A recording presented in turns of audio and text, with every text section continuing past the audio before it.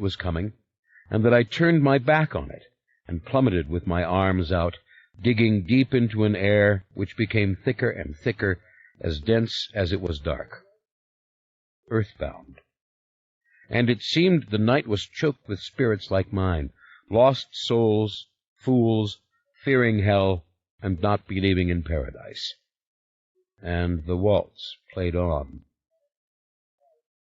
I saw finally the futility of all these gestures, that witchcraft is but a matter of focus, that one can apply one's fierce and immeasurable energies to an act of choice. I would come back. I would come back.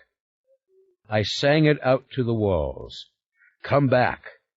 Beware the watchers in that hour. Yes, come back in that hour. Else shall Eden have no springtime. Else shall our kind reign no more. Michael, remember now all the verses I've told you. Remember. See what they say. Michael, I tell you I would not be here if the battle were over. The hour we speak of is yet to come. You have used love, yes. You have done that, and it was not enough. But there are other tools you can use. Remember the poem, Crude and Cruel. Do not hesitate when you see it. Do not let the goodness hold you back. Why else have I been allowed to come here? Why else have I been allowed once more to hear that waltz beneath this roof? In a moment you must play it for me, Michael, my waltz, my little Victrola. Play it when I am not here. But let me tell you now of the last few nights I remember. I'm growing tired. I can see the finish of these words, but not the finish of the story. That is yours to tell. Let me give the few words left. And remember your promise. Play the music for me, Michael. Play it. For whether I go to heaven or hell is not yet known by either of us, and perhaps never will be known.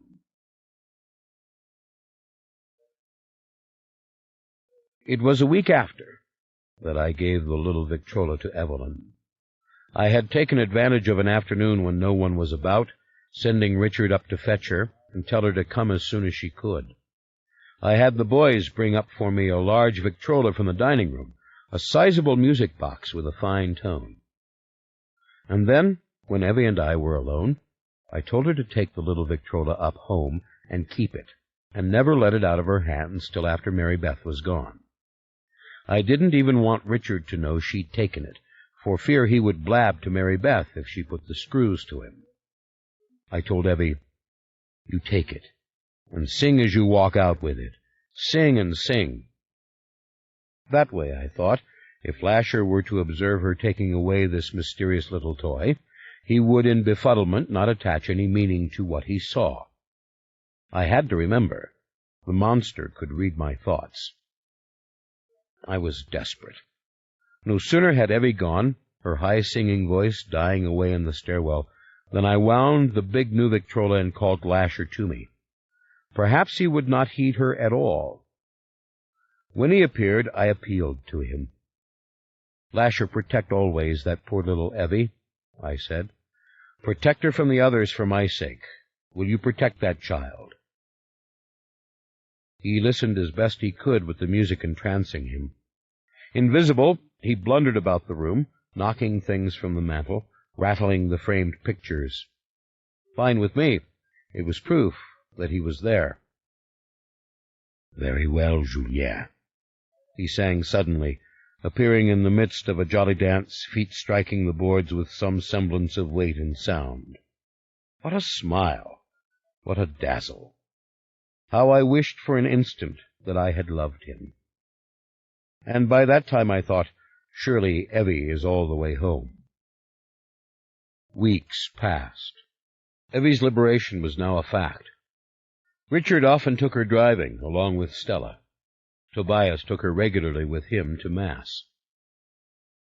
Evie came to me when she wanted, by the front door.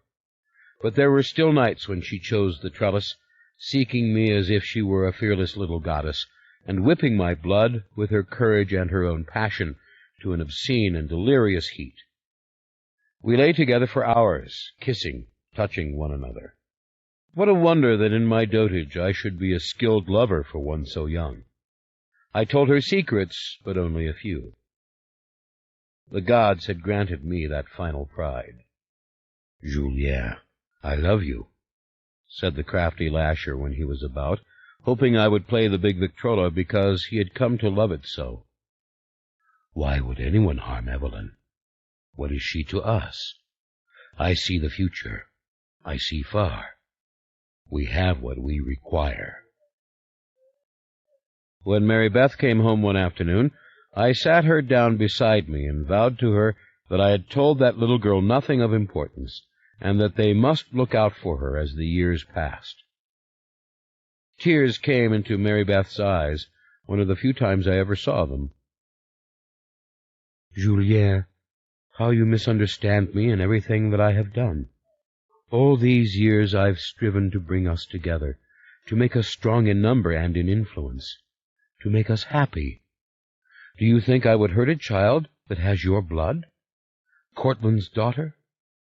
Oh, Julien, you break my heart. Trust in me, that I know what I do, that I have done everything right for our family. Trust in me, please.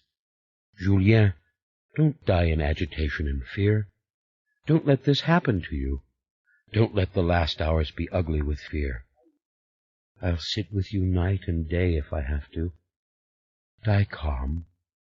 We are the Mayfair family, 1,000,000 leagues from where we were at Riverbend so long ago. Trust that we shall prevail." Nights passed. I lay awake, no longer needing sleep. I knew by this time that Evelyn carried my child. God gives no quarter to old men. We burn, we father. What a dreadful circumstance! But the girl herself did not seem to know. I did not tell her. I could only trust to Cortland, whom I called to myself and lectured incessantly. I knew the feathers would fly, as they say, as soon as everyone knew Evelyn was pregnant. I could only trust to the edicts and pronouncements I had issued, ad nauseum, that the child must be protected no matter what happened as the years passed.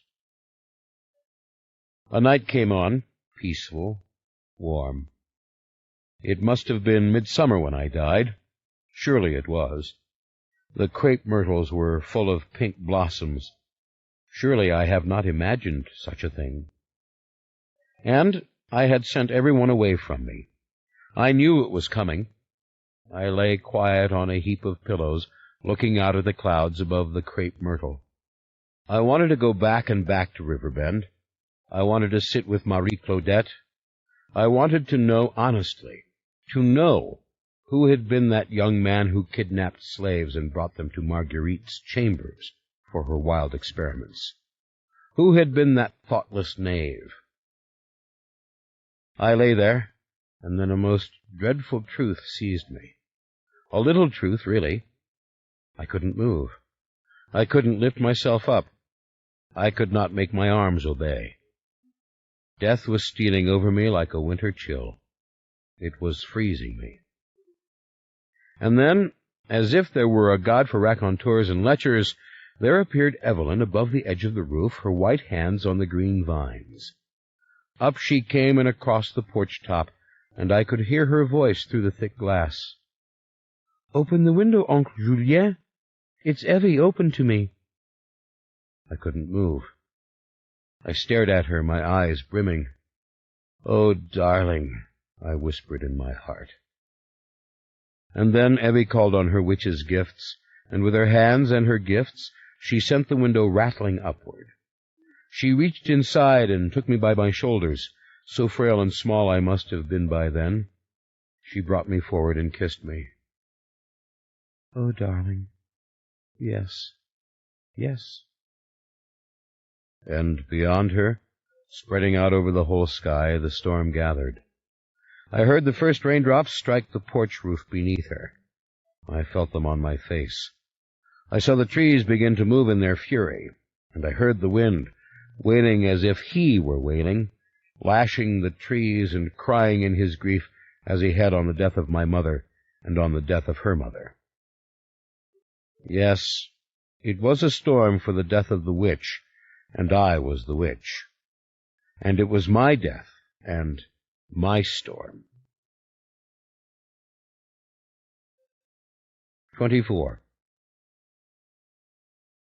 They stood in the mist, forming a vague circle. What was that low grinding sound? Was it thunder? They were the most dangerous people he had seen. Ignorance, poverty, that was their heritage, and everywhere he saw the common imperfections of the poor and the untended, the hunchback, the man with the club foot, the child whose arms were too short, and all the others, thin-faced, coarse, misshapen, and frightening, in their gray and brown garments to behold. The grinding noise went on and on, too monotonous for thunder. Could they hear it? The sky above pressed down upon them, down upon the entire grassy floor of the glen. The stones did have carvings. The old man in Edinburgh had told Julien the truth. The stones were enormous, and they were all together in the circle. He sat up. He was dizzy. He said, "I don't belong here. This is a dream. I have to go back where I belong. I can't wake up here, but I don't know how to get back there." The grinding sound was driving him mad. It was so low, so insistent. Did they hear it? Maybe it was some awful rumble from the earth itself, but probably not. Anything could happen here. Anything could happen. The important thing was to get out. "We would like to help you," said one of the men, a tall man with flowing gray hair. He stepped forward out of the little circular gathering. He wore black breeches, and his mouth was invisible beneath his gray mustache. Only a bit of lip showed as the deep baritone voice came from him. "But we do not know who you are or what you are doing here. We do not know where you come from, or how to send you home." This was English, modern English. This was all wrong. A dream. What is that rumbling? That grinding? I know that sound. He wanted to reach out and stop it. I know that sound. The stone nearest to him must have been some 20 feet high, jagged like a crude knife rising from the earth, and on it were warriors in rows with their spears and their shields. "The Picts," he said. They stared at him as if they did not understand. "If we leave you here," said the gray-haired man, "the little people may come. The little people are full of hatred. The little people will take you away. They'll try to make a giant with you and reclaim the world. You have the blood in you, you see." A sharp ringing sound carried over the blowing grass. Suddenly, beneath the great span of boiling gray clouds, it came again, that same familiar peal. It was louder than the low grinding noise that ran on, uninterrupted, beneath it. "I know what that is," he said to them. He tried to stand, but then he fell down again into the damp grass. How they stared at his clothes! How different theirs were! "This is the wrong time. Do you hear that sound? That sound is a telephone. It's trying to bring me back." The tall man drew closer. His bare knees were filthy, his long legs streaked with dirt. Rather like a man who has been splashed with dirty water and has let it dry on his skin. His clothing was matted with dirt. "I've never seen the little people for myself," he said, "but I know they are something to fear. We cannot leave you here." "Get away from me," he said. "I'm getting out of here. This is a dream, and you ought to leave it. Don't wait around. Just go. I have things to do, important things that must be done." And this time he rose full to his feet and was thrown backwards and felt the floorboards beneath his hands. Again the telephone rang. Again and again. He tried to open his eyes. Then it stopped. "No, I have to wake up," he thought. "I have to get up. Don't stop ringing." He brought his knees up close to his chest and managed to get up on all fours. The grinding noise. The Victrola. The heavy arm with its crude little needle caught at the end of the record, grinding, looking for a new way to begin. Light in the two windows. His windows. And there the Victrola under Antha's window. The little letters Victor printed in gold on the wooden lid, which was propped open. Someone was coming up the stairs. Yes. He climbed to his feet. His room, the drafting board, his chair, the shelves filled with his books, Victorian architecture, the history of the frame house in America. My books. There was a knocking at the door. "Mr. Mike, are you in there? Mr. Mike, Mr. Ryan is on the phone." "Come in, Henri, come in here." Would Henri hear his fear? Would he know? The doorknob turned as if it were alive. The light fell in from the landing, Henri's face so dark with the little chandelier behind him that Michael couldn't see it. "Mr. Mike, it's good news and bad news. She's alive. They've found her in St. Martinville, Louisiana, but she's sick, real sick. They say she can't move or speak." "Christ, they've found her. They know for sure it's Rowan." He hurried past Henri and down the stairs. Henri came behind him, talking steadily, hand out to steady Michael when he almost fell. "Mr. Ryan's on his way over here. Coroner called from St. Martinville. She had papers in her purse. She fits the description. They say it's Dr. Mayfair for sure." Eugenia was standing in his bedroom, holding the phone in her hand. "Yes, sir, we found him." Michael took the receiver. "Ryan?" "She's on her way in now," came the cool voice on the other end. "The ambulance is taking her straight to Mercy Hospital. She'll be there in about an hour, if they use the siren all the way. Michael, it doesn't look good. They can't get any response from her. They're describing a coma. We're trying to reach her friend, Dr. Larkin, at the Pontchartrain. But there's no answer." "What do I do? Where do I go?" He wanted to get on I-10 and drive north till he saw the oncoming ambulance, then swing around, cutting across the grass, and follow it in. An hour. "Henri, get me my jacket. Find my wallet. Down in the library. I left my keys and my wallet on the floor." "Mercy Hospital," said Ryan. "They're ready for her. The Mayfair floor. We'll meet you there. You haven't seen Dr. Larkin, have you?" Michael had on his jacket within seconds. He drank the glass of orange juice Eugenia pushed at him, as she reminded him in no uncertain terms that he had had no supper, that it was 11 o'clock at night. "Henri, go bring the car around. Hurry." Rowan alive. Rowan would be at Mercy Hospital in less than an hour. Rowan coming home. God damn it to hell, I knew it. Knew she would come back. But not like this. He hurried down to the front hall, taking his keys from Eugenia, and his wallet and stuffing it in his pocket. Money clip. Didn't need it. Mayfair floor. Where he himself had lain after the heart attack, hooked to machines and listening to them, like the grinding of that Victrola. And she was going to be there. "Listen to me, Eugenia. There's something real important you gotta do," he said. "Go upstairs to my room. There's an old Victrola on the floor. Wind it and start the record, okay?" "Now? At this hour of the night? For what?" "Just do it. Tell you what, bring it down to the parlor. That will make it easier. Oh, never mind, you can't carry it. Just go up there and play that record a few times, and then go to bed." "Your wife is found, your wife is alive, and you're headed to the hospital to see her, and you don't know whether she's all right or been hit in the head or what, and you're telling me to go play a phonograph record?" "Right. You got it all exactly right." There was the car, a great dark fish, sliding beneath the oaks. He hurried down the steps, turning quickly to Eugenia. "Do it," he said, and went out. "The point is, she is alive." He climbed into the back seat of the limo. "Take off." He slammed the door. "She is alive, and if she is alive, she'll hear me. I'll talk to her. She'll tell me what happened. Jesus Christ, Julien, she is alive.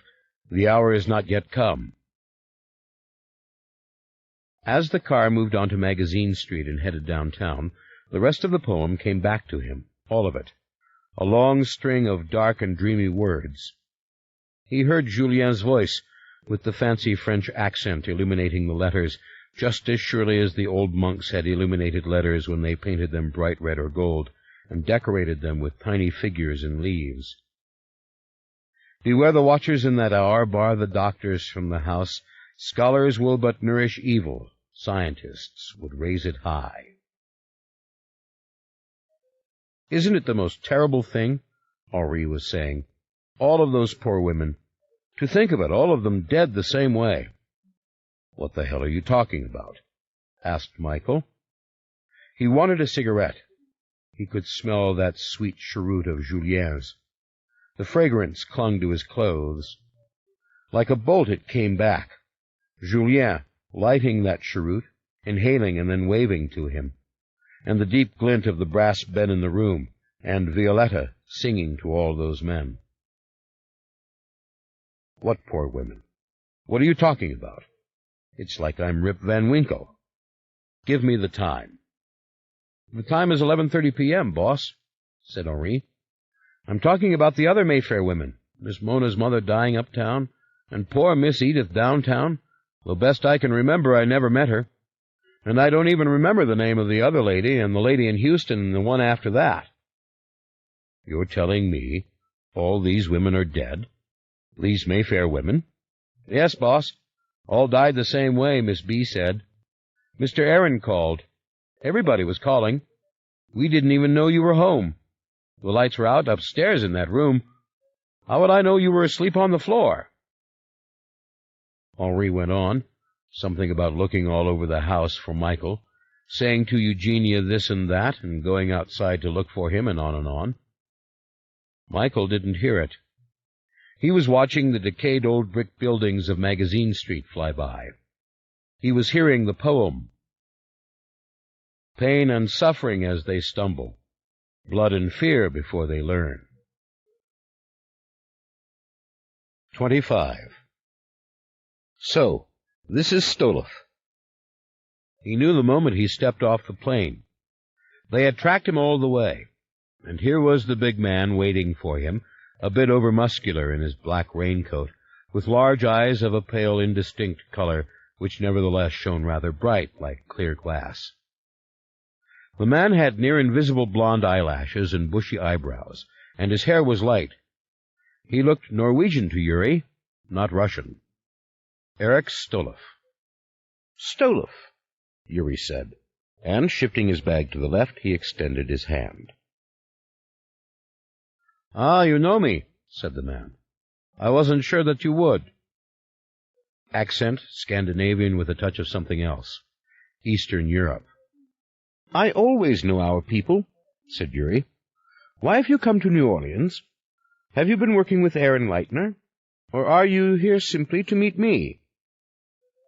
"That is what I've come to explain," said Stoloff, placing his hand very lightly on Yuri's back as they followed the carpeted corridor together, passengers streaming by them, the hollow space itself seeming to swallow all warm sounds.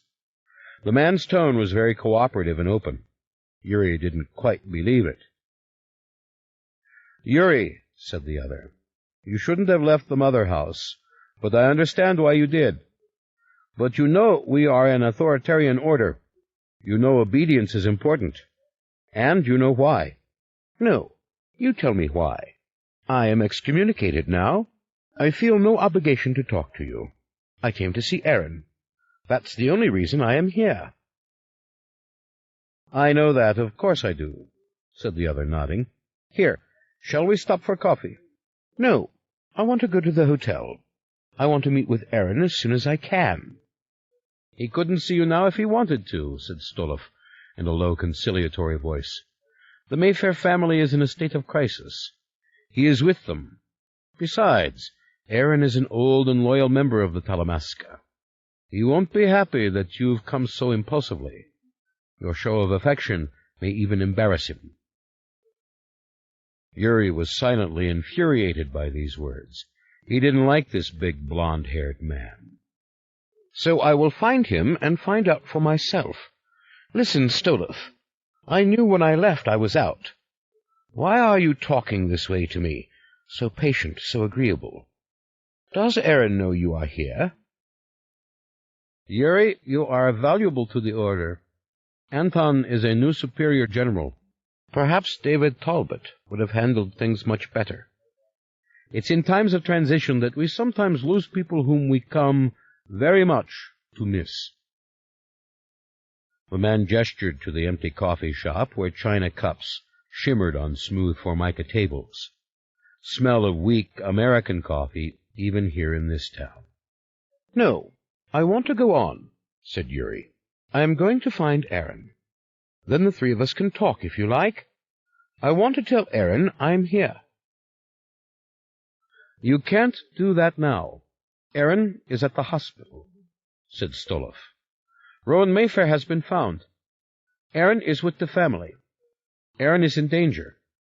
That's why it's so important you listen to what I have to say. Don't you see? This misunderstanding amongst us, it came about because we were trying to protect Aaron. And you. Then you can explain it to both of us." "Hear me out first," the man said gently. "Please." Yuri realized the man was virtually blocking his path. The man was larger than he was. He wasn't so much a menace as he was a great obstacle, forceful and stubborn and believing in himself. His face was agreeable and intelligent, and once again he spoke in the same even, patient tone. "Yuri, we need your cooperation. Otherwise Aaron may be hurt. You might say this is a rescue mission involving Aaron Leitner. Aaron Leitner has been drawn into the Mayfair family. He is no longer using good judgment. Why not?" But even as he asked this question, Yuri yielded. He turned, allowed himself to be led into the restaurant, and capitulated, taking a chair opposite the tall Norwegian and watching in silence as the waitress was instructed to bring coffee and something sweet to eat. Yuri figured Stoloff was perhaps 10 years older than he. That meant Stoloff was perhaps 40. As the black raincoat fell open, he saw the conventional Talamasca suit, expensive cut, tropical wool, but not ostentatious. The look of this generation, not the tweed and leather patches of David and Aaron and their ilk. "You're very suspicious, and you have a right to be," said Stoloff. "But, Yuri, we are an order, a family. You shouldn't have gone out of the mother house the way you did." "You told me that already. Why did the elders forbid me to speak to Aaron Leitner?" "They had no idea that it would have such repercussions. They wanted only silence, an interval, in which to take measures to protect Aaron. They did not imagine those words spoken in a booming voice." The waitress filled their china cups with the pale, weak coffee. "Espresso," said Yuri. "I'm sorry."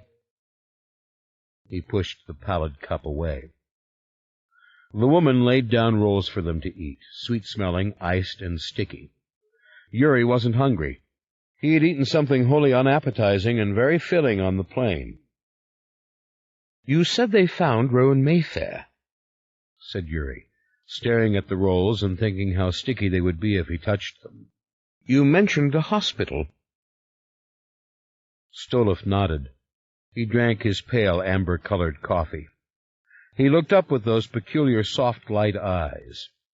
The absence of any color made them look vacant, and then suddenly unaccountably aggressive. Yuri couldn't figure why. "Aaron is angry with us," said Stoloff. "He is not being cooperative. On Christmas Day something happened with the Mayfair family.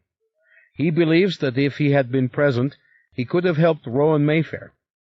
He blames us that he did not go to Rowan. He's wrong. He would have died. That is what would have happened. Aaron is old.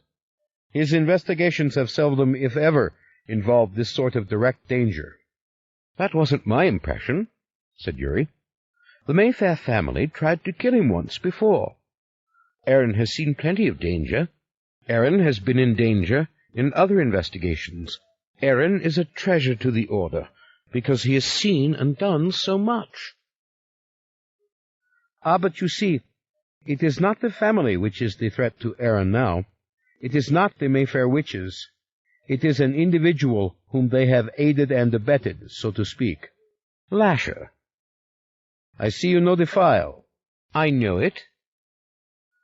"Did you see this individual when you went to Dunleith?" "You know I didn't. If you are working on this investigation, you've already seen the reports I copied to the elders, the reports I made for Aaron. You know I talked to people who had seen this individual, as you put it, but I didn't see him myself. Have you seen him?" "Why are you so angry, Yuri?" What a lovely, deep, reverent voice. "I'm not angry, Stolov. I am in the grip of suspicion. All my life I've been devoted to the Talamasca. The Talamasca brought me into adulthood. I might not have been brought that far if it hadn't been for the Order. But something is not right. People are acting in strange ways. Your tone is strange. I want to speak directly with the elders. I want to speak to them." "That never happens, Yuri," said Stolov quietly. "No one speaks to the elders. You know that. Aaron could have told you that. You can communicate with them in the customary fashion." "Ah, this is an emergency." "For the Talamasca? No. For Aaron and for Yuri? Yes, definitely.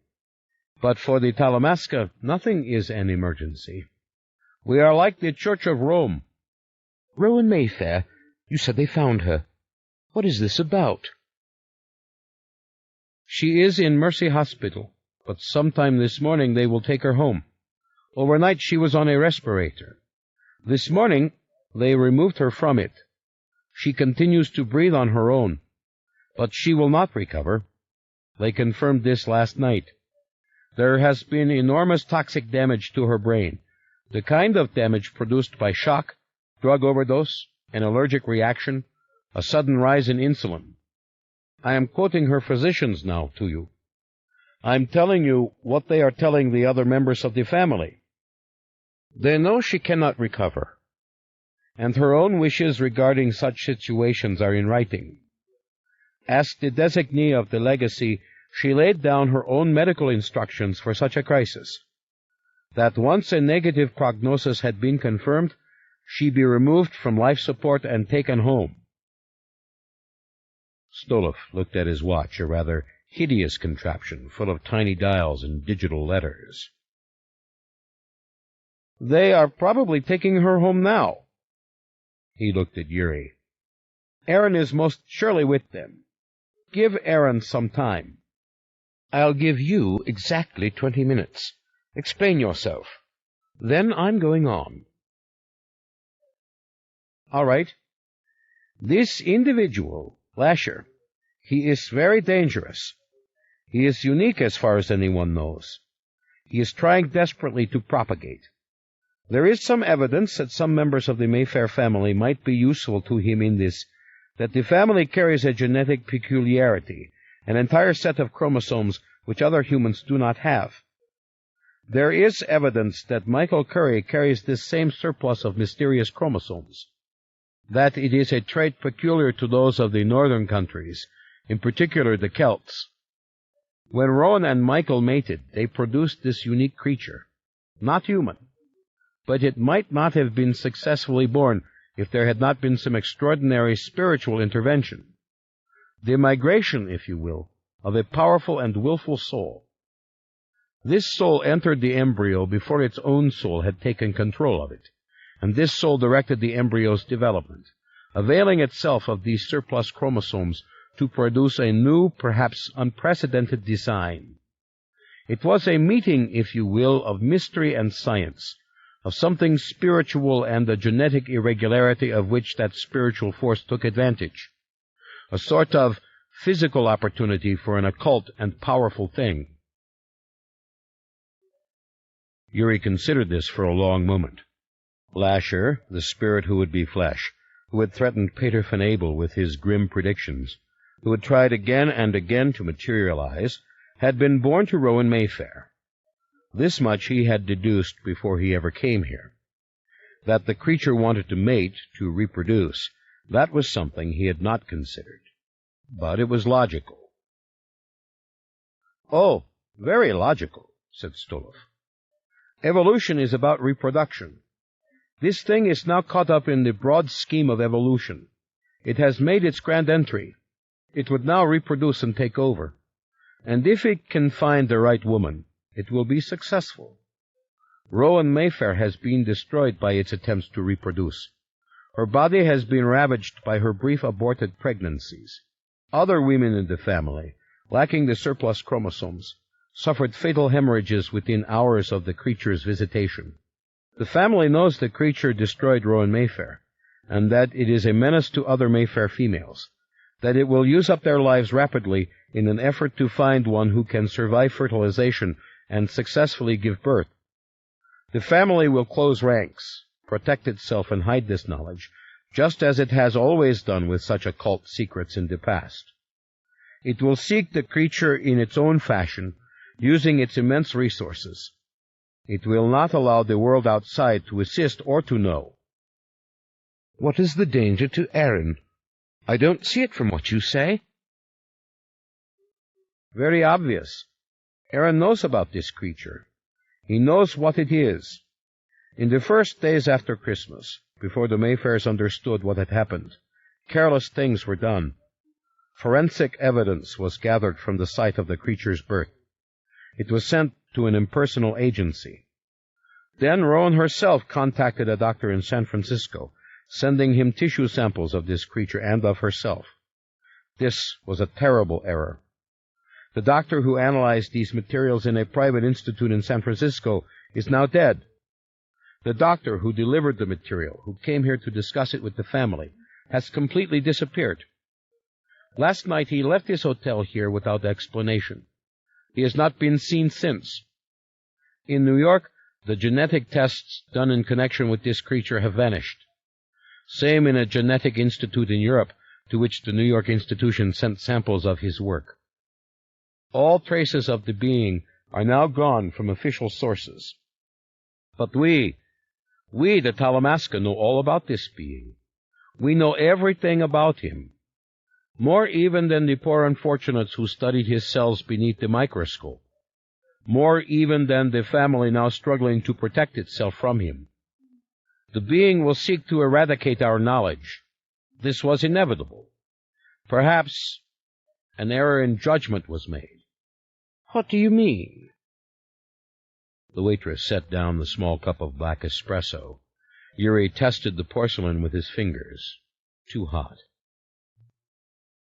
"We watch and we are always here," said Stoloff. "This is our motto. But sometimes these powerful things we watch, these brooding and unclassifiable forms of energy or evil or whatever they are, these things seek to destroy all witnesses, and we must suffer the consequences of our long vigilance, of our understanding, so to speak. Perhaps if we had been better prepared for the birth of this being. But then, I am not sure anyone knew that such a thing was really possible. And now, it is too late. This thing will surely try to kill Aaron. It will try to kill you. It will try to kill me once it knows that I am involved in this investigation. That is why something has changed with the Talamasca. That is why something, as you said, is not right. The elders have bolted the doors. The elders would assist the family, yes, insofar as they can. But the elders will not allow our members to be placed in jeopardy. They will not stand by idle as this thing seeks to invade our archives and destroy our priceless records. As I said, these things have happened before. We have a mode for such assaults. Yet, it isn't an emergency. No, it is merely another way of operating, a tightening of security, a protective concealment of evidence, a demand for blind obedience on the part of those in danger. That you and that Aaron go back to the mother house at once. Aaron refuses to do this? Adamantly. He will not leave the family. He regrets his obedience on Christmas Day. So what is the official goal of the Order? Merely to protect itself? To do the extreme protective thing. I don't get you. Yes, you do. The extreme protective measure is to destroy the threat. But that is what you must leave to us, to me and to my investigators. For we know how to do this, how to track this being, how to locate it, how to close in upon it, and how to stop it from achieving its goals. And you want me to believe that our Order, our beloved Talamasca, has done this sort of thing in the past? Absolutely. We cannot be passive when our own survival is at stake. We have another mode of operation. In that mode, you and Aaron can play no part. There are pieces missing from this picture. How so? I thought it was very complete. You speak of a threat to the family. You speak of a threat to the Order. What about the threat to others? What is the moral disposition of this entity? If it does mate successfully, what will be the consequences? Ah, but that will not happen. It is unthinkable that that should happen. You do not know what you ask. Oh, I think I do, said Yuri. I spoke, after all, with those who've seen it. Once this creature has secured the proper females, it could propagate at remarkable speed, the sort of speed one sees in the insect world or the world of reptiles, a speed so much greater than that of other mammals that it would soon overrun them, overpower them, conceivably wipe them out. You are very clever. You know too much about these things. It's unfortunate that you read the file, that you went to Dunolaith. But don't fear, this creature will not succeed. And who knows its lifespan? Who knows but that its hour, with or without propagation, would not be short? Stolov lifted his knife and fork, cut a small wedge-shaped piece from the sweet roll on the plate before him, and ate it silently, while Yuri watched. Then he set down the knife and fork and looked at Yuri. Persuade Aaron to go back with you. Persuade him to leave the Mayfair family and their problems in our hands. You know, it just doesn't sound right, said Yuri. There is so much involved here. And you don't speak of the big picture. And this is not the style of the Talamasca which I know. This thing, it is so dangerous. No, this does not fit with what I know of my Order, my brethren, not at all. What in the world can you possibly mean? You're very patient with me. I appreciate it.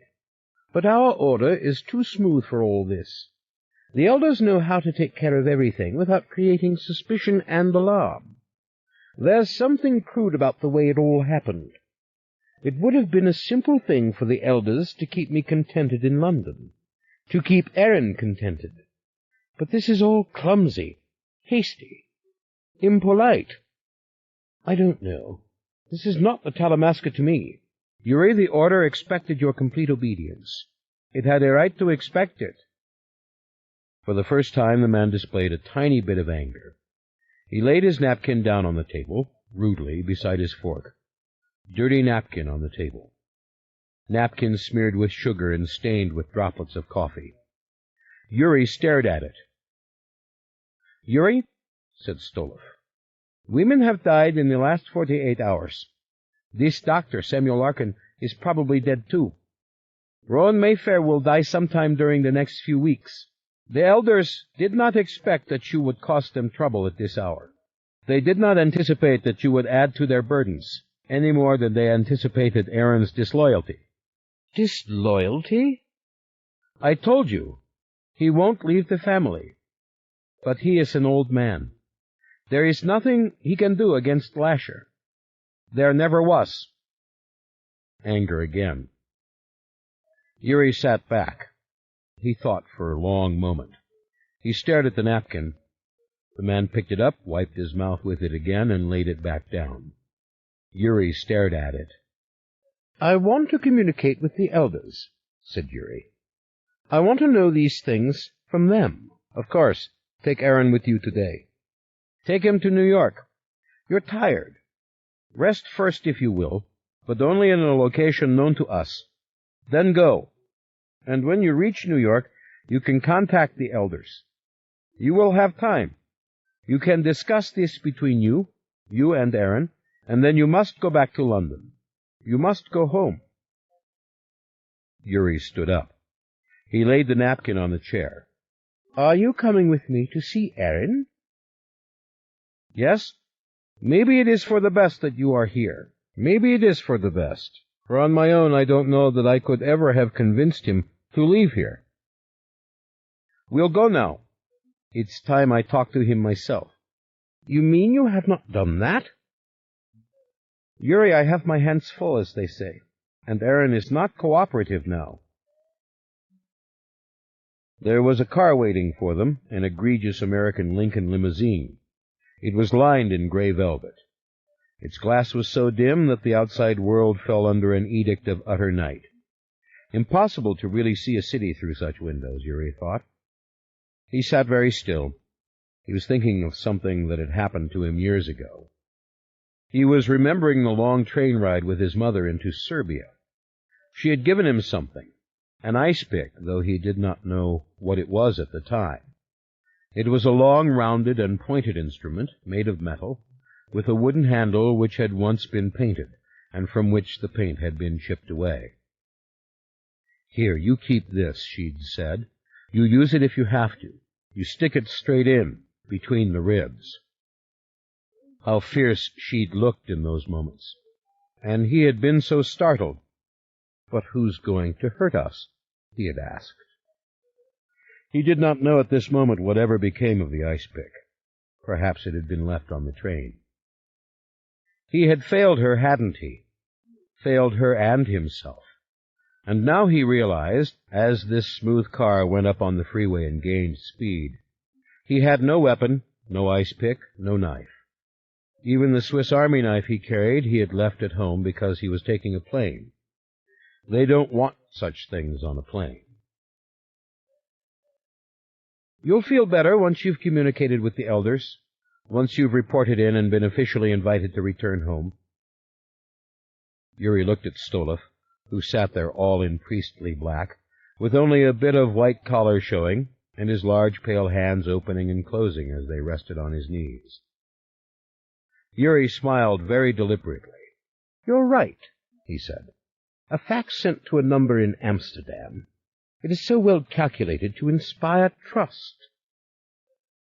"Yuri, please, we need you," said the man with visible and heartfelt distress. "I'm sure you do. How far are we from Aaron?" "Only a few minutes. Everything here is small. Only a few minutes, and we will be there." Yuri took the black mouthpiece from the velvet-paneled wall. "Driver," he said. "Yes, sir?" "I want you to stop at a place that sells weapons, guns. You know such a place? Not far out of the way for us?" "Yes, sir, South Rampart Street." "That will be fine." "Why are you doing this?" asked Stolov, pale bushy eyebrows knitted, face almost sad. "It's the gypsy in me," said Yuri. "Don't worry." The man on South Rampart Street had an arsenal beneath the glass and on the wall behind him. "You need a Louisiana driver's license," he said. Stolov was watching. This infuriated Yuri, that Stolov stood there watching as if he were entitled. "This is an emergency," said Yuri.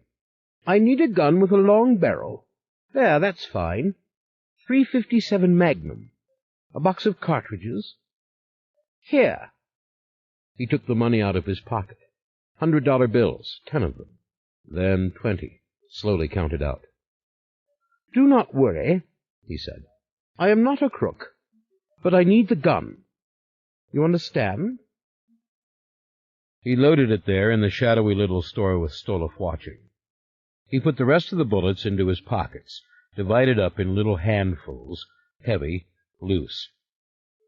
As they stepped into the sunlight, Stolov said, You think it's a simple matter of shooting this thing? No. You are going to stop it, remember?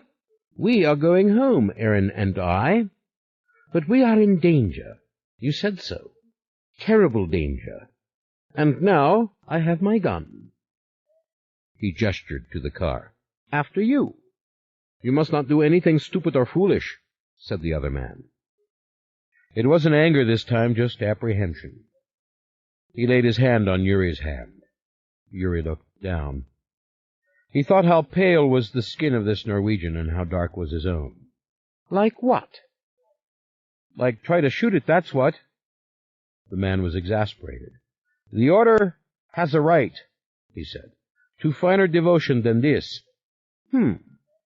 I understand. Don't worry about it. As we say all over the world where English is spoken, no problem. Okay. He flashed a smile at Stolov and opened the door of the car for him and waited for him to get in. Now it was Stolov who was suspicious, uneasy, even a little frightened.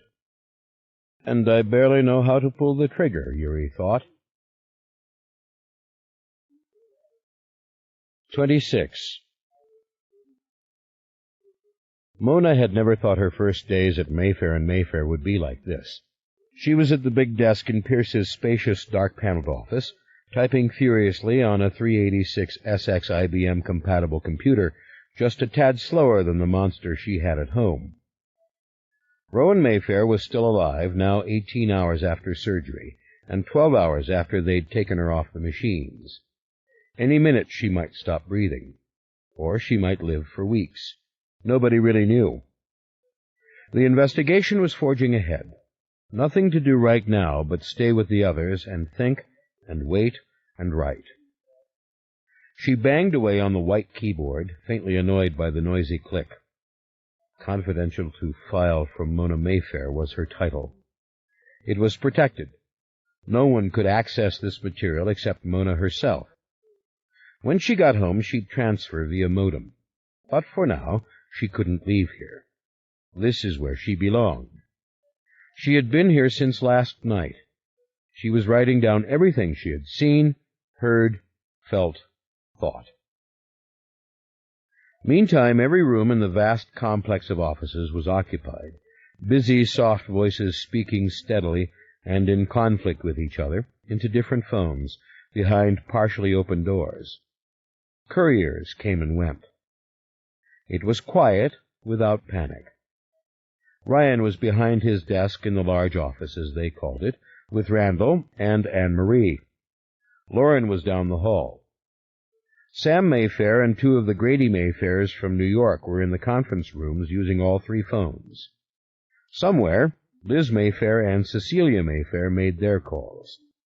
The family secretaries, Connie, Josephine, and Louise Mayfair, were working in another conference room. Faxes kept rolling in on every machine in the place. Pierce was here with Mona, letting her have the big machine on his mammoth mahogany desk, and looking rather defenseless at his secretary's smaller, more humble computer, in his tie and shirt sleeves, his coat on the back of the chair. He was not doing much of anything, however. He was simply too sleepy and too grief-stricken, as Mona herself ought to have been, but was not. The investigation was entirely private, and it could not have been handled any better by anyone else. They had begun last night in earnest, an hour after Rowan had been found. Several times, Pierce and Mona had returned to the hospital. They had been there again at sunrise, and then gone back to work.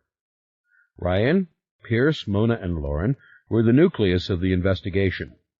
Randall and several of the others came and went. It was now some 18 hours since they had commenced their phone calls, their faxes, their communications. It was getting on dusk, and Mona was light-headed and hungry, but much too excited to think about either thing. Someone would bring some supper in a little while, wouldn't they? Or maybe they would go uptown. Mona didn't want to leave the office. She figured the next piece of information would be from a Houston emergency room, where the mysterious man, 6.5 feet tall, had had to seek some sort of medical help. The Houston truck driver had been the most important link. This was the man who had picked up Rowan yesterday afternoon. He had stopped in St. Martinville last night to tell the local police about the thin, crazed woman who had struck off on her own into the swamps. On account of him, they had found Rowan. He had been called, questioned further. He had described the place in Houston where she'd run up to his truck. He told all the things she said, how she was desperate to get to New Orleans. He confirmed that as of yesterday evening, when he last saw her, Rowan had been right in the head. Crazed, perhaps, but talking, walking, thinking. Then she had gone off alone into the swamps. That woman was in pain, he'd told Mona on the phone this morning, recapitulating the entire tale. She was hugging herself, you know, like a woman having cramps. Gerald Mayfair, still stunned and sick over the fact that Dr. Samuel Larkin had slipped away from his care and vanished, had gone with Shelby, Pierce's big sister, and Patrick, Mona's father, off to the swamp near St. Martinville to search the spot where Rowan had been found. Rowan had been hemorrhaging, just like the others, though she was not dead. At 12 last night they had performed an emergency hysterectomy on the unconscious woman, with only Michael there, in tears, to consent.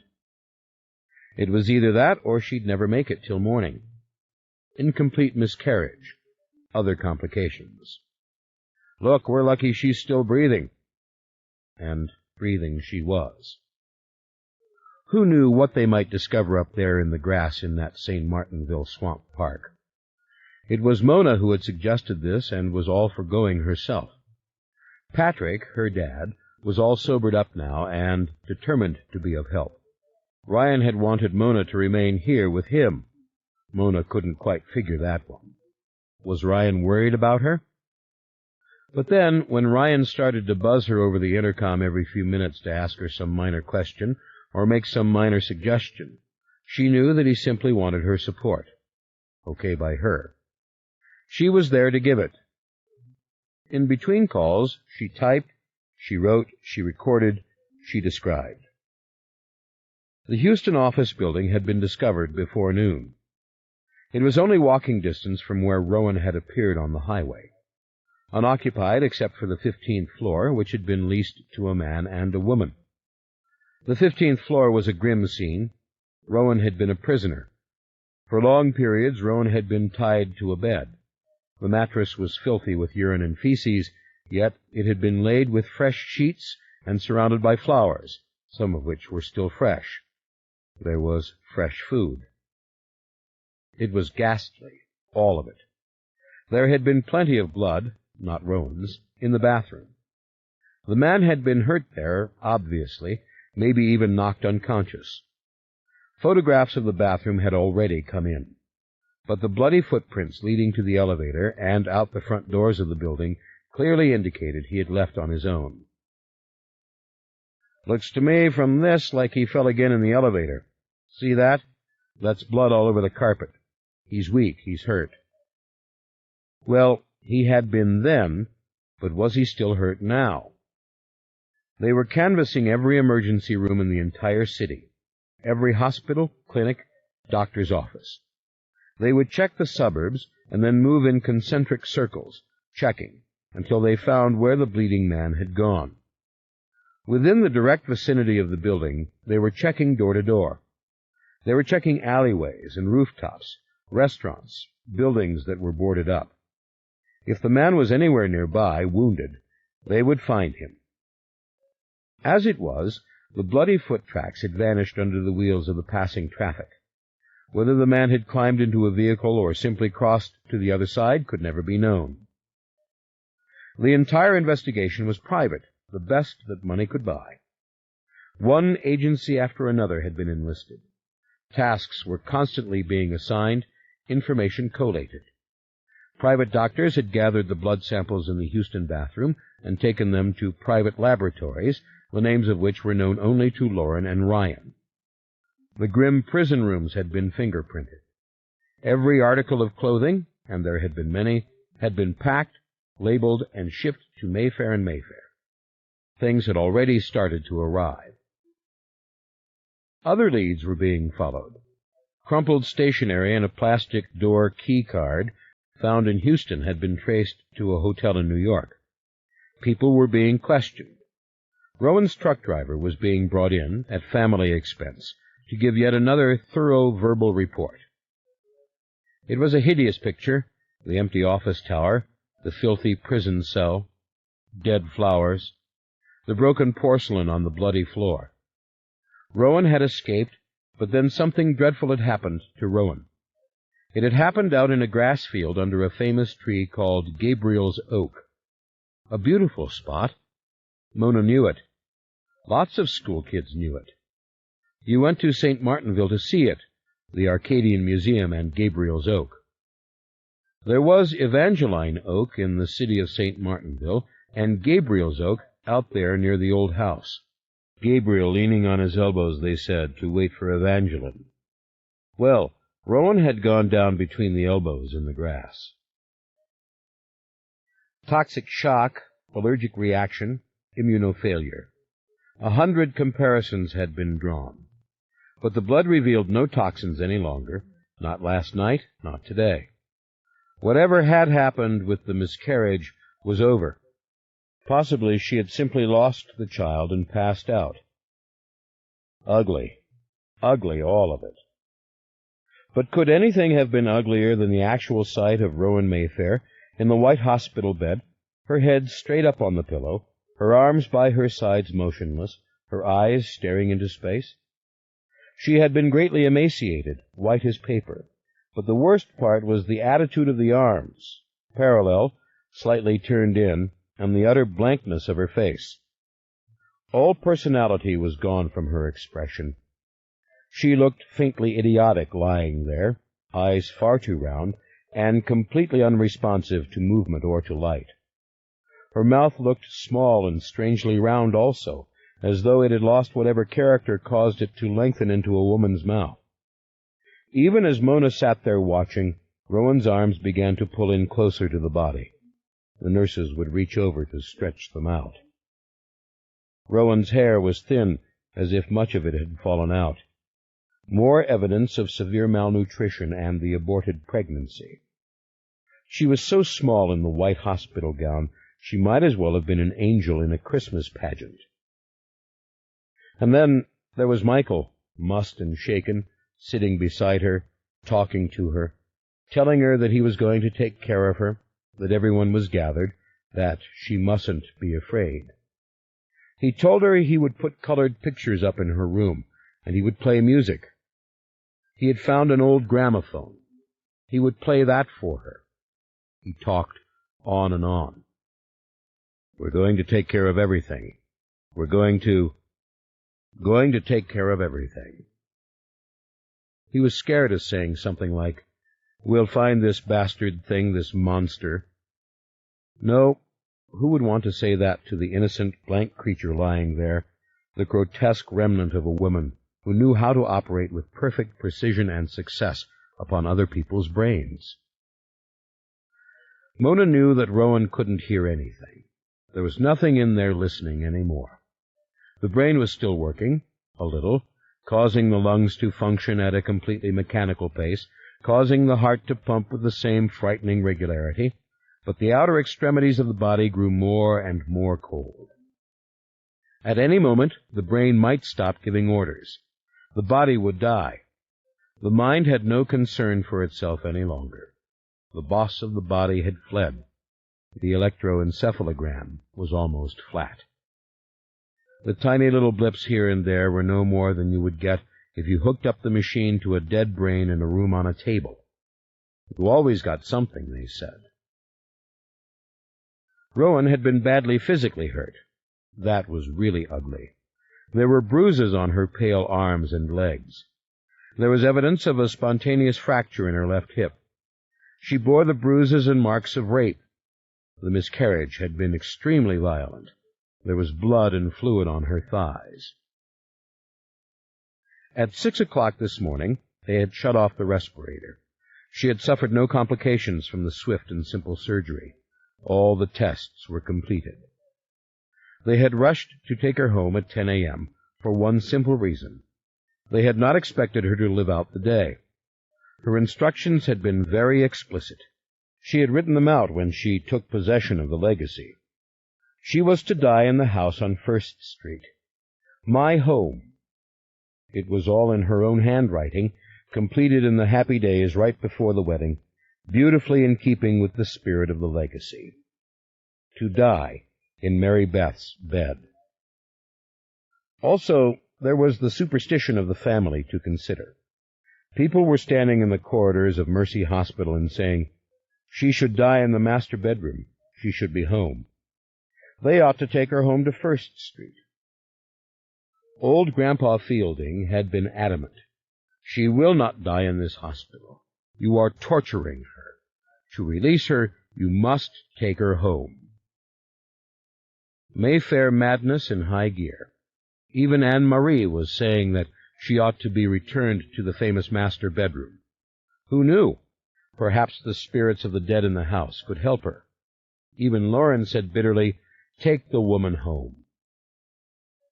The nuns might have been shocked, if anybody gave a damn, but probably not. Cecilia and Lily had said the rosary aloud in the hospital room all night. Magdalene and Leanne and Guy Mayfair had prayed in the chapel with the 2 Mayfair nuns in the family, the little tiny nuns whose names Mona always mixed up.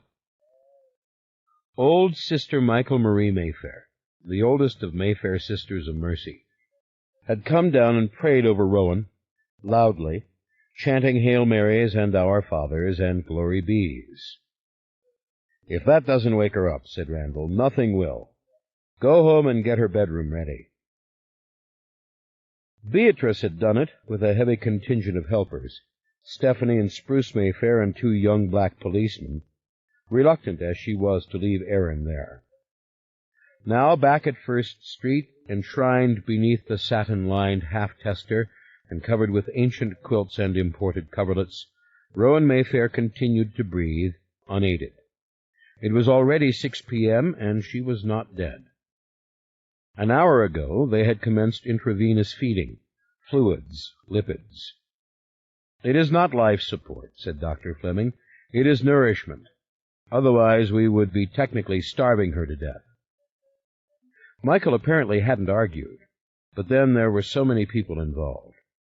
When he called, he told Mona the room was full of nurses and doctors. He confirmed that the security men were all over, and on the gallery outside the window, and down in the street. People were wondering what was happening. But the armed guards were not such an unfamiliar sight in a city like New Orleans in this day and age. Everybody hired them for parties, get-togethers. When you went to school for a nighttime function, there they were at the gates. The drugstores had guards near the register. Just the way of this banana republic, Gifford had said once. Mona had answered, "Yeah, so brilliant. Guys at minimum wage with loaded .38s. However crude, these measures had been relentless and effective for the family. No further assaults had been made on Mayfair women. All the women were gathered in at various houses. There was no group smaller than 6 or 7. There was no group without men. A separate fleet of detectives, brought in from Dallas, combed the city of Houston, fanning out from the building, asking anyone and everyone if he or she had seen this tall black-haired man. They had made drawings of him, based on Aaron's verbal description, which had come to him through the Talamasca. They were also searching for Dr. Samuel Larkin. They could not understand why he had left the Pontchartrain Hotel without telling anyone, until they found the message at the desk which had been called up to his room. "Meet Rowan. Come alone." The message had everyone worried. It was a cinch Rowan had not called Dr. Larkin. Rowan was already on a hospital gurney in St. Martinville by the time the call had come in. Samuel Larkin had been last seen walking fast up St. Charles Avenue towards Jackson. "You be careful now," a cab driver had said, begrudgingly perhaps because the doctor wouldn't hire the taxi. What did it matter? It had definitely been Dr. Larkin, and by the time Gerald hit the pavement, there was no sign of him in sight. In a way, Beatrice Mayfair had been the biggest nuisance and the biggest consolation the entire time. Beatrice was the one who kept insisting on normal procedures, who kept refusing to believe that anything horrible had really happened, that they should send for specialists and take more tests. Beatrice had always taken that position. She was the one who went to call on poor crazy Deirdre and take her candy, which she could not eat, and silk negligées she never wore. She was the one who came 3 or 4 times a year to visit Ancient Evelyn, even during periods when Ancient Evelyn had not talked for 6 months. "Well, sweetheart, it's just the most dreadful shame they closed the Holmes lunch counter. Do you remember all the times we went down there to lunch at D.H. Holmes, you and me and Millie and Belle?" And there she was at the house now, fussing in the bedroom, most likely, and gone back up to Amelia Street to make sure everyone had something to eat. Good thing Michael liked Beatrice, but then everybody liked her. And the most amazing thing about her constant optimism was that she was clearly going to marry Aaron Leitner, and if anybody knew something horrible had happened, it was Leitner, beyond doubt. Aaron Leitner had taken one long look at Rowan and then walked out of the room. The expression on his face had been so wrathful, so dark. He had stared at Mona for a moment, and then he had gone off fast down the corridor to find a phone he could use in private, to call Dr. Larkin, and that is when they discovered that Dr. Larkin had left the suite. What in the world did Beatrice and Aaron talk about with each other? She would say one minute, "Well, we ought to inject her with something, you know, to give her energy," and all but clap her hands. And he would just stand there in the dim corridor, refusing to answer the questions put to him by the others, staring fixedly at Mona, and then at nothing, and then at Mona, and then at nothing, until the others simply started talking to one another and forgot he was there. Nobody reported a strange fragrance in the rooms in Houston, but as soon as the first package had come, containing clothing and pillow slips, Mona had smelled the fragrance. "Yeah, that's it. That's the smell of this being," she had said. Randall had raised his eyebrows. "Well, I sure as hell don't know what that's got to do with it." Mona had defeated him cold by answering simply, "Neither do I." 2 hours later he had wandered in and said, "You ought to go home and be with Ancient Evelyn. There are 17 different women in that house now, and 6 different men. What makes you think I ought to go there? I don't want to be there now. I don't want to see my mother's stuff and her things and all. I don't want to. It's illogical to go up there. It makes no sense for the daughter of the dead woman to go up there, which I am. Why don't you lie down and take a nap?" One of the agencies had called directly after, but only to report that no one, absolutely no one, had seen the mysterious man leave the Houston building. Every single reported death in the entire Houston area was being investigated. None fitted the pattern of the deceased Mayfair women. Each had its own context, precluding the involvement of the mysterious man. The net was huge. The net was fine-spun. The net was strong. Then, at 5, had come the first reports from the airlines. Yes, a person with long black flowing hair, beard, and mustache had taken the 3 o'clock flight Ash Wednesday from New Orleans to Houston. First-class aisle seat. Exceptionally tall and soft-spoken. Beautiful manner, beautiful eyes. He had taken a taxi from the airport. A limo? A bus? Houston's airport was enormous. But there were hundreds of people asking questions, proceeding quietly to one potential witness after another. If he walked, we'll find somebody who saw him. What about planes from Houston to here? Last night? Yesterday? Checking, checking, checking. Finally, Mona thought, I'm going up there. I'm going to go see my cousin Rowan Mayfair. I'm going to make my call. It made her choke up. She couldn't speak or think for a minute, but she had to go. It was now dark. A fax had just come in, a copy of the boarding ticket issued to the mysterious man by the airlines when he had flown back to Houston on Ash Wednesday. He had used the name Samuel Newton. He had paid for the ticket with cash. Samuel Newton. If there was such a person in any public record anywhere in the continental United States, he would surely be found. But then he might have made up the name on the spur of the moment. He had drunk milk on the plane, glass after glass of milk. They had had to go back to coach to get him more milk. Not much happens on a flight between New Orleans and Houston. It isn't long enough. But they had given him his milk. Mona stared at the computer screen. We do not have a clue as to the man's whereabouts, but all the women are protected. If another death is discovered, it will be an old death. Then she hit the key to save and close the file. She waited as the tiny lights flashed. Then she hit the off button. The low drone of the fan died away. She stood up, groping for a purse on instinct, her hand always going back at such a moment right to where she had dropped the purse, though she herself did not know where that was. She slipped the strap over her shoulder. Her feet hurt just a little in her mother's smooth, grown-up leather shoes. The suit wasn't all that bad. The blouse was pretty. But the shoes? Forget it. That part of being a woman held not the slightest charm. A little memory came back to her. She was drifting.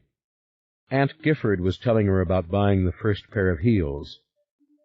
They would only let us have French heels. We went to Maison Blanche, Ancient Evelyn and I wanted the high heels, but she said no. Pierce gave a start. He had been almost asleep when he saw her standing behind the desk. I'm going uptown, she said.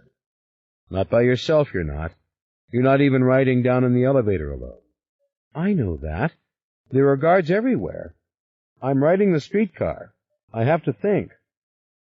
Naturally, he came with her. He had not rested for 1 hour since his mother's funeral, and certainly not before that. Poor handsome Pierce, standing desolate and anxious on the corner of Carondelet and Canal, amid the common crowd, waiting for a streetcar. He'd probably never ridden it in his life. You should have called Clancy before you left, she said to him. Clancy called earlier. Did they tell you? He nodded. Clancy's all right. She's with Claire and Jen. Jen is crying. She wanted you to be with her. I can't do that now. Jen. Jen was still a little kid. You couldn't tell any of this to Jen, and protecting Jen would be too much hard work. The streetcar was jammed with tourists. Very few of the real people at all. The tourists wore bright, neatly pressed clothes because the weather was still cool. When the humid summer came on, they would be as disheveled and half-naked as everyone else. Mona and Pierce sat quiet together on a wooden seat as the car screeched and roared through Lower St. Charles Avenue, the small Manhattan-style canyon of office buildings, then around Lee Circle and on uptown. It was almost magical what happened at the corner of Jackson and St. Charles. The oaks sprang up, huge, dark, and hovering over the avenue. The shabby stucco buildings fell away. The world of the columns and the magnolias began. The garden district. You could almost feel the quiet surround you, press against you, lift you out of yourself. Mona got off the car in front of Pierce and crossed quickly over to the riverside, cut across Jackson, and started up St. Charles. It was not so cold right now. Not here. It was mild and windless. The cicadas were singing. It seemed early in the year for them, but she was glad. She loved the sound. She had never figured out if there was a season for cicadas. Seems they sang at all different times of the year. Maybe every time it got warm enough, they woke up. She had loved them all her life. Couldn't live in a place that didn't purr like this now and then, she thought, walking back to the broken pavements of First Street. Pierce walked along saying nothing, looking vaguely astonished whenever she glanced at him, as though he were falling asleep on his feet. As they reached Prytania, they could see people outside the big house, see the cars parked, see the guards. Some of the guards wore khaki and were from a private agency. Others were off-duty New Orleans policemen in their customary blue. Mona couldn't stand the high heels any longer. She took them off and walked in her stocking feet. "If you step on one of those big roaches, you're going to hate it," Pierce said. "Boy, you're sure right about that." "Oh, that's your new technique, Mona. I heard you use it on Randall. Just flat-out agree. You're going to catch cold in your bare feet. You're going to tear your stockings." "Pierce, the roaches don't come out this time of year. But what's the point of my telling you this? Are you going to listen? You realize our mothers are dead, Pierce? Our mothers? Both dead. Have I said this to you before?" "I don't remember," he said. "It's hard to remember that they're dead, as a matter of fact. I keep thinking, my mother will know what to do about all this. She'll be here any minute. Did you know that my father was not faithful to my mother?" "You're crazy." "No, there was another woman. I saw him with her this morning, down in the coffee shop in the building. He was holding her hand. She's a Mayfair. Her name's Clements. He kissed her." "She's a worried cousin. She works in the building. I used to see her all the time down there at lunch." "No, she's a woman for my father. I'll bet my mother knew all about it. I hope she didn't care." "I'm not going to believe that about Uncle Ryan," said Mona, instantly realizing that she did believe it. She did. Uncle Ryan was such a handsome man, so accomplished, so successful, and he'd been married so long to Gifford. Best not to think of those things. Gifford in the vault, cleanly dead and buried before the slaughter. Mourned while there was still time to mourn. Of Alicia, what could you say? Would she had died hereafter? Mona realized she didn't even know where her mother's body had been taken. Was it at the hospital? At the morgue?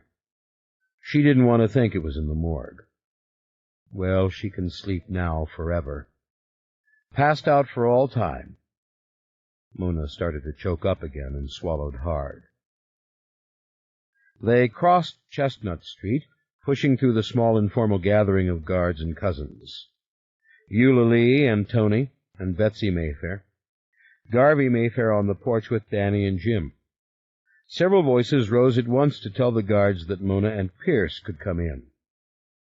Guards in the hallway. Guard in the double parlor. A guard in the door to the dining room, a dark hulking figure with broad hips. And only that faint old lingering smell. Nothing fresh, nothing new, just faint the way it had clung to the clothing from Houston, the way it had clung to Rowan when they brought her in. Guards at the top of the stairs, guard at the bedroom door, guard inside at the long window to the gallery. Nurse in slick, cheap nylon white with her arms raised, adjusting the IV. Rowan under the lace coverlet, small, insignificant, expressionless face against the big ruffled pillow. Michael sitting there, smoking a cigarette. "There isn't any oxygen in here, is there?" "No, dear, they got on my case already about that." He took another drag defiantly and then crushed it out in the glass ashtray on the bedside table. His voice was beautifully low and soft, rubbed smooth by the tragedy. In the corner opposite sat young Magdalene Mayfair and old Aunt Lily, both very still in straight-backed chairs. Magdalene was saying her rosary, and the amber beads glinted just a little as she slipped one bead more through her hand. Lily's eyes were closed. Others in the shadows. The beam of the bedside lamp fell directly on the face of Rowan Mayfair, as if it were a key light for a camera. The unconscious woman seemed smaller than a small child, urchin or angelic. Her hair was all swept back. Mona tried to find the old expression in her, the stamp of her personality. All gone. "I was playing music," Michael said, speaking in the same low, thoughtful voice as before. He looked up at Mona. "I was playing the Victrola. Julien's Victrola. And then the nurse said, perhaps she didn't like that sound. It's scratchy, it's special. You would have to like it, wouldn't you? The nurse probably didn't like it, said Mona. You want me to put on a record? If you want, I can get your radio from the library downstairs. I saw it yesterday in there, by your chair. No, that's all right. Can you come here and sit for a little while? I'm glad to see you. You know, I saw Julien. Pierce stiffened. In the corner, another Mayfair, was his name Hamilton, glanced suddenly at Michael and then away. Lily's eyes opened and veered to the left to fix upon Michael. Magdalene went on with her rosary, eyes taking in all of them slowly, and then returning to Michael as he went on. It was as if Michael had forgotten they were there, or he didn't give a damn any more. I saw him, he said in a raw, ragged whisper, and he told me so many things. But he didn't tell me this would happen. He didn't tell me she was coming home. Mona took the small velvet chair beside him, facing the bed. She said in a low voice, resenting the others, Julien probably didn't know. Do you mean Oncle Julien? Asked Pierce, in a small, timid whisper from across the room. Hamilton Mayfair turned and looked directly at Michael as though this was the most fascinating thing in the world. Hamilton, what are you doing here? Asked Mona. We're all taking turns, said Magdalene in a little whisper. Then Hamilton said, We just want to be here. There was something decorous about all of them, yet despairing. Hamilton must have been about 25 now. He was good-looking, not beautiful and sparkling like Pierce, but very handsome in his own too narrow way. She couldn't remember the last time she had spoken to him. He looked directly at her as he rested his back against the mantel. All the cousins are here, he said. Michael looked at her as if he hadn't heard these others speaking. What do you mean? Asked Michael. That Julien didn't know. He must have known. It's not like that, Michael, she said, trying to keep it a whisper. There's an old Irish saying, a ghost knows his own business. Besides, it wasn't really him, you know. When the dead come, they aren't there. Oh, no, said Michael in a small, weary, but very sincere voice. It was Julien. He was there. We talked together for hours. No, Michael, it's like the record. You put the needle in the groove and she sings, but she's not in the room. No, he was there, Michael said softly, though not argumentatively. He reached over almost absently and picked up Rowan's hand. Rowan's arm resisted him slightly. The hand wanted to be close to the body. He gripped it gently, and then he leaned over and kissed it. Mona wanted to kiss him, to touch him, to say something, to apologize, to confess, to say she was sorry, to say don't worry. But she couldn't think of the right words. She had a deep, terrible fear that he hadn't seen Oncle Julien, that he was simply losing his mind. She thought about the Victrola, about the moment when she and Ancient Evelyn had sat on the library floor with the Victrola between them, and Mona had wanted to crank it, and Ancient Evelyn said, "We cannot play music while Gifford is waiting. We cannot play radios or pianos while Gifford is laid out." "What did Oncle Julien actually tell you?" asked Pierce, in his baffled, innocent fashion, not making fun, truly wanting to know what Michael would say. "Don't worry," said Michael. "There'll be time. Soon, I think. And I'll know what to do." "You sound so sure of yourself," said Hamilton Mayfair in a low voice. "I wish I had an inkling of what was going on." "Forget about it," said Mona. "Now, we should all be quiet," said the nurse. "Remember, Dr. Mayfair might be listening." She nodded vigorously to them, a silent signal that they must pay attention. "You don't want to say anything disruptive, you know." The other nurse sat at a small mahogany table writing, her white stockings stretched tight over her chubby legs. "You hungry, Michael?" asked Pierce. "No, son, thank you." "I am," said Mona. "We'll be back. We're going downstairs to get something to eat." "You will come back, won't you?" asked Michael. "Lord, you must be so tired, Mona." "Mona, I'm sorry about your mother. I didn't know until afterwards." "That's okay," said Mona. She wanted to kiss him. She wanted to say, "I stayed away all day because of what we did. I couldn't bring myself to come under her roof with her like this and me doing it with you. And I wouldn't have done it with you if I'd known she was coming home so soon and like this. I thought... "I know, baby doll," he said, smiling at her brightly. "She doesn't care about that now. It's okay." Mona nodded, threw him her own secret passing smile. Just before she went out the door, Michael lit another cigarette. Snap, flash, and both the nurses turned and glared at him. "Shut up," said Hamilton Mayfair. "Let him smoke," said Magdalen. The nurses looked at each other, obdurate, cold. "Why don't we get some other nurses?" thought Mona. "Yes," said Magdalen softly. "We'll see to that right away." "Right on," thought Mona. She went out with Pierce and down the steps. In the dining room sat a very elderly priest who must have been Timothy Mayfair from Washington. Clean and old-fashioned in his unmistakable suit, black shirt-front, and gleaming white Roman collar. As Mona and Pierce passed, the elderly priest said in a loud, echoing whisper to the woman next to him, "You realize when she dies, there won't be a storm. For the first time, there won't be a storm." 27. Aaron wasn't buying it either. They stood together, the three men, out on the lawn. Yuri wondered if later this would rank as one of the worst days of his life.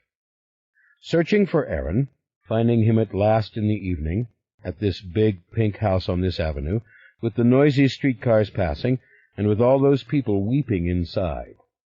And Stoloff with him, every moment, an overbearing and confusing presence, uttering formal and soft words constantly as they had gone from the hotel to the Mayfair house on First Street, and finally uptown to Amelia, as this sprawling mansion was apparently called. Inside, dozens of people wept, the way gypsies weep and wail at a funeral.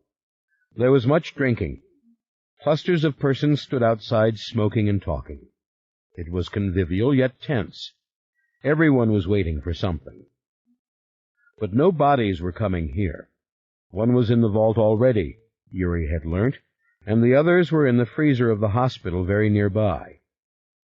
This was not a gathering to mourn. It was a defensive coming together, as if all the serfs had fled to the shelter of the castle, only these people had never been serfs. Aaron didn't seem tense. He looked good, all things considered, as robust as Yuri had ever seen him, of good color and with a sharpening to his face which came from his cold suspicion of Stoloff, as Stoloff talked on and on. It seemed as if Aaron had become younger here, less his aging, bookish self, and more the energetic gentleman of years before. His white curly hair was longish and fuller around his face, and his eyes had their characteristic brightness. Whatever had happened here had not weakened him or aged him. There was that deep tone of discouragement in him, but it was now turning to anger. Yuri knew because he knew Aaron so well. If Stoloff knew, he didn't show it. Stoloff was too busy talking, trying to persuade them to his point of view. They stood far away on the close-clipped grass beneath what Aaron called a magnolia. It had no blossoms, this tree. Too early. But it had the largest, shiniest green leaves. On and on Stoloff talked in his quiet, persuasive, entirely sympathetic manner. And Aaron's eyes were two pieces of cold gray stone, reflecting nothing, revealing nothing except the anger. Aaron looked at Yuri. What did he see? Yuri shot a meaningful glance towards Stolov, but this was as narrow and quick as a splinter of light, a spark. Aaron's eyes moved back to Stolov. Stolov had not glanced at Yuri. Stolov's attentions were entirely fixed upon Aaron, as if this was a victory he must have. "If you won't leave tonight, then surely tomorrow," said Stolov. Aaron said nothing. Stolov had poured out everything now, at least 2 complete times. A beautiful elderly woman with dark, smooth gray hair stood at the end of the wooden porch and called to Aaron. He waved and gestured that he would be coming. He looked at Stolov. "Good God, man, say something," said Stolov. "We know how hard this has been for you. Go on home to London. Take a well-deserved rest." Just wrong. Everything the man was saying, his manner, his words. "Right you are," said Aaron softly. "What?" said Stolov. "I'm not leaving, Eric. It's been a pleasure to finally make your acquaintance, and I know better than to try to deter you from obeying your orders. You're here to do something. You will try to do it. But I'm not leaving. Yuri, will you stay with me?" "Now, Aaron," said Stolov, "that is very simply out of the question for Yuri. He is already—" "Of course I will stay," said Yuri. "It was for you that I came." "Where are your lodgings, Eric? Are you at the Pontchartrain with the rest of us?" Aaron asked. "Downtown," said Stolov. He was getting impatient again, flustered. "Aaron, you are no help to the Talamasca now." "I'm sorry," said Aaron, "but I must confess, Eric, that the Talamasca, at this moment, is no help to me. These are my people now, Eric. Glad to have met you." This was dismissal. Aaron extended his hand. The tall blond one looked for one moment as if he would lose his temper, then he cooled and drew himself up. "I'll contact you in the morning. Where will you be?" "I don't know," said Aaron. "Probably here, with all these people," he said. "My people. I think it's the safest place for us now, don't you?" "I don't know how you could take this attitude, Aaron. We need your cooperation, as soon as possible. I want to make contact, speak with Michael Curry." "No, that is not going to happen, Eric. You do what the elders told you to do, as I'm sure you will. But you will not bother this family, at least not with my permission, or with my introduction." "Aaron, we want to help. That's why I am here." "Good night, Eric." In sheer consternation, the blond one stood there silently, and then he turned on his heel and walked away. The big black car was waiting for him, as it had been for 2 hours, during which this act had been played and replayed. "He's lying," said Aaron. "He's not Talamasca," said Yuri, though it was more a suggestion than a statement. "Oh, yes, he is. He's one of us, and he's lying. Don't turn your back on him for an instant." "No, I wouldn't. But, Aaron, how can this be? How can such a thing—" "I don't know. I've heard of him. He's been with us for 3 years. I've heard of his work in Italy and in Russia. He's very much respected." David Talbot thought highly of him. If only we hadn't lost David. But Stolov's not so very clever. He can't read minds that well. He could, perhaps, if he himself weren't putting on such an act. But the facade requires all his cunning, and so he's not very good. The black car had silently slithered away from the curb. "God, Yuri," Aaron suddenly whispered, "I'm glad you're here." "I am too, Aaron. I don't understand it. I want to contact the elders. I want to speak directly to someone, to hear a voice." "That will never happen, my boy," said Aaron. "Aaron, in the years before the computer, what did you do?" "It was always typewritten. All communications went to the mother house in Amsterdam, and the replies came by mail. Communication took greater time. Less was said, I suspect.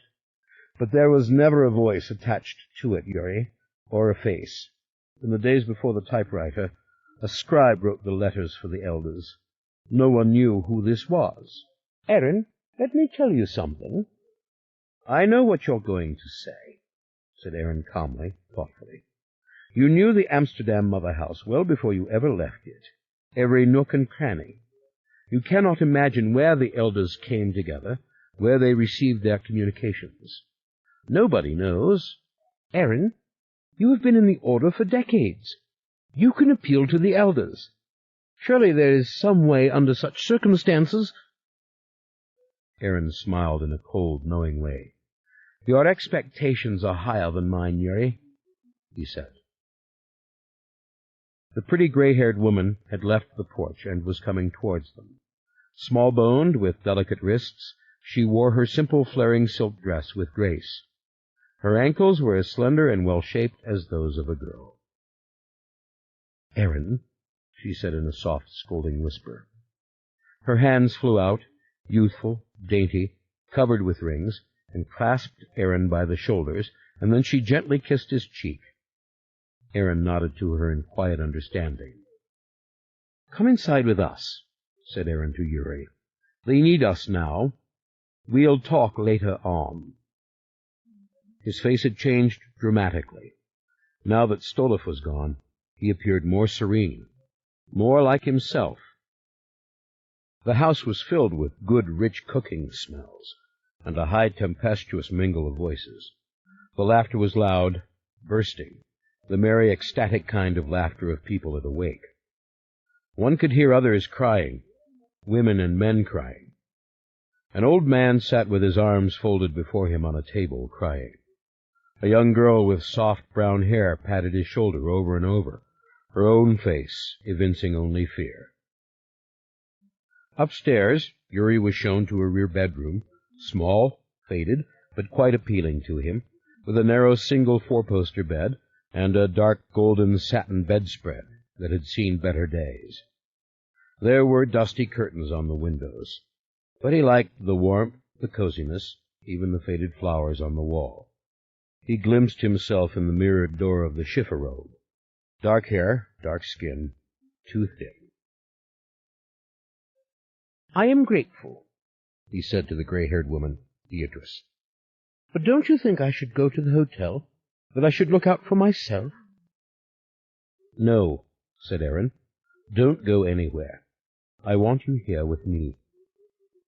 Yuri was prepared to protest further. The house was needed for the family, but he could see simply that Aaron meant for him to stay here. Oh, now, don't start being sad again, said the woman. I won't have it. Come on now, we're going to have something to eat and some wine. Aaron, I want you to sit down and drink a nice cool glass of wine. You too, Yuri. Now, both of you come. They went down the rear stairs into the warmer air and the misty white layers of cigarette smoke. Around a breakfast table, near a bright fire, sat several people crying and laughing simultaneously, and one solemn man who merely stared morosely into the flames. Yuri could not actually see the fire. He stood behind the chimney, but he saw the flicker and he heard the crackle and he felt the warmth. He was distracted suddenly by a wraith of a female creature in a small back room, looking out the rear window into the night. She was very old, fragile. She wore gabardine and withered lace, and a heavy golden pin that was a hand with diamonds for nails. Her fine-spun white hair was soft around her face, nested in the old-fashioned way, with pins against the back of her head.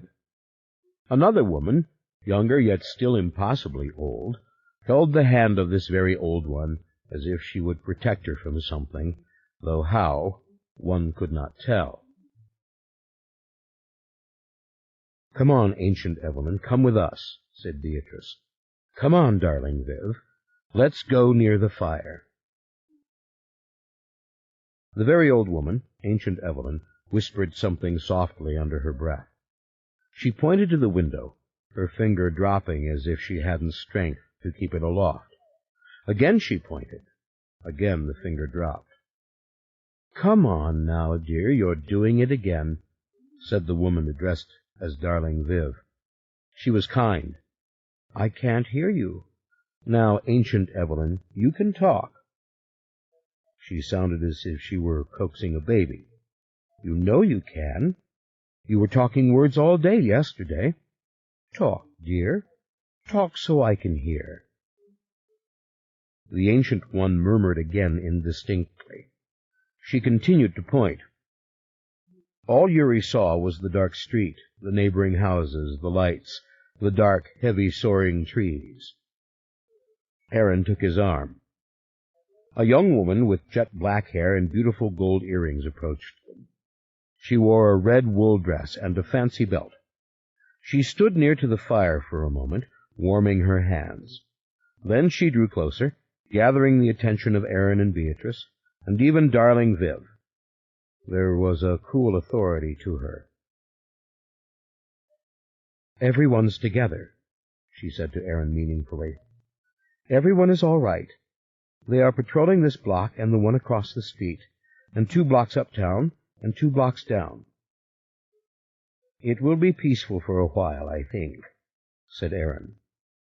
He blundered like a child. He could have caused more death, more suffering. "Oh, darlings, please," said Beatrice. "Must we speak of this? Polly Mayfair, sweetheart, go back downtown to the office. They need you there." Polly Mayfair, sweetheart, ignored Beatrice completely.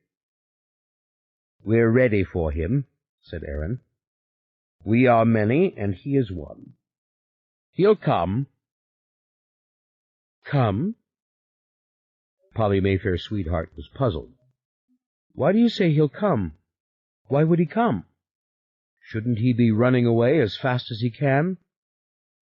"What if he's dead?" said Beatrice, "assuming there is such a personage.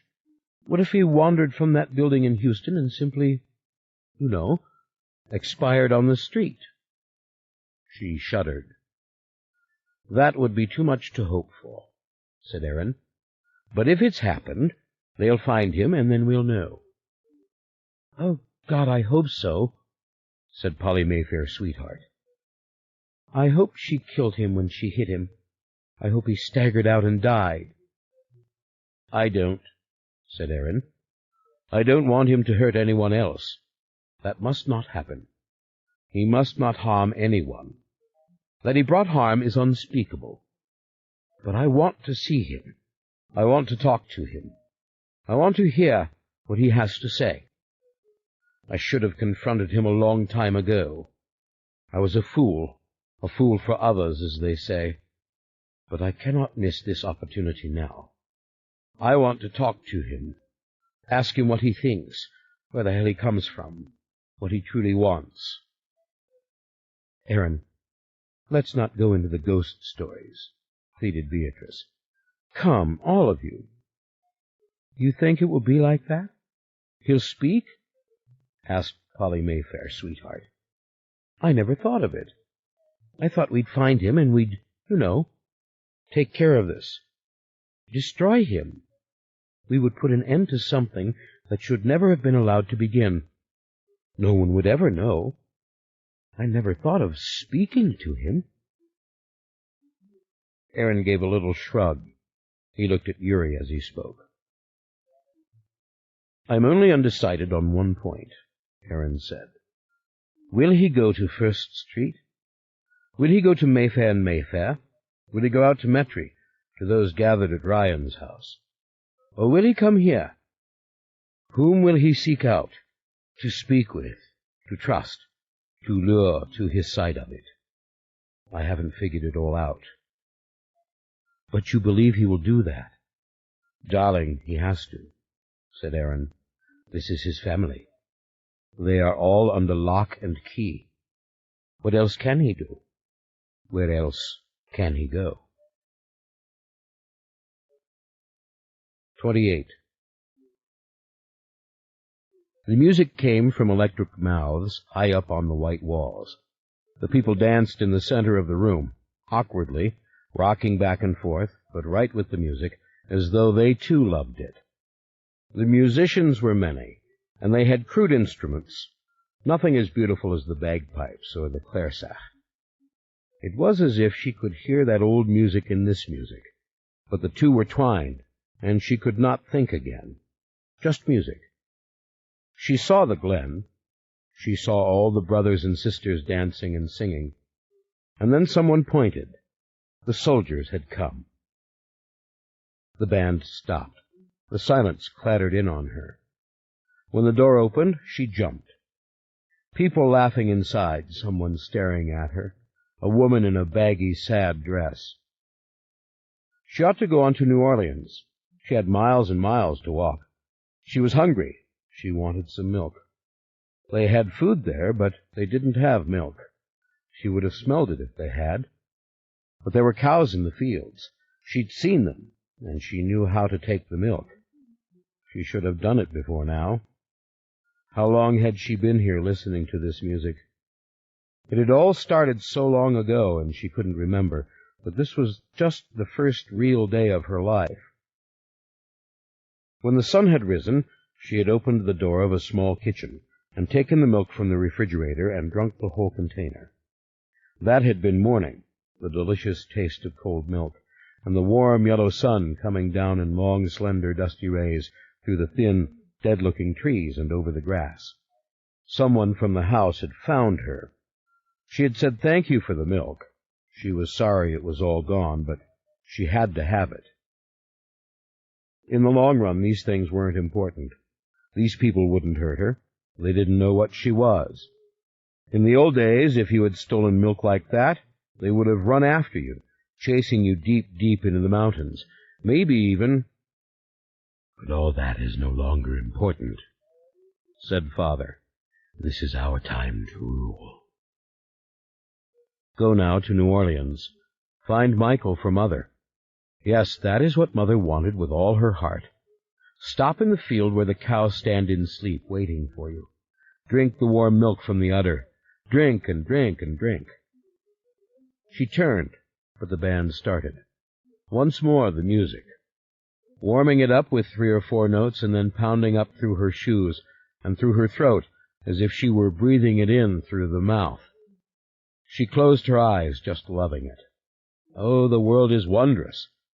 She began to rock. Someone touched her, and she turned and looked at a man who was almost as tall as she. Wrinkled and tan and smelling of smoke all over, an old being, in a dark blue shirt and pants stained with grease. He spoke to her, but she could only hear the music, beating and beating. She rocked her head back and forth. This was lovely. He leaned over and said right in her ear, "You've been watching a long time, honey. Why don't you come in and dance?" She stepped back. It was so hard for her to keep her balance with this music. She saw him take her hand, felt his harsh, dry fingers. All the tiny lines in his hands were full of grease. He smelled like the highway and the cars that shot by. He smelled like cigarettes. She let him tug her gently through the door, into the warm enfolding light, where the people were dancing. Now the vibration passed all through her. She might have gone slack all over and fallen down in a heap on the floor. There she could have lain forever, listening and singing with it, seeing the glen. The glen was as beautiful as the island ever had been. It was either that, or pull herself together with it, dance and dance and dance. That's what they were doing. The man had begun to dance with her, had placed his arm around her waist and had come close to her. He said something. She couldn't hear it. She thought it was, "You smell good." She shut her eyes and turned round and round, leaning on his arm, holding tight to him, tilting from side to side. The man was laughing. In a flash she saw his face, saw his mouth moving with words again. The music was thunderous.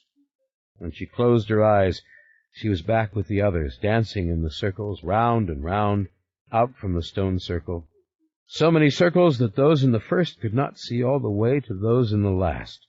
Hundreds and hundreds dancing to the pipes and the harp. Oh, but those were the first days before the soldiers came. In the glen later, everyone danced together. tall and little and poor and rich, human and non-human. They had come together to make the Taltos. Many would die, but if the Taltos were made, somehow there were two. She stopped, her hands to her ears. She had to go. Father, I'm coming. I'll find Michael for Mother. Mother, I did not forget. I am not childish. All of you are simpletons' children. Help me. The man pulled her off balance, but then she realized he was just trying to make her dance some more. Turning her, twisting her, she began again, sliding into it, loving it, rocking back and forth ever more violently, letting her hair swing. Yes, love it. In a blur, she saw the real music makers. Scrawny and fat and wearing glasses over their eyes, they scratched at their fiddles and sang in high voices through their noses, rapidly, unintelligibly, and they played a little bellows organ of which she did not know the name. That was something not inside her, that word, or the word for the mouth instrument, like the Jew's harp, which wasn't quite the same. But she loved this music. She loved the insistent pulse of it, the divine monotony, the buzz all through her limbs. It seemed to tap on her eardrums, to tap on her heart, to freeze her and consume her. As in the glen, these humans here danced, old women, young women, boys and men, even little children. Look at them. But these people couldn't make the Taltos. Get to Father. Get to... Come on, honey babe. Something. Purpose. Leave here. But she couldn't think while the music went on, and it didn't matter. Yes, let him make her twirl. Dance. She laughed delightedly. How good it felt. Now was the time for dancing. Whoa. Dance. Father would understand. 29. It was 4 a.m. They were gathered in the double parlors. Mona, Lauren, Lily, and Fielding. Randall was also there. Soon, Paige Mayfair from New York would come.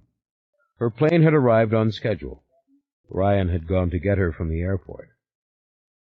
They sat quietly and waited. Nobody believes in it, thought Mona, but we have to try it. What are we if we don't give it a try? Earlier, Aunt Bee had come from Amelia Street to lay a midnight buffet out on the table, and she had put thick votive candles in the two fireplaces. They were only half melted away, and the hearths still gave a warm and dancing light. Upstairs, the nurses on standby talked in low voices, having made a station, so to speak, with their coffee and their charts in Aunt Vivian's room.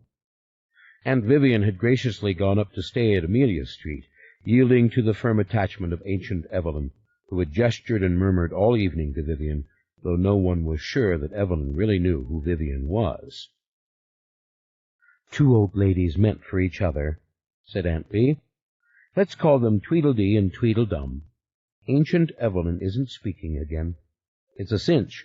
She's Tweedledum." Throughout the house, in other rooms, even up on the third floor, in makeshift beds, cousins slept. Pierce and Ryan and Mandrake and Shelby were all here, somewhere. Jen and Clancy were in the front bedroom upstairs. Other Mayfairs were out in the guest house beyond Deirdre's oak. They heard the car stop in front of the gate. They did not move. Henri opened the door, admitting the woman whom none of them had ever seen in their lives. Paige Mayfair, great-granddaughter of Cortland and his wife, Amanda Grady Mayfair, who had left Cortland years before and gone north. Paige was a lithe little woman, not unlike Gifford and Alicia in face and form, and only a little more bird-like, with long, thin legs and wrists. That type of Mayfair, thought Mona. The woman's hair was sharply bobbed, and she wore those huge, dazzling clip-on earrings which a woman must remove before answering a phone. She was matter-of-fact in her entrance. All but Fielding rose to greet her, to bestow the kisses that were customary even with a cousin whom no one had ever seen before. "Cousin Paige, Cousin Randall, Cousin Mona, Cousin Fielding. Paige sat down finally in the gold French chair with her back to the piano. Her little black skirt rode up on her thighs, revealing that they were almost as slender as her calves. Her legs looked painfully naked compared to the rest of her, swaddled in wool, even to a cashmere scarf which she unwound now from around her neck. It was very cold in New York. She stared at the long mirror at the far end of the room. Of course, it reflected the mirror behind her and the illusion of endless chambers, each fitted with its own crystal chandeliers. "You didn't come from the airport alone, did you?" demanded Fielding, startling the woman as usual with his youthful and vigorous voice. Mona realized she didn't know who was older, Fielding or Lily, but Fielding looked so old with his translucent yellow skin and the spots on the backs of his thin hands that you had to wonder what was keeping him alive. Lily had vigor to her, though her body seemed all ropes and tendons beneath her severe silk suit. "I told you, Great-Granddaddy," said Mona. "We had 2 policemen with her. They're outside. Everybody in New York is together. They've been told. There isn't a single member of this family anywhere who is alone now. Everyone has been told." "And nothing further has happened," said Paige politely. "Isn't that so?" "Correct," said Lauren. She had managed to remain her well-groomed corporate-style self, even through the long day and night. Not a single silver hair out of place. "We haven't found him," she said, as if trying to soothe a hysterical client. "But there has been no further trouble of any sort. There are people working on this investigation as we speak." Paige nodded. Her eyes veered to Mona. "And you're the legend, Mona," she said. She gave the indulgent smile one gives to pretty children. "I've heard so much about you. Beatrice is always talking about you in her letters, and you are the designee if we cannot get Rowan to come back." Shock. No one had said such a thing to Mona. She had not picked up the slightest vibe of it from any of them, either here or downtown or anywhere. She couldn't stop herself from glancing at Lauren. Lauren didn't meet her gaze. "You mean this has already been decided?" No one would look at her. Closed minds. She realized suddenly that only Fielding was staring at her, and she also realized none of them had been shocked by Paige's words except for her. It had been decided, but not in her presence, and no one wanted to explain or amplify or clarify now. It was too much to discuss just now. Yet it was enormous, the designee of the legacy, and some very sarcastic little phrase went through Mona's mind suddenly. "You mean crazy little Mona in her sash and bow, drunken Alicia's vagabond kid?" She didn't say it. Inside, she felt the tightest, most strangling pain. "Rowan, don't die. Rowan, I'm sorry." Some vicious and perfectly luscious memory came back to her of Michael Curry's chest looming over her, and his cock slipping out of her so that she saw it for an instant, the shaft descending out of the nest of hair. She shut her eyes tight. "Let's believe we can help Rowan," said Lauren, though the voice sounded so low and so hopeless that it contradicted its own words. "The legacy is a vast question. There are 3 lawyers going over the papers now. But Rowan is still alive. Rowan is upstairs. She has survived the surgery. It was the least of her worries. The doctors have done their magic. Now it's time for us to try." "You know what we want to do?" asked Lily, whose eyes were glazed still from crying. Lily had assumed a defensive posture, arms over her breasts, one hand resting right below her throat. For the first time ever, thought Mona, Lily's voice sounded shaky, old. "Yes, I know," said Paige. "My uncle told me everything. I understand. All these years I've heard so much about you, all of you, and now I am here. I'm in this house, But let me say this. I don't know that I'll be of any help to you. It's a power others feel. I myself do not feel it. I don't really know how to use it, but I am always willing to try. You're one of the strongest, said Mona. That is what matters. We are the strongest here. None of us know how to use these gifts. Then let's go. Let's see what we can do, said Paige. I don't want there to be any mumbo-jumbo, said Randall. If anybody starts saying crazy words— Certainly not, said Fielding, eyes sunken, hands folded on his cane. I have to go up in the elevator. Mona, you take me. Randall, you should ride in the elevator, too.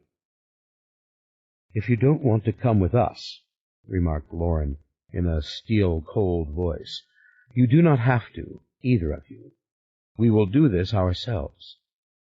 I'm coming, said Randall grumpily. I want it noted for the record that this family is now following the advice of a 13-year-old girl. That's not true, said Lily. We all want to do it. Randall, please help us. Please don't be trouble at this time. They went out en masse, moving through the shadowy hall. Mona had never liked this elevator. It was too small, too dusty, too old and too powerful, and it went too fast. She followed the two old men inside, helping Fielding to the one chair in the corner, a small wooden antique chair with a cane seat. Then she pulled shut the door, clanged the gate, and pressed the button. She put her hand on Fielding's shoulder. Remember, it stops with a jolt. There came the slamming halt as predicted. Damn thing, muttered Fielding. Typical of Stella, to get an elevator strong enough to take people to the top of the American Bank. There is no more American Bank, said Randall. Well, you know what I mean, said Fielding. Don't be short-tempered with me. This isn't my idea. I think it's ridiculous. Why don't we go out to Metry and try to raise Gifford from the dead? Mona helped Fielding to stand and position his cane. The American Bank used to be the tallest building in New Orleans, he said to Mona. I know, she answered. She hadn't known, but that was the best way to stop that line of conversation cold. When they came into the master bedroom, the others were already assembled. Michael was with them, standing with arms folded in the far corner, looking down at Rowan's unchanged face. The blessed candles were burning on the bedside table nearest the door. The Virgin was there. Probably Aunt Bee did this, thought Mona. These candles, this Virgin with her bowed head, white veil, tiny plaster hands outstretched. Gifford certainly would have done it, if she had been around. No one said a word. Finally, Mona spoke. I think the nurses need to go out. Well, just what are you going to do in here? Said the younger nurse crossly, a sallow woman with blonde hair parted in the middle beneath her stiff, starched cap. She was nun-like in her sterility and cleanliness. She glanced at the older nurse, a dark-faced black woman who spoke not a word. We're going to lay hands on her and try to heal her, said Paige Mayfair. It probably won't do any good, but we all have this gift. We are going to try. I don't know if you should do this, said the young nurse distrustfully. But then the older black woman shook her head negatively and gestured to let it all go by. Go on out, both of you, said Michael in a quiet, commanding voice. The nurses left. Mona closed the door. It's so strange, said Lily. This is like being from a family of great musicians, yet not knowing how to read music, not even knowing how to carry a tune. Only Paige Mayfair seemed unembarrassed, the one from away, the one who hadn't grown up in the shadow of First Street, hearing people answer each other's thoughts as easily as each other's words. Paige laid her small leather pocketbook on the floor and came to the bed. Turn out the lights, except for the candles. That's nonsense, said Fielding. I prefer it that way, said Paige. I prefer that there will be no distractions. Then she looked down at Rowan, steadying her slowly from her smooth forehead down to the feet poking straight up beneath the sheet. Page's face looked sad, deliberately sad and thoughtful. "This is useless," said Fielding. He was obviously finding it difficult to remain standing. Mona tugged him over closer to the bed. "Here, lean on the mattress," she said, trying not to be impatient. "I've got your arm. Lay your hand on her. One hand will do it." "No, both hands, please," said Page. "Absolute idiocy," said Fielding. The others closed in around the bed. Michael stepped back, but then Lily gestured that he must join them too. They all laid their hands on Rowan, Fielding tilting forward at a precarious angle, his labored breathing audible, a little cough collecting in his wattled throat. Mona felt Rowan's soft, pale arm. She had laid her fingers right on the bruises. What had caused them? Had he grabbed Rowan and shaken her? You could almost see the marks of the fingers. Mona laid her own fingers on top of the marks. "Rowan, heal." She hadn't waited for the others, and now she saw that all had made the same silent, unceremonious decision. She heard the communal prayer rising. She saw that Page and Lily had closed their eyes. "Heal," whispered Page. "Heal," whispered Mona. "Heal, Rowan," said Randall in a deep, decisive voice. Finally, the disgruntled murmur came from Fielding. "Heal, child, if the power is within you. Heal, heal, heal." When Mona opened her eyes again, she saw that Michael was crying. He was holding Rowan's right hand tight in both of his. He was whispering the word along with all of them. Mona closed her eyes and said it again. "Come on, Rowan. Heal." Moments passed as they remained there. Moments passed in which this or that one whispered, or stirred, or clasped the flesh more tightly, or patted it. Lily laid her hand on Rowan's forehead. Michael bent to kiss Rowan's head. It was Page, finally, who said that they had done what they could do. "Has she had the last sacraments?" asked Fielding. "Yes, at the hospital before the surgery," said Lauren. "But she is not going to die. She is holding steady. She is in a deep coma, and she could go on like that for days." Michael had turned his back on the assembly. Silently, they slipped out of the room. In the living room, Lauren and Lily poured the coffee. Mona set out the sugar and the cream. It was still pitch dark outside, wintry, still. The great clock chimed 5. Page looked at it, as if startled, and then dropped her eyes. "What do you think?" asked Randall. "She's not dying," said Page, "but there is absolutely no response. At least none that I could feel." "None," said Lily. "Well, we tried it," said Mona. "That's the important thing. We tried." She went out of the double parlor into the hallway. For a moment she thought she saw Michael at the top of the stairs, but it was just the nurse passing. The house creaked and rustled as it always did. She hurried up, deliberately on tiptoe, trying not to play the stairs like musical keys.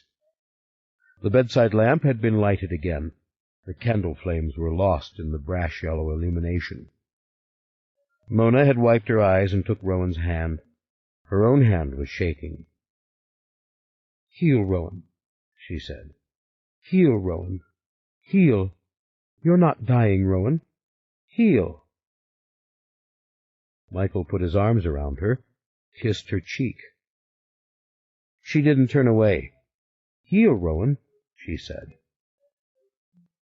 "I'm sorry I did it with him. I'm sorry. Heal, please," she whispered. "What good is it all? The heritage, the money, any of it, if we can't heal?"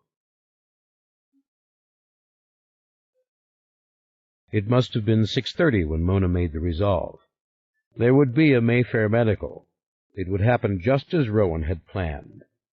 Mona had taken a wool blanket with her out under the oak tree, before the guest house, and she was sitting there on the dry blanket, watching the morning shimmer in the wetness around her, the fresh, light green leaves of the bananas, the crinkled elephant ears, the ginger lilies, the green moss on the bricks. The sky was violet now, just as it might be at sunset, something she witnessed far more often than dawn. A guard slept in a straight-backed chair at the garden gate. Another walked back and forth on the other side of the picket gates, along the flagstones beside the pool. The house seemed to grow brighter, more distant against the deepening violet. A deep, blood-red aurora began to rise slowly to the far right. You never really knew east from west in New Orleans, until the sun came, or the sun went. Well, here it was coming, glorious and not altogether silent. It seemed the birds heard it, the birds were incited, and all the thick, shaggy leaves around her were rattling and alive. It made her happy to see it, incompletely and impatiently happy.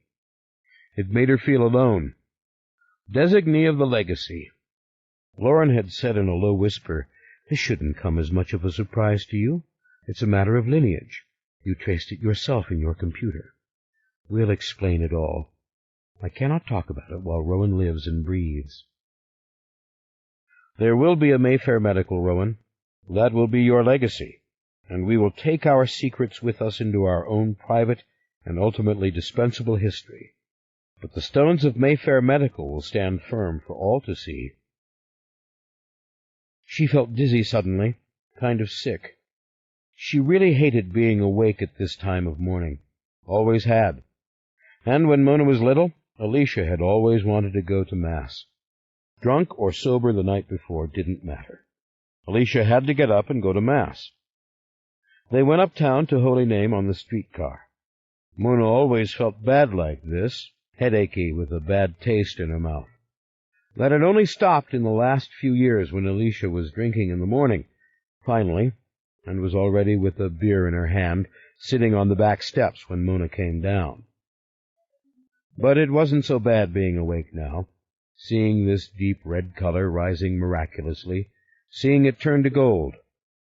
The sheer excitement of the last few days rendered things so precious, so clear. Look at this garden. Never forget to look at it. The legacy.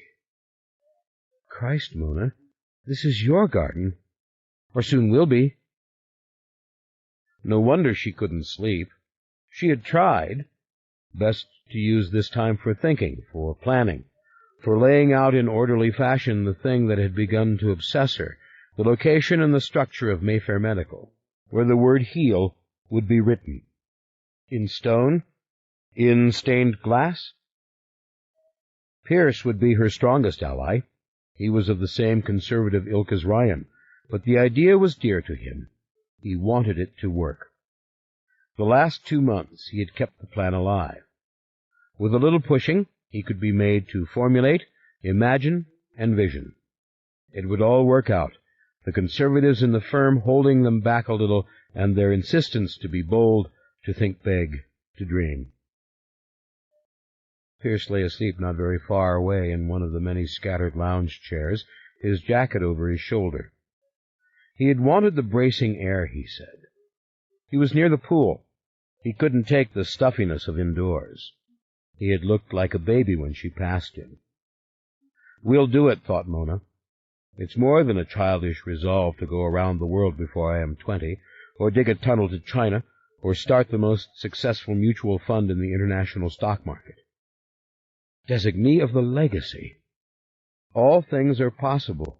That is the key thing to remember. Not Alicia's view as she sat with her beer on the step.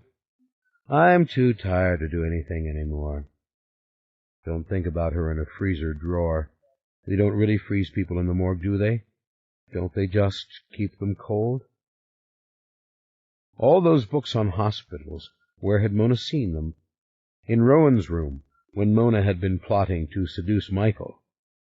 Those books were in the nightstand by the bed. Mona would read them later, study the entire project. That was important. Have an advanced scheme before you bring them to the table. Run the meeting like an ad for new computers, with all those shiny laser printouts of floor plans and spreadsheets and lists. Finally, she closed her eyes. She could feel the sun now. Didn't have to see it. She would play a little trick on herself that always made her sleep. Her mind was going a mile a second, and so she made it do something. Decorate the lobbies and offices of Mayfair Medical. Made it pick colors, made it hang drapes, made it choose paintings for the interior. Paintings that would make waiting patients happy. Paintings that would give overworked doctors and nurses a moment of illumination when they stepped into a corridor or into a stairwell or came in the front doors. Representations of healing, something like that beautiful painting by Rembrandt of the anatomy lesson. She opened her eyes with a start. No, they wouldn't want to see that, nothing that terrible. Think of other things, the passive and beautiful faces of Piero della Francesca, the soft, sweet eyes of Botticelli's women, soothing fancies, things that were better than real. She was so sleepy. She was trying to remember all the people in that big Medici painting in Florence, the one with Lorenzo looking out of the corner of his eye. She'd been 5 when Gifford took her to Europe the first time. Mothers and babies, she'd said as they went through the Palazzo Vecchio. She'd so loved to skip and twirl on the stone floors. She had never seen so many pictures of that one grand theme. Gifford had whispered sternly, "Madonna with child." Gifford bent down to kiss her. "Go to sleep for a while." "Yes, think I will. I didn't mean to. I mean with Michael. I never meant to. They know that. It doesn't matter now. It's small. You are so like a Mayfair, to want to be fierce and reckless and then be guilt-ridden. Don't you know that's how it is with us? Nobody gets off light." "Are you certain she wouldn't hate me for it? That it was so small? I didn't think you would think it was small. That's the whole trick of it, deciding what is small and large." "It's small." Finally, her head against the rough bark of the oak, she slept. 30. He liked the house. It stood on the street, that is, Esplanade Avenue, rather like a palazzo in Rome or a townhouse in Amsterdam, and though it was brick-stuccoed over, it had the appearance of stone. It was painted in Roman colors, the dark Pompeian red with a deep ochre trim. Esplanade Avenue had seen better days, but it was architecturally fascinating to Yuri, all these marvelous vintage buildings amid the other commercial makeshift trash. He'd enjoyed his long walk through the quarter, meandering, and then coming upon this house just as he reached the border of the district, the grand avenue which had once been the high street of the French and Spanish, and was now still full of mansions such as this.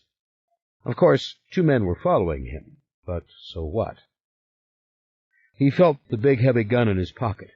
Wooden handle, long barrel. All right.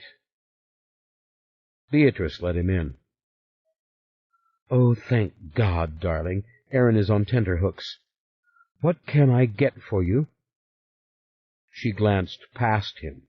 She saw the man under the tree across the street. "Nothing, madam, thank you," said Yuri. "I like my coffee very black and strong, and I stopped for a nice quick shot of it in one of the little cafes." They stood in a massive center hall with a grand stairway flowing up beyond them, branched at its landing, sending narrow stairs up the right wall and the left. The floor was mosaic tile, and the walls were like those outside, a deep terracotta red. "That's exactly the kind of coffee I make," said Beatrice, taking his raincoat from him, virtually helping him out of it. The gun was in his jacket, thank God. "Brewed regular, but from espresso roast. Now go into the parlor. Aaron will be so relieved." "Ah, then I will accept, thank you," said Yuri. Parlors lay to the left of him and to the right, but he could feel the warmth coming from the one just before him. And then he saw Aaron in one of his worn gray wool cardigans, pipe in hand, standing by the fire. Again, he was impressed with the vigor in Aaron, and how it seemed mingled with his anger and his suspicion. There was a hard line to Aaron's mouth, but it made him look more the conventional man. "We have a communication from the elders," said Aaron without preamble. "It came in on the fax line at the Pontchartrain Hotel." "The elders used such a means?" "It's written entirely in Latin. It's addressed to us both. There are 2 copies, one for each of us." "How considerate of them." Deep ox-blood leather couches faced each other before the fireplace, revealing only the center of a dark blue Chinese rug. The table was glass, littered with papers. There were large, rich modern paintings, abstracts mostly, in gilt frames. Marble-top tables, armchairs of tufted velvet, a little worn. Fresh flowers, such as one usually sees only in public lobbies. Big, gorgeous blooms arranged in porcelain vases before various mirrors, here and there, and above the mantel with its solemn marble lion's head beneath it. All very beautiful and comfortable to behold. Communications from the elders, dear God. "Sit down. I'll translate it for you." Yuri sat down. "You don't have to translate it for me, Aaron. I read Latin." He gave a little laugh. "I sometimes write to the elders in Latin, just to keep sharp." "Ah, of course you do," said Aaron. "How could I not know that? That was stupid of me." He gestured to the 2 shiny fax copies on the table, strewn, as it were, over the magazines. Those large, expensive compendiums of furnishings and architecture, full of designer names and famous faces and advertisements for the sort of fine items which were everywhere in this very room. "You don't remember Cambridge?" asked Yuri. "Those afternoons when I read Virgil to you? You don't remember my translation of Marcus Aurelius that I made for you?" "Remember it?" Aaron pressed his lips together. "I carry it with me. I'm going soft in the head. I'm so used to those of your generation not reading Latin. Just a slip-up. The day I first laid eyes on you, how many languages did you speak?" "I don't know. I know what I don't know. Let me read it." "Yes, but tell me first what you found out." "Stoloff is at the Windsor Court. Very fancy, very expensive. He has 2 other men with him, possibly 3. There are others from the order. They were following me when I came back down Sharp Street to come here. There is a man across the street, all of them same age, same style. Young Anglo-Saxon or Scandinavian, dark suits, same thing. I would say there are 6 of them, I know now by face. They took no pains to conceal themselves. Indeed, I think it is their motive to frighten or to compel, if you know what I mean." Beatrice came sweeping into the room, her high heels clicking glamorously on the tile floor. She set down the tray with small cups of steaming espresso. "There's a potful," she said. "Now I'm going to call Cecilia." "Is there any more family news?" asked Yuri. "Rowan's doing well. There's no change. There is brain activity, but it's minimal. Yet she's breathing on her own." "Persistent vegetative state," said Aaron softly. "Ooh, why do you have to say those words again?" Beatrice scolded gently. "You know why. Rowan is not, at this time, recovering. One must keep that in mind." "But the mysterious man himself?" asked Yuri. "No sight of him anywhere," said Beatrice. "They are saying he couldn't be in Houston. You can't imagine how many people are searching the city of Houston. He may have cut his hair, of course, but there's nothing he can do about being 6½ feet in height. God only knows where he is. I'm going to leave you with Aaron. I don't want to think about it. I am cooking dinner with an armed guard in my kitchen." "He won't eat very much," said Aaron with a little smile. Oh, hush up." She seemed on the verge of something, then simply went to Aaron and kissed him brusquely and affectionately, and dashed out in a flurry of silk and clicking heels as she had come. Yuri loved the coffee. A pot of it.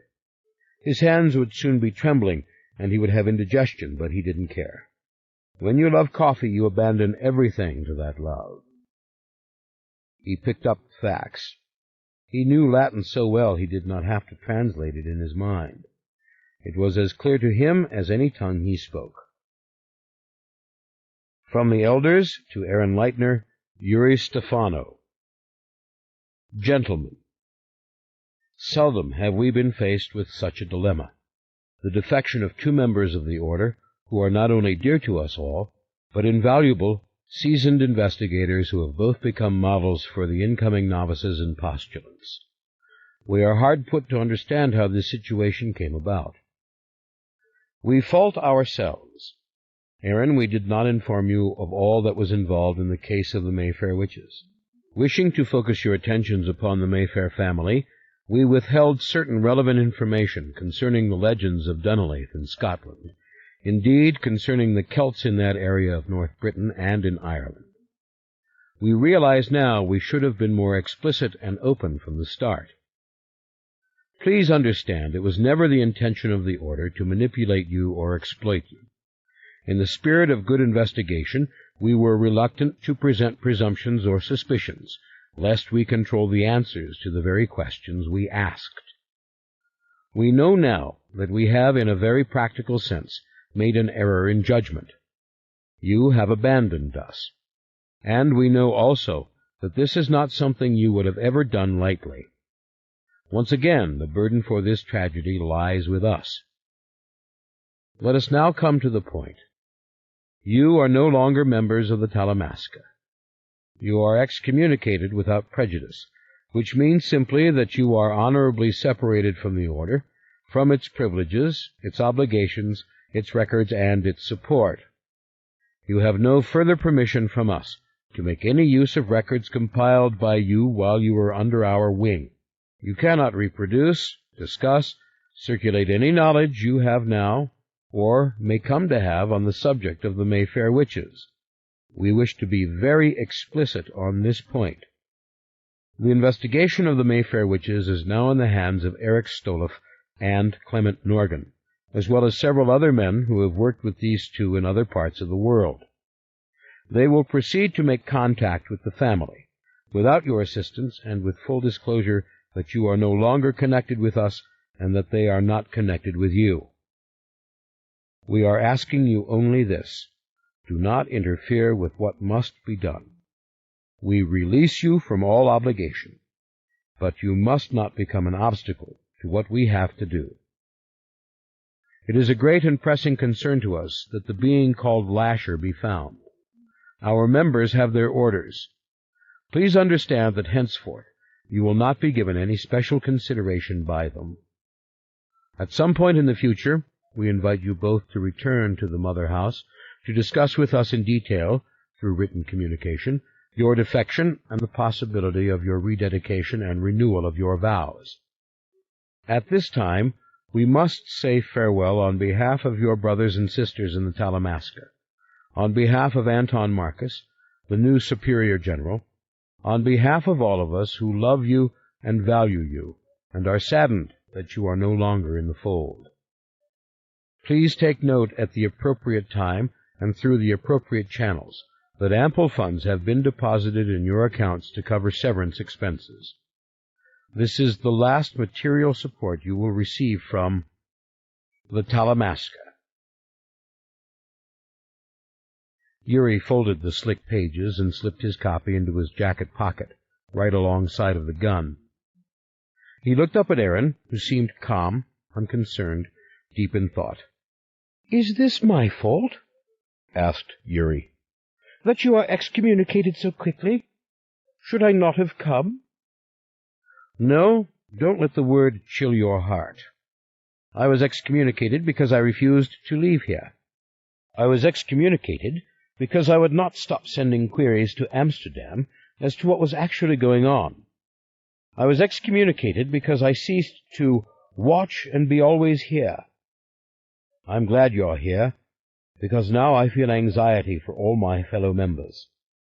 I don't know how to tell them, but you who were the dearest to me, besides David, you are here, and you know what I know. How do you mean that you are frightened for the other members? I am not an elder, said Aaron. I am 79 years old, but I am not an elder. He looked at Yuri. Of course, this simple admission was a flagrant violation of the rules. Aaron went on. David Talbot was never an elder. He told me so before he left the order. He told me that he had never spoken with anyone who was an elder. Indeed, he had obtained many a surreptitious and frequent denial from the older ones. They weren't elders. They didn't know who the elders were. Yuri didn't answer. All his life, since the age of 12, he had lived with the idea that the elders were his brethren, a jury, so to speak, of his peers. Precisely, said Aaron. And now I don't know who they are or what their motives are. I think they killed a doctor in San Francisco. I believe they killed Dr. Samuel Larkin. I believe that they have used people like me all our lives to gather information for some occult purpose that was never understood or appreciated by those of my generation.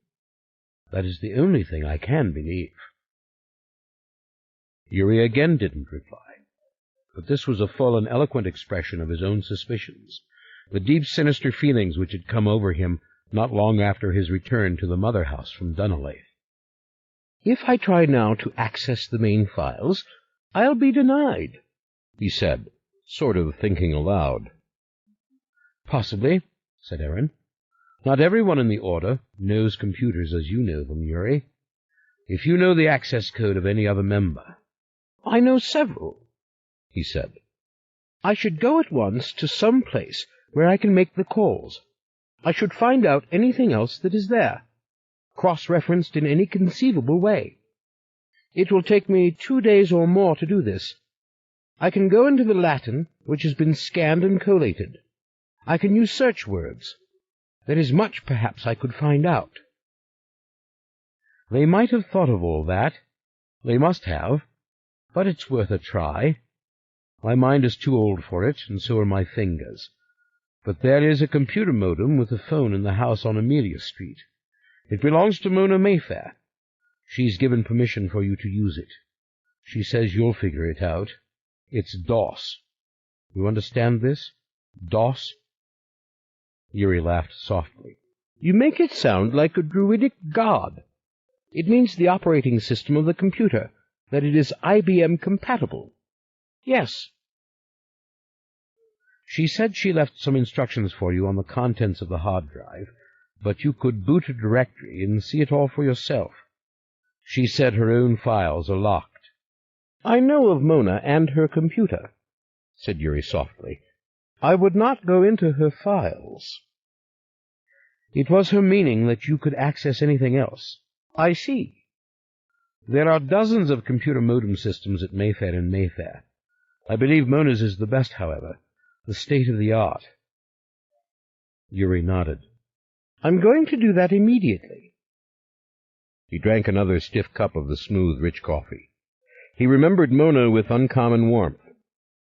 And then we can talk. Yes, talk. But what would they say? They were too crestfallen to say much of anything. In fact, a terrible gloom hovered near Yuri, ready to descend in full force, rather like the gloom when the gypsies had taken him from his dead mother. Strangers. A world full of strangers, except for Aaron and these kindly people, this Mona whom he liked already very much. At Amelia Street, Yuri had met Mona today, sometime around noon. He'd been eating American dry cereal with milk at the breakfast table.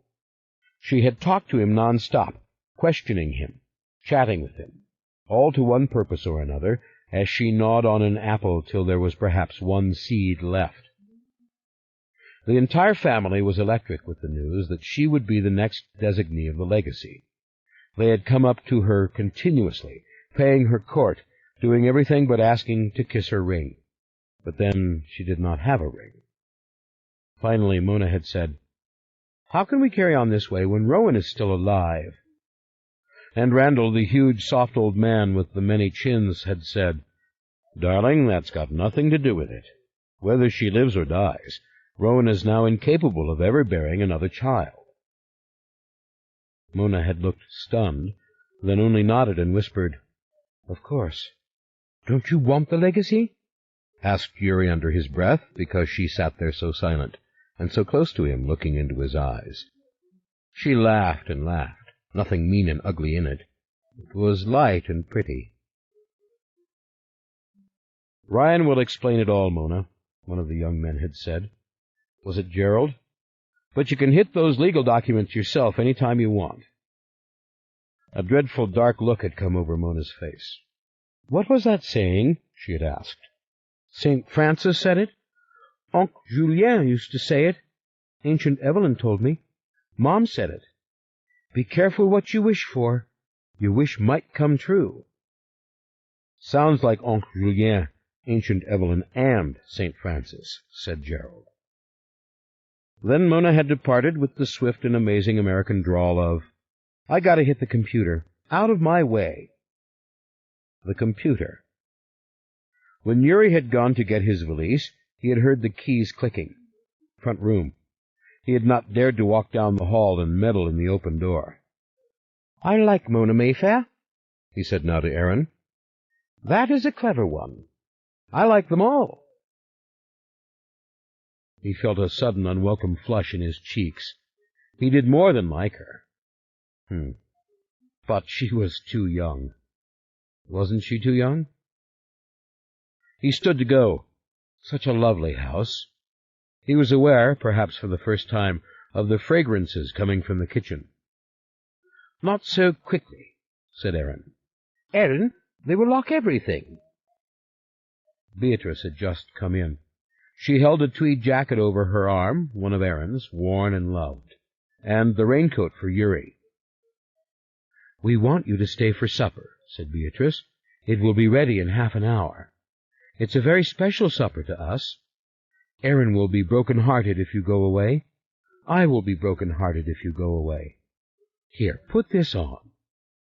"We are having supper here, but we are leaving?" asked Yuri as he took the black raincoat from her hand. "We are going to the cathedral," said Aaron. He slipped on the tweed coat and straightened the thick lapels. He checked for his linen handkerchief. How many times had Yuri watched this procedure? Now Aaron checked his pockets for his keys and his passport and another piece of paper, which he unfolded as he looked at Beatrice and smiled. "Come with us and witness the marriage," said Beatrice. "Magdalene and Lily will meet us there." "Ah, you are really to be married?" "Yes, darling," said Beatrice. "Let's be off. The supper will be ruined if we keep it waiting too long. This is a Mayfair recipe, Yuri. You appreciate spicy food, I hope. This is crawfish étouffée."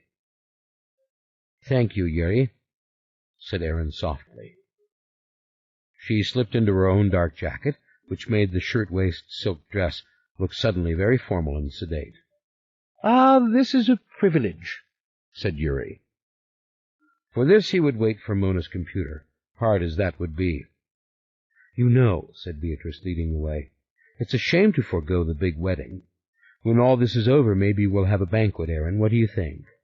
When everyone is happy and it's all over, we'll have the most splendid party. But the fact is, I will not wait." She shook her head. Then she said again, with just a hint of panic, "I will not wait." 31. He chose his moments for bathroom breaks, made sure the nurse was standing right there. Then he walked the 4 steps into the bathroom, shut the door, did what he had to do, and came back again. His worst fear was that while he was taking a piss, she would die. While he was washing his hands, she would die. While he was talking on the phone, she would die. His hands were still wet now. He hadn't taken time to dry them. He sat down in the wing chair and looked across the room, at the old wallpaper above the fireplace, an oriental pattern of a willow and a stream. They had so reverently left it when they refurbished. Just that one old panel, the chimney panel. All the rest of the room was fresh and new, surrounding the high antique bed with swaddling comfort. She lay as before, light glinting in her motionless eyes. This evening around 8, they had run all the grams again, as he called them, electroencephalo and electrocardio and so forth and so on. Her heartbeat was no stronger than it had been when she was first found. Her brain was as dead as a brain can get and still have life in it. Her soft, delicate face with its beautiful cheekbones was a bit more ruddy. She didn't have the dried-out look any more. He could see the result of the fluids, especially around her eyes, and in her normal-looking hands. Mona said it didn't look like Rowan. It was Rowan. Pray you are in some soft and beautiful valley, safe from knowing. Pray our thoughts can't touch you, only our comforting hands. They had put a big rose-colored wing chair in the corner for him, between the bed and the bathroom door. There was the chest of drawers there to the right, with his cigarettes, and with his ashtray, and also with the gun Mona had given him, a big, heavy .357 Magnum that had belonged to Gifford. Ryan had brought it home from Destin 2 days before. "You keep this. That way if the son of a bitch comes into this room, you can pop him," Mona had said. "Yes, I got it," he said. He had wanted just such a weapon, a simple tool, to use the phrase of Julien, to use the phrase of his many revelations. Just a simple tool to blow away the face of the being who had done this to her. At moments, his time spent with Julien in the attic was more real than anything else. He had not tried to tell anyone else but Mona. He really wanted to tell Aaron. The maddening thing was, he couldn't get a moment alone with Aaron. Aaron was so angry about the suspect involvement of the Talamasca that he was spending every hour elsewhere, checking on things, verifying whatever. Except, of course, for the brief wedding in the sacristy of the cathedral, which Michael had been compelled to miss.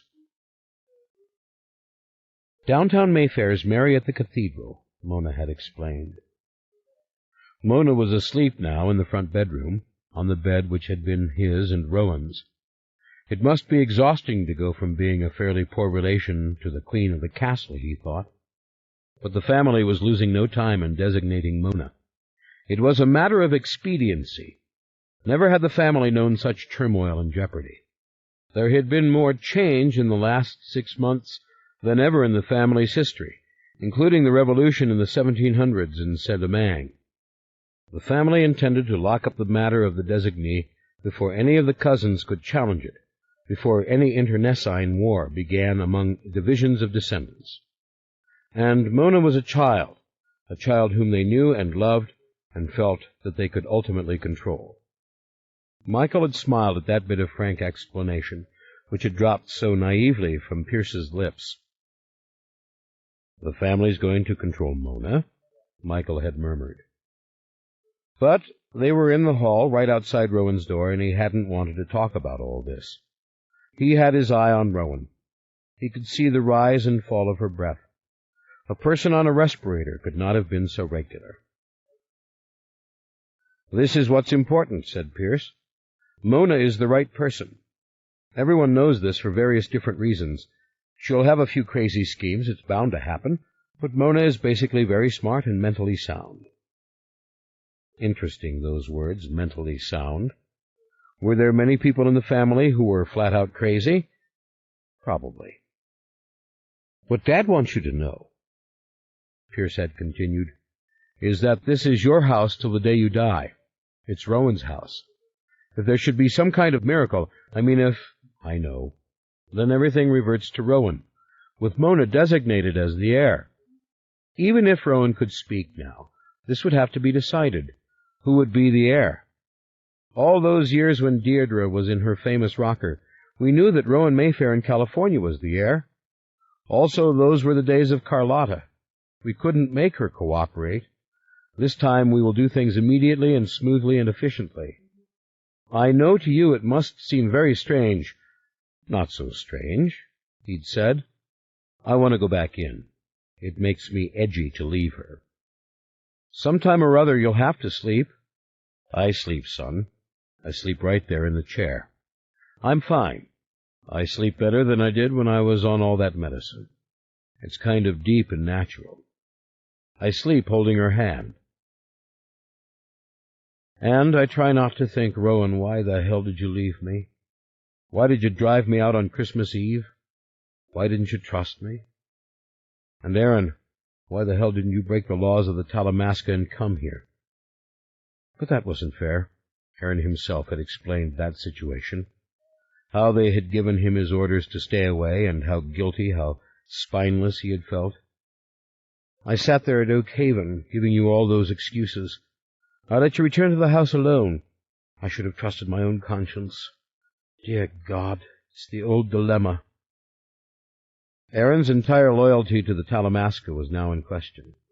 Thank God that he loved Beatrice, that she loved him. What would become of a man like that, cast out of the Talamasca? Hell, the handsome gypsy with the jet-black eyes and the golden skin was young. He closed his eyes. He knew the nurse was fiddling with the IV again. He could hear her and hear the little beeps which came from the electronic control. How he hated these machines, machines which had surrounded him and the cardiac unit for so long.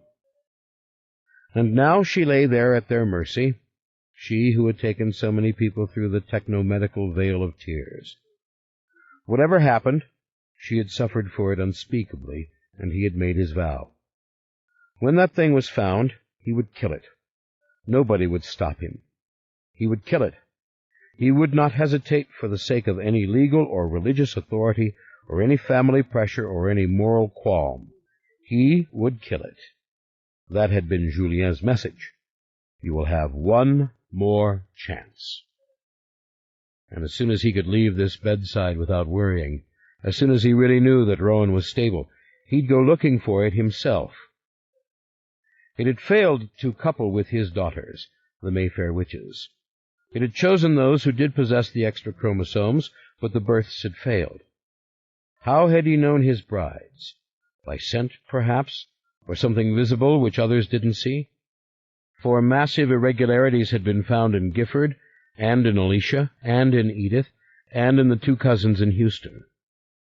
Would he now seek a mate at random? Who could know? Michael was in terror of the news. Another rash of inexplicable deaths. An unknown disease surfacing suddenly in the headlines. Women on slabs in Dallas or Oklahoma City or New York. Imagine it, this tall, blue-eyed creature bringing death with his embrace. For, without exception, his deadly semen had caused them to ovulate instantly, for the egg then to be fertilized and for the embryo to grow out of control. All that was known now from the analysis of the doctors. It was also known that he, Michael, had the chromosomes, though they were inactive. And so did Mona, in whom they were also inactive, and so did Paige Mayfair from New York, and so did Ancient Evelyn and Gerald and Ryan himself. The family was handling it fairly well, as far as he was concerned, though there was much discussion now as to whether Clancy and Pierce should marry, for both of them had the extra complement, too. And what was he to do with Mona? Did he dare touch Mona again? They both had the abnormality. How significant was it? How much of Lasher's birth had been chromosomal, and how much his soul sliding in there and taking over? What right had Michael to be touching Mona anyway? That was all past. It was past the minute he saw Rowan lying on the stretcher. Past, past, past. He'd had enough fun in life. He could sit in that chair forever. Just be with her. However, there were good arguments for ignoring the genetic analysis, said the doctors, at least for Clancy and Pierce to trust to nature, whatever that might truly be. Pierce's sisters did not have the extra long double helix. They had extra genes, but it simply wasn't the same. Ryan and Gifford, both with extra genes, had failed to produce a monster. Michael had had lovers. Yes, and if years ago his girlfriend hadn't chosen an abortion against his heartfelt wishes, he might have had a normal child. Forensic analysis of Deirdre's genetic blueprint had also indicated she did not possess the extra chromosomes, yet she had given birth to a child who did. Still, should those who carried the extra package court disaster? Look, that thing came through on Christmas. Rowan and I didn't make it. We just created a fetus, and the thing took it out of God's hands. It didn't grow out of control in Rowan's body. It didn't make her abort, not until that thing went into it. God's hands. How odd of him to have used the word God. But the longer he stayed in this house, the longer he stayed in New Orleans, and there was no reason to presume he wouldn't forever, the more normal the concept of God seemed. Whatever, the genetic material had only been discovered. A small corps of family-managed doctors were working right round the clock to solve the mystery, working even now. Nothing was going to happen to these doctors either. Only Ryan and Lauren knew their actual location, their names, the laboratory in which they worked. The Talamasca would not be told this time. The Talamasca whom Aaron no longer trusted, and whom he suspected of the worst, most unspeakable wrongs. "Aaron, take it easy," Michael had said earlier this afternoon.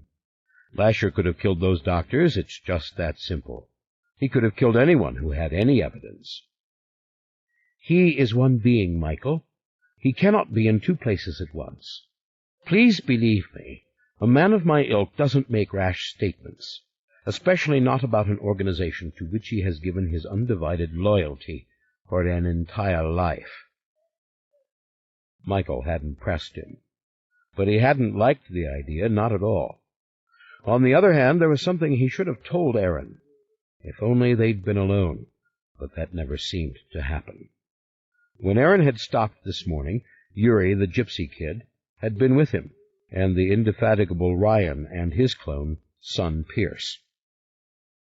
Michael looked at his watch. It was 10:30, and it was Aaron's wedding night. He sat back, wondering when it would be proper to call. Of course, there would be no honeymoon for Aaron or Beatrice. How could there be? But they were married now, lawfully under the same roof, and the entire family was happy. Michael had heard enough to be sure of it from the cousins who had come to visit all day long. Well, he had to get a message to Aaron. He had to not forget this. He had to remember everything and be ready, and his weariness couldn't get to him or fuddle him. Not this time. He turned and opened the top drawer of the chest very quietly. The big gun was a beauty. He'd love to take that down to a shooting gallery and fire away. Funny thing was, Mona said she liked to do that, and he'd gotten a kick out of it. Mona and Gifford had gone target practicing together in a funny place in Gretna, where you wore ear covers and eye covers and fired at paper targets in long concrete carrels. Ah, the gun, yes. And also here was the notepad he had put there himself some weeks before, and a fine point black pen. Perfect. He took the pad and pen and shut the drawer. Dear Aaron, somebody's going to take this note to you, because I will not have a chance to tell you this for some time.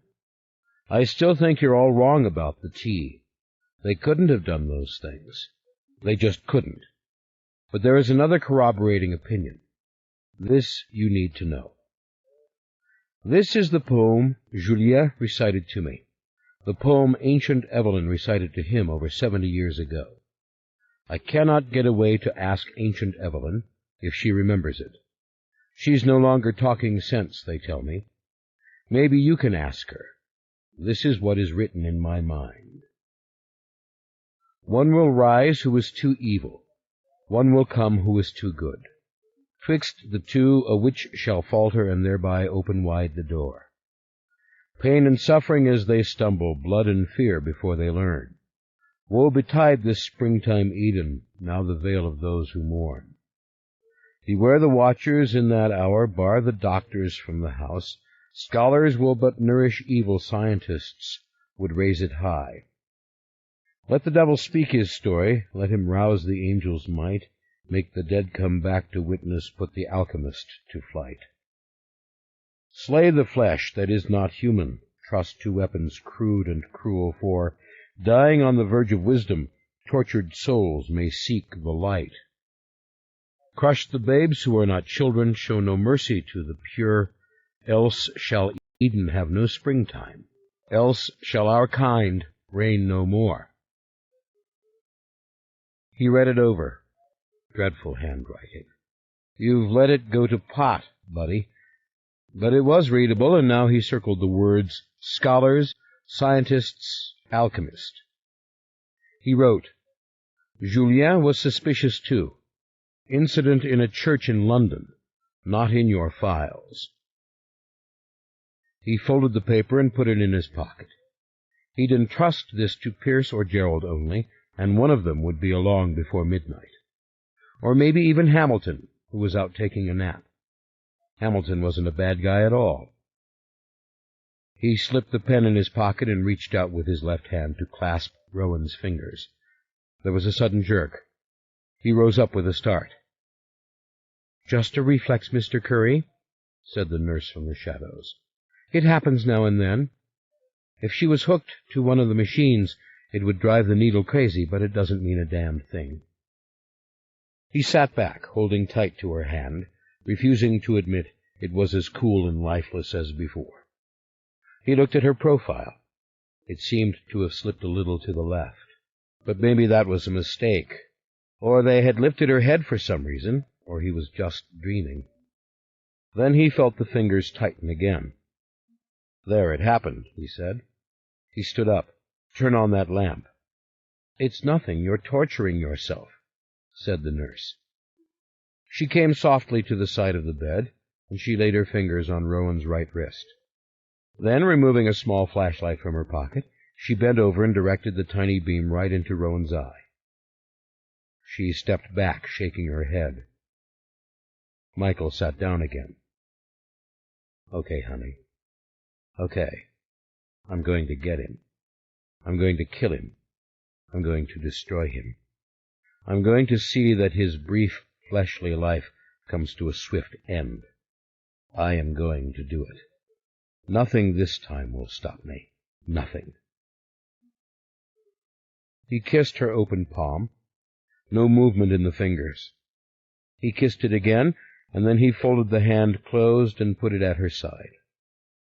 How terrible to think she might not want him to be touching her, might not like the light or the candles, might not want anyone near her, and yet she was locked inside, unable to utter a single word. "Love you, darling dear," he said to her. "I love you. I love you."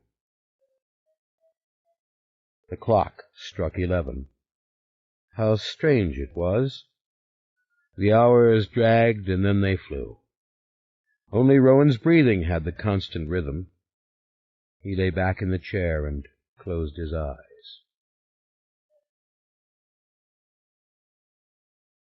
It was past midnight when he looked up again. He studied his watch, and then cautiously he looked at Rowan. Was she exactly the same? The nurse was at the little mahogany table, writing as always. Hamilton was in a chair in the far corner, reading by a small high-beam light. Her eyes, somehow... But the nurse would scoff at him. Still... The guard stood outside on the gallery, his back to the window, which he had shut. Another figure stood in the room. It was Yuri, the gypsy with the slanted eyes and the black hair. He was smiling at Michael, and just for a moment Michael was uncomfortably startled, off base. But the face was kind, almost beatific, like that of Aaron. He stood up and motioned for the man to move out into the hall. "I came from Aaron," said Yuri. "He says to tell you he is happily married. He says he wants you to remember what he said. You are not to let anyone from the Talamasky in here. Not anyone. You must tell them. It was a snap for me to get in. Won't you tell them all now?" Yes, I'll do that." He turned and made a little motion to the nurse. She knew what it meant.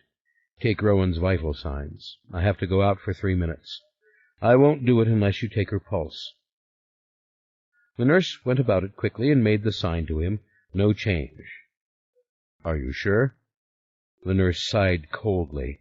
"Yes, Mr. Curry." They went down the stairs, Michael going first, a little light-headed and thinking maybe he ought to eat. Had to remember to eat. Then he remembered.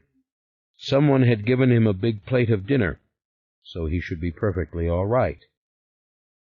He went out on the porch and called the guards from the gate. In a moment there were 5 uniformed security men around him. Yuri told them. No one from the Talamasca. Only Yuri, Aaron Leitner. Yuri showed them his passport. "You know Aaron," he said. They nodded. They understood. "Well, we're not letting anybody in here unless we know that person, you know. We've got the nurses' names on a list." Michael walked Yuri back out to the gate. The fresh air felt good. It was waking him up. "I talked my way past them," said Yuri. "I don't want to get them in trouble, but stay on them. Remind them. I never gave them my name." "I got you," said Michael. He turned and looked up at the window of the master bedroom. On the first night that he had ever seen it, candles had been flickering behind the closed blinds. He looked at the window below it, which led to the library, the window through which that thing had almost come. "I hope you're close. I hope you're coming," he said in a bitter whisper, meant only for Lasher, his secret and old friend. "You have the gun Mona gave you?" Yuri asked. "Upstairs. How did you know about that?" "She told me," he said. "Put it in your pocket. Carry it always. You have other reasons." He gestured to a figure in the shadows across Chestnut Street, against the stone wall. "That is one of the Talamasca," he said. "Yuri, surely you and Aaron don't really believe these men to be dangerous? They're being devious, I see that. They aren't helping. But dangerous? You're angry. Something's happened. But you don't think men from the Talamasca would take human life." "Yuri, I did my own investigating of the Talamasca. So did Ryan Mayfair before I married Rowan. The Talamasca is made up of bibliophiles and linguists, medievalists and clerks." "Nice description. Your words?" "I don't know. I think so. Seems I said it crossly to Aaron once. But seriously, Lasher is the thing to fear. Lasher is the thing to catch."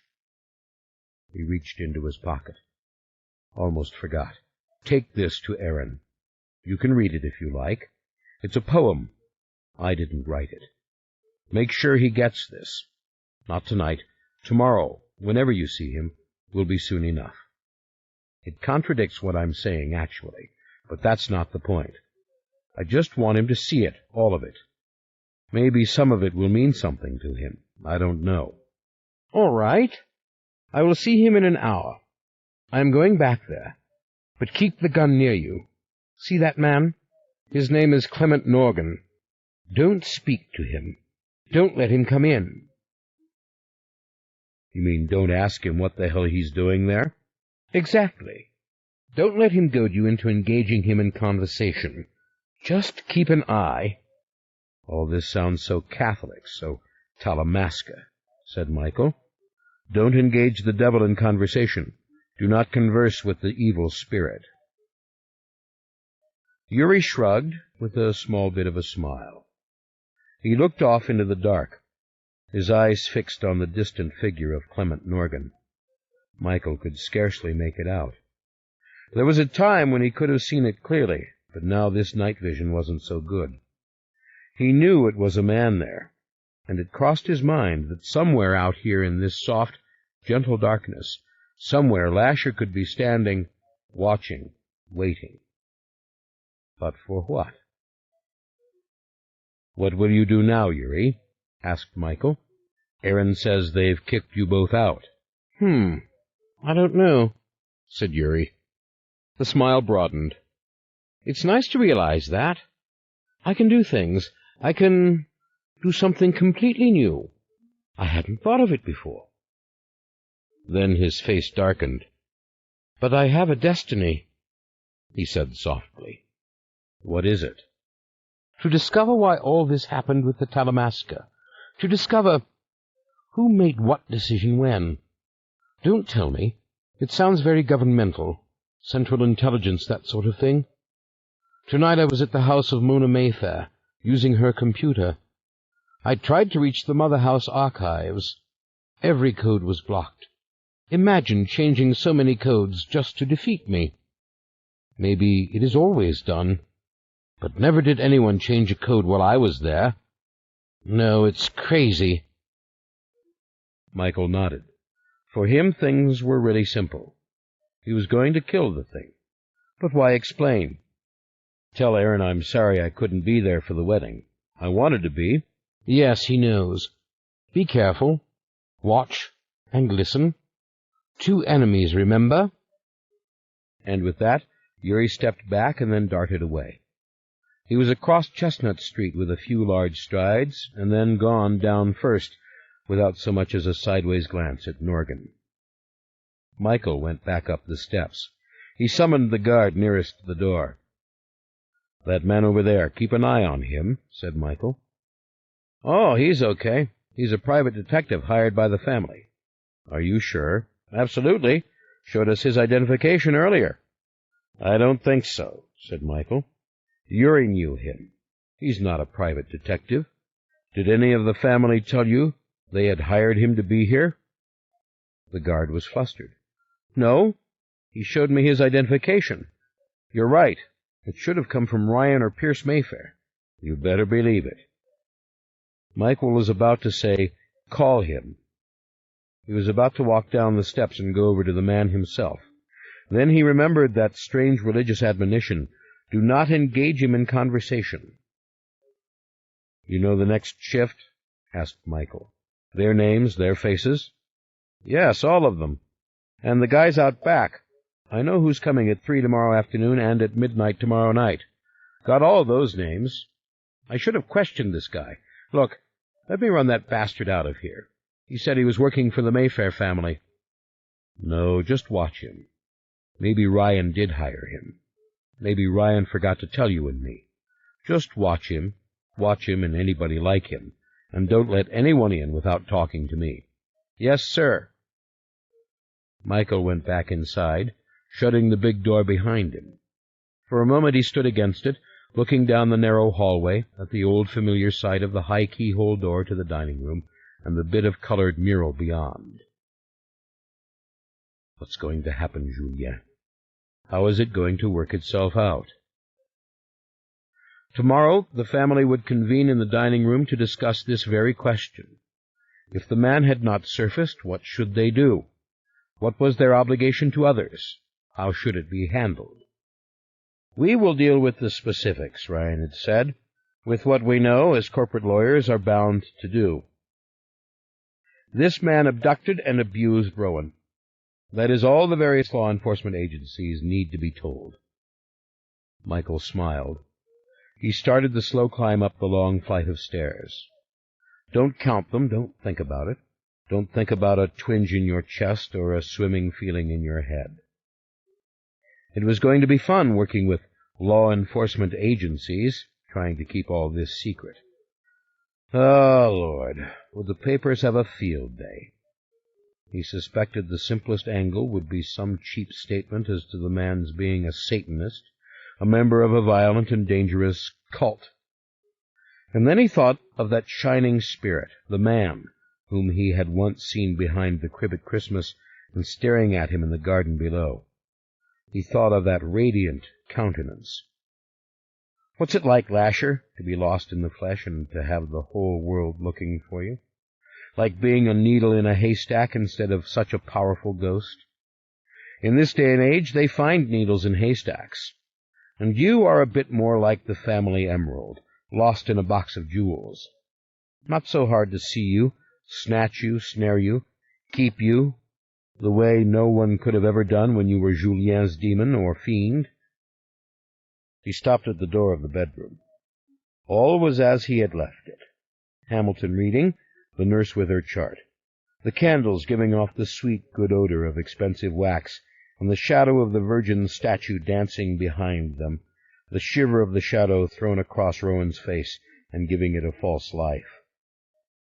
He was about to resume his old position when he spied a movement in the bedroom at the end of the hall.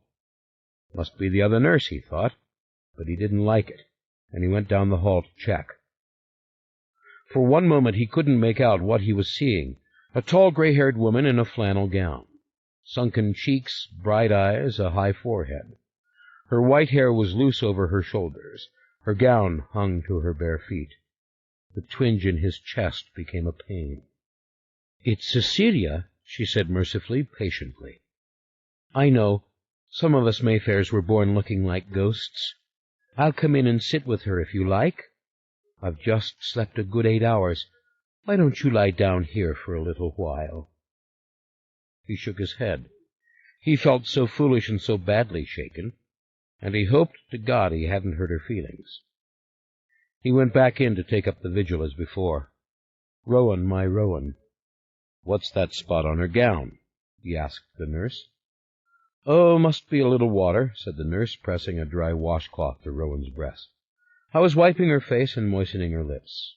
Do you want me to massage her now? Just move her arms, keep them flexible?" "Yes, do it. Do anything and everything.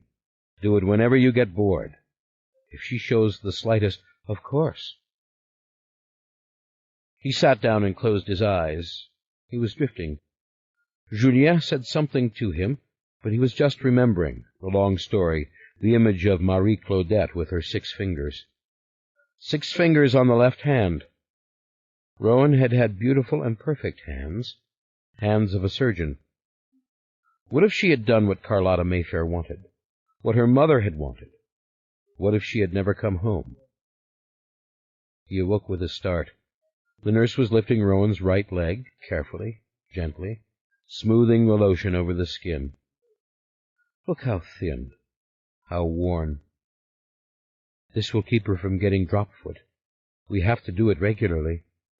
You want to remind the others? I'll write it on the chart. But you remember. I will, he said. She must have been a beautiful woman, said the nurse, shaking her head. She is a beautiful woman, said Michael. But there was no anger in it, no resentment. Just setting the record straight. 32. He wanted to do it again. Emeleth didn't want to stop dancing. The building was empty. No one else came this evening, and she wasn't dancing except in her sleep. She opened her eyes. There he was. The music was playing. She'd been hearing it in her dreams, and now he was so insistent. Do it. He wanted to take off her long pants again and be inside her. She didn't mind it, but she had to be going to New Orleans. She really did. Look, it was dark again, positively late-night dark. The stars would be hanging low over the field outside, over the swampland, over the smooth highway with its silver wires and its dreamy white lights. Got to start walking. Come on, honey. I told you we can't make a baby, she said. It just won't work. That's just fine, darling. I don't mind at all about not making a baby. Come on now, you're my sweet little thing. What if I turned off the music? And here, I got you some milk, some fresh milk. Said you wanted some more milk, remember? Look, I got you ice cream, too. That's good, she said. Turn down the dial on the music. Only then could she move. The music was little and tiny and thumping on her brain, kind of like a fish splashing in a tiny pool, trying to get bigger. It was grating, but it didn't engulf her. She tore open the plastic top of the big bottle and began to drink and drink. Ah, good milk. Not mother's milk, but it was milk. Not fresh and warm, but it was good.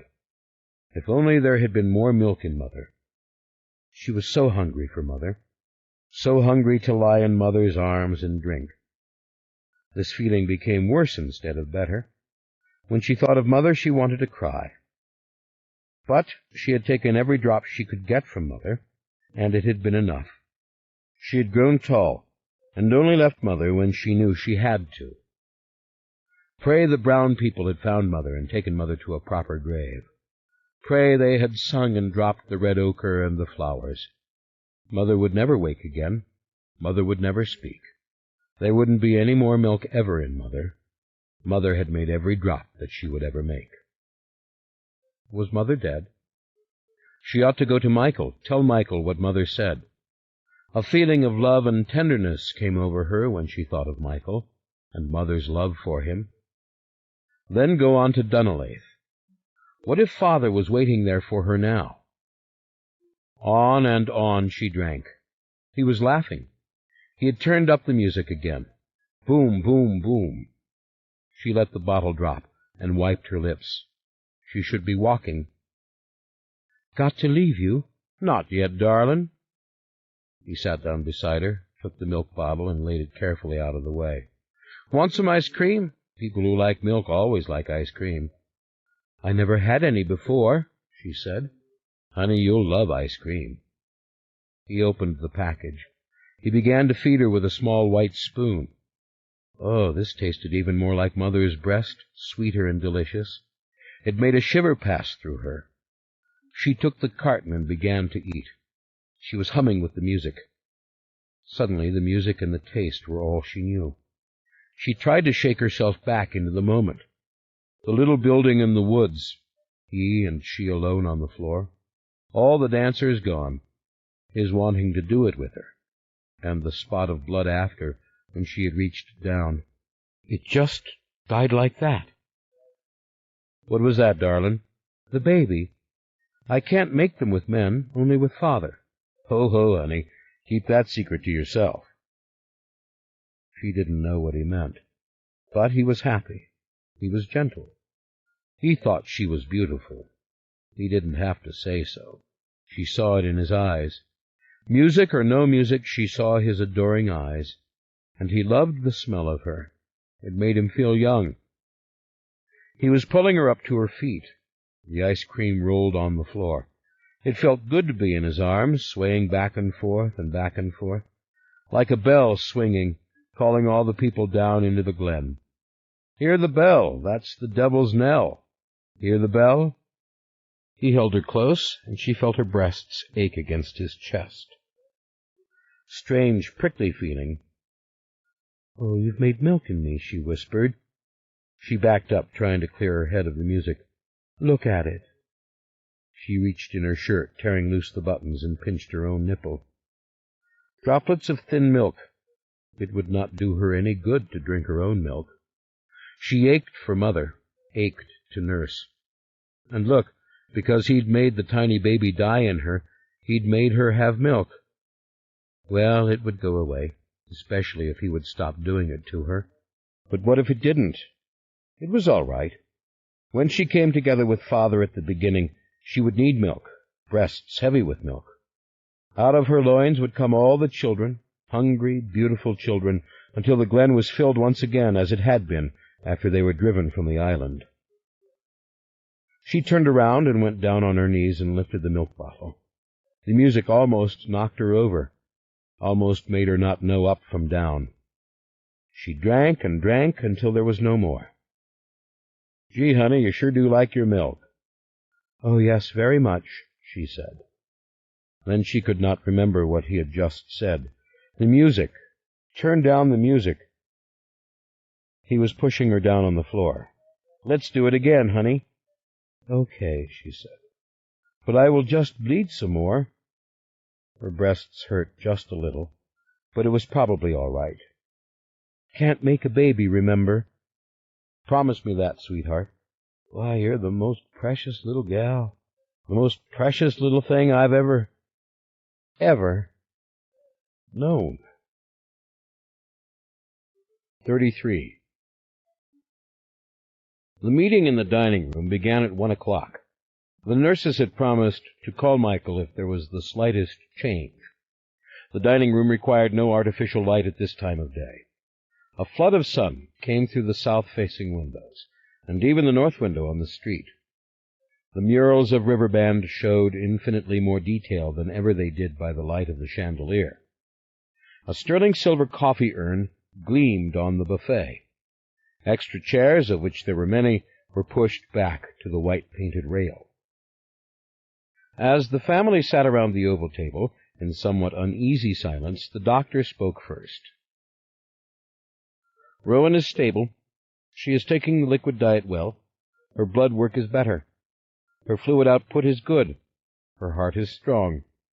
We cannot expect recovery, but it is Michael's wish that we conduct this case as if Rowan were indeed going to recover, that we do everything to stimulate Rowan and to make her as comfortable as we can. This means music in the room, or perhaps films, or television, or radio, and certainly conversation on sensible subjects in a calm way. Rowan's limbs will be exercised daily. Her hair will be groomed and maintained in a fashionable style. Her nails will be manicured. She will be cared for as lovingly as if she were conscious. She has the means for the best, and the best she shall have." "But she could wake up," said Michael. "It could happen."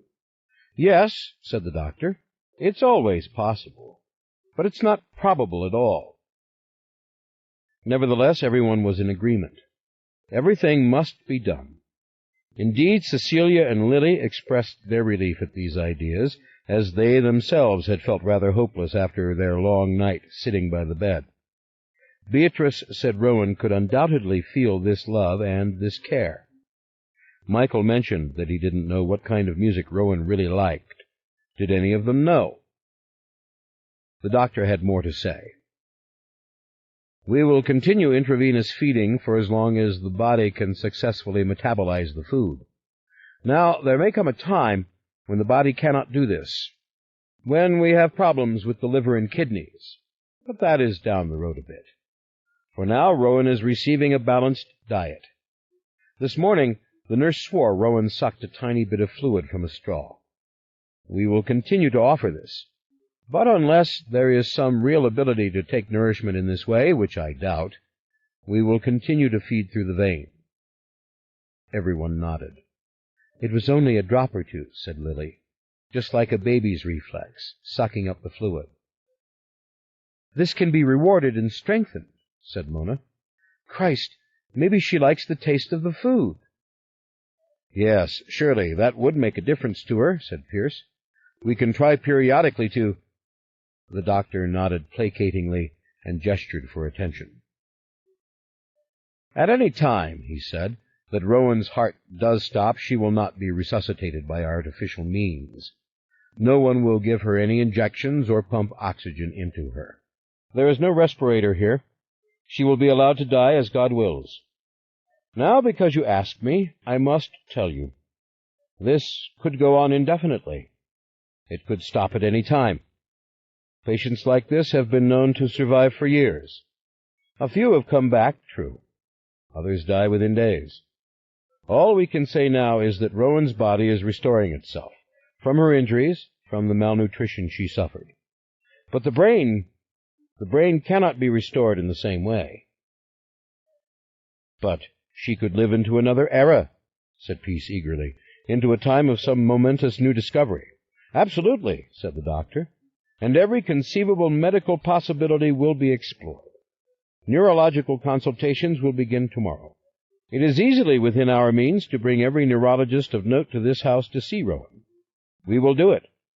We will meet periodically to discuss treatments. We will always be open to the possibility of a surgical procedure or some other experiment which could restore Rowan's mentation. But let me remind you, my friends, this is not very likely. There are patients throughout the world in this condition. The electroencephalogram confirms that there is almost no brain activity in Rowan at all." "Can't they transplant a piece of somebody's brain into her?" asked Gerald. "I volunteer," said Mona dryly. "Take as many cells as you want. I've always had more than everybody else here." "You don't have to get nasty, Mona," said Gerald. "I was just asking a simple—" "I'm not getting nasty," said Mona. "What I'm suggesting is that we need to read up on this and not make inane statements. Brain transplants aren't done. Not the kind she needs, anyway. Rowan is a vegetable. Don't you get it?" "That's, unfortunately, the truth," said the doctor softly. persistent vegetative state is only a little kinder, perhaps, but that is the case. We can and should pray for miracles. And a time will come when perhaps the collective decision will be made to withhold fluids and lipids. But at this juncture, such a decision would be murder. It cannot be done. With a few handshakes and thank yous, the doctor now made his way to the front door. Ryan took the chair at the head of the table. He was a little more rested than yesterday and seemed eager to make his report. There was still no news whatsoever of Rowan's kidnapper or captor. There had been no further assaults on Mayfair women.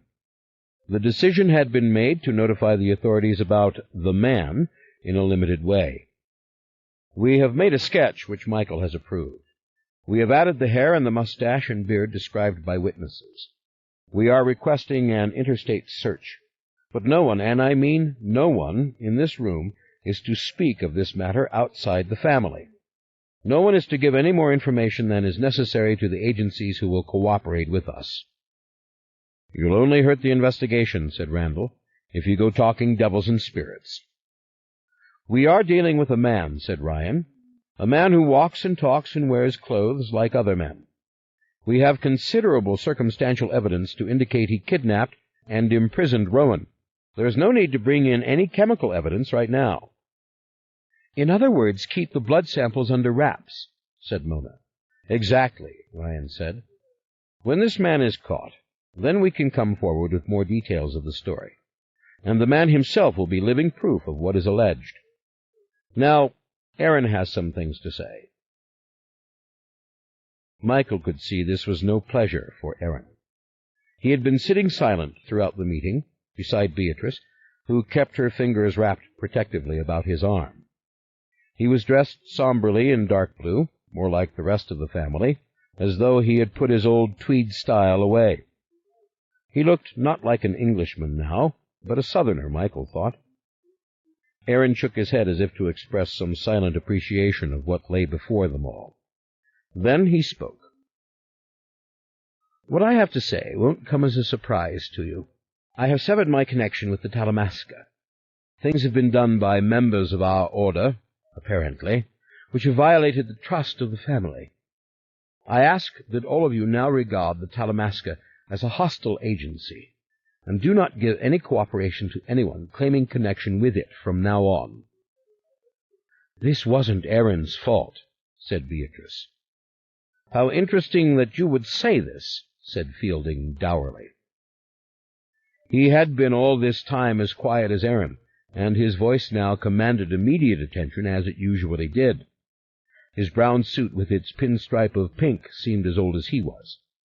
He seemed bound to exercise the privilege of the very old, to say exactly what he thought.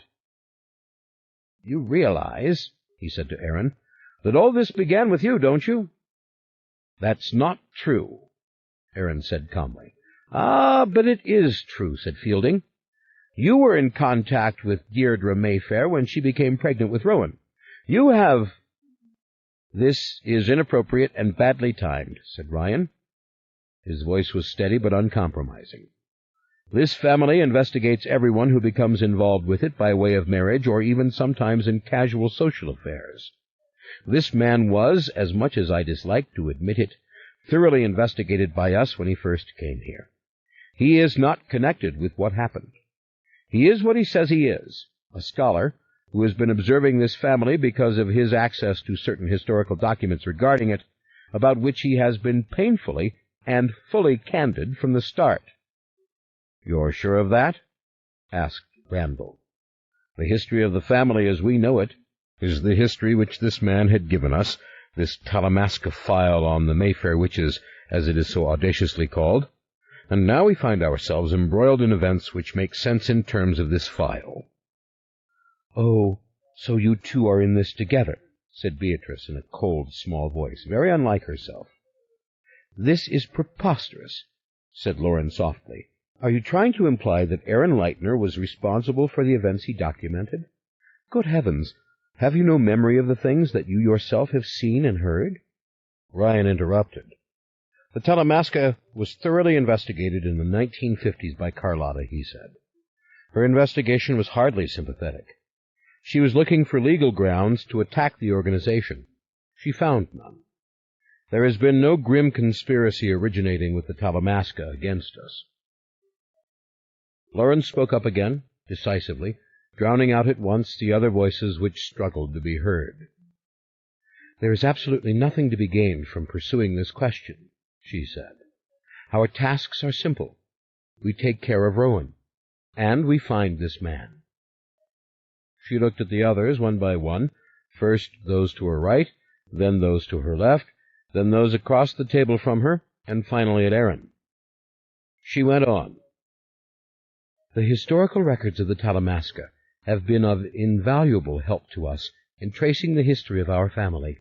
Anything which can be verified has been verified without a single contradiction or flaw." "What the hell does that mean?" demanded Randall. "How do you verify nonsense like—" "All the historical facts," said Lauren, "which have been mentioned in the narrative have been checked. The painting by Rembrandt of Deborah has been authenticated. Records regarding the Dutchman Peter van Abel, still extant in Amsterdam, have been copied for our private family files. But I will not get drawn off into a long defense of the documents or of the Talamasca. Suffice it to say, they have been helpful to us throughout the time of Rowan's disappearance. They are the ones who investigated the visit of Rowan and Lasher to Dunleith.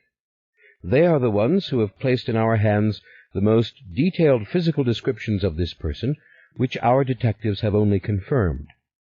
It is very doubtful any other agency of any kind, secular, religious, or legal, would have given us this kind of assistance. But Aaron has asked us to break off formal contact with the Talamasca, and with reason, and that we will do." "You can't sweep it all under the table," said Fielding. "What about that Dr. Larkin?" "No one knows what has happened to Dr. Larkin," said Ryan. "That we all have to accept. But Lauren is correct. We have no material evidence of any wrongdoing on the part of the Talamasca. However, our contact has been exclusively through Aaron. Aaron is our friend. Aaron is now a member of the family through his marriage to Beatrice." "Yes, very convenient," said Randall. "You're a fool," said Beatrice, before she could stop herself. "Amen to that," said Mona, to which Ryan immediately said, "Pipe down." He seemed to realize it was more than a little inappropriate, or at least Mona did everything in her power to freeze him into humiliation with her brilliant green eyes slitted like those of a basilisk. But he only patted the back of her hand by way of apology, and went on. "Aaron has advised us, as our friend, and as our kinsman, to have nothing further to do with the Talamasca, and we shall do as he asks." Once again several of them began to speak at the same time. Lily wanted to know more about why Aaron had turned on the order. Cecilia wanted to remind everyone that there was a man from the Talamasca asking questions around the neighborhood, the neighbors had told her, and Anne-Marie wanted just a little more clarification on a point or two. Lauren brought them all to silence. "The Talamasca has confiscated medical information. It has refused to share its present knowledge of this case with us.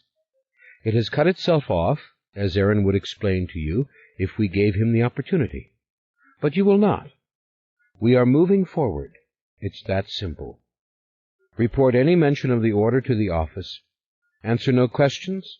Continue to preserve all security measures." She leant forward, lowering her voice for emphasis. "Maintain closed ranks." There was an uneasy silence. "Michael, what do you have to say?" asked Lauren.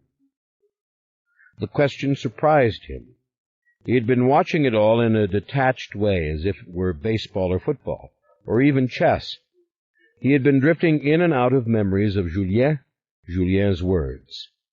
Now he had to conceal his thoughts. To speak them frankly and openly, that wouldn't help anybody.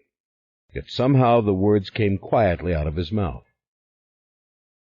"I will put an end to this man, whenever and wherever he's found.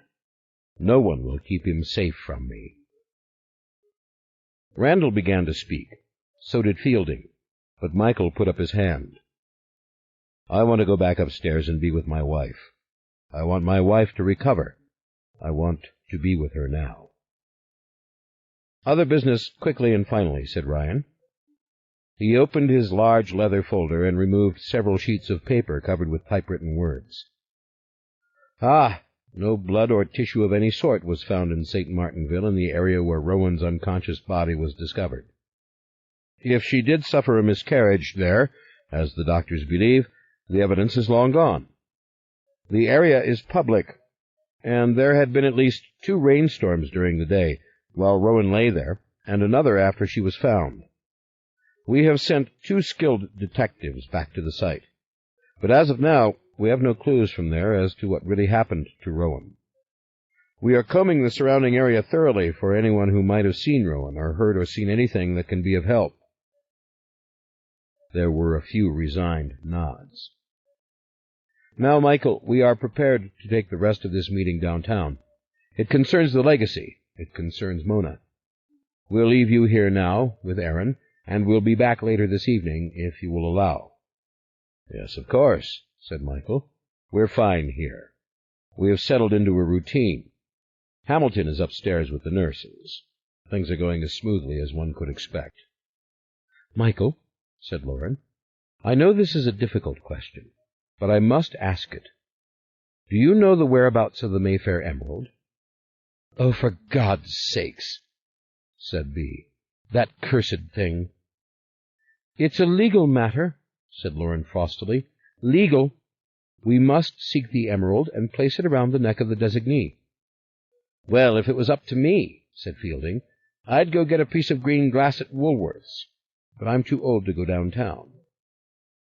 "Wasn't there a fake made of that thing by Stella?"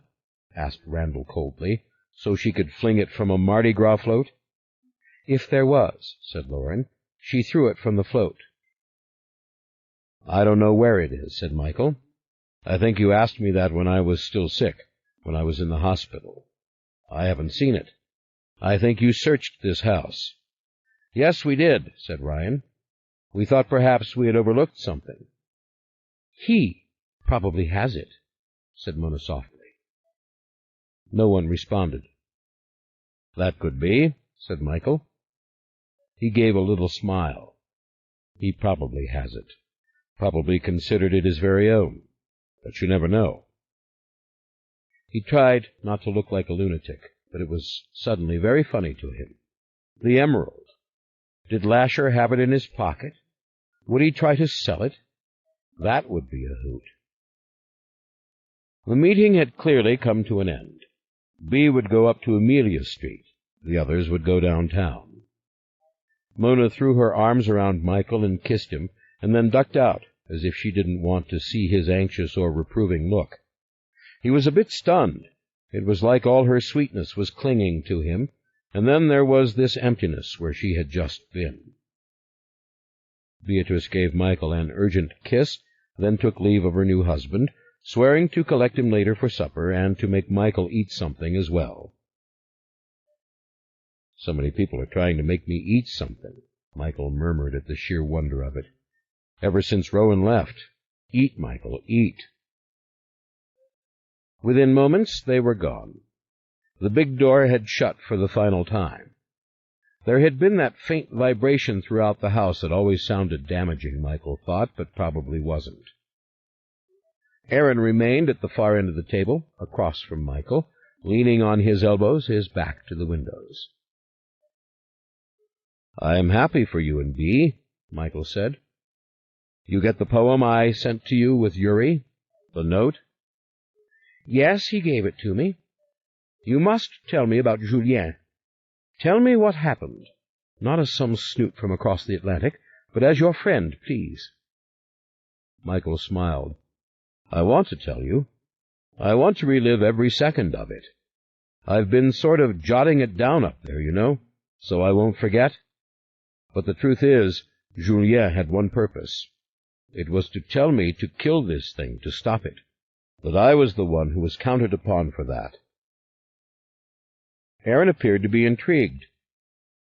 "Where's your friend Yuri?" asked Michael.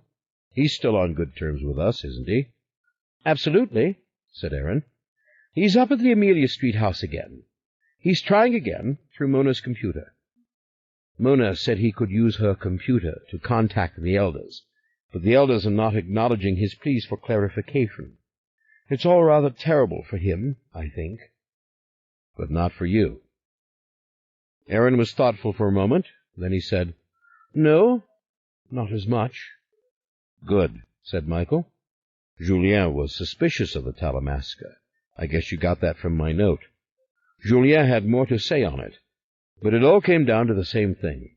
This creature is treacherous and deceitful, and it has to be destroyed. I'll kill it as soon as I can. Aaron seemed fascinated by this. But what if you had it in your power? What if you had it contained where it couldn't— No, that's the mistake. Read the poem again. I'm to kill it.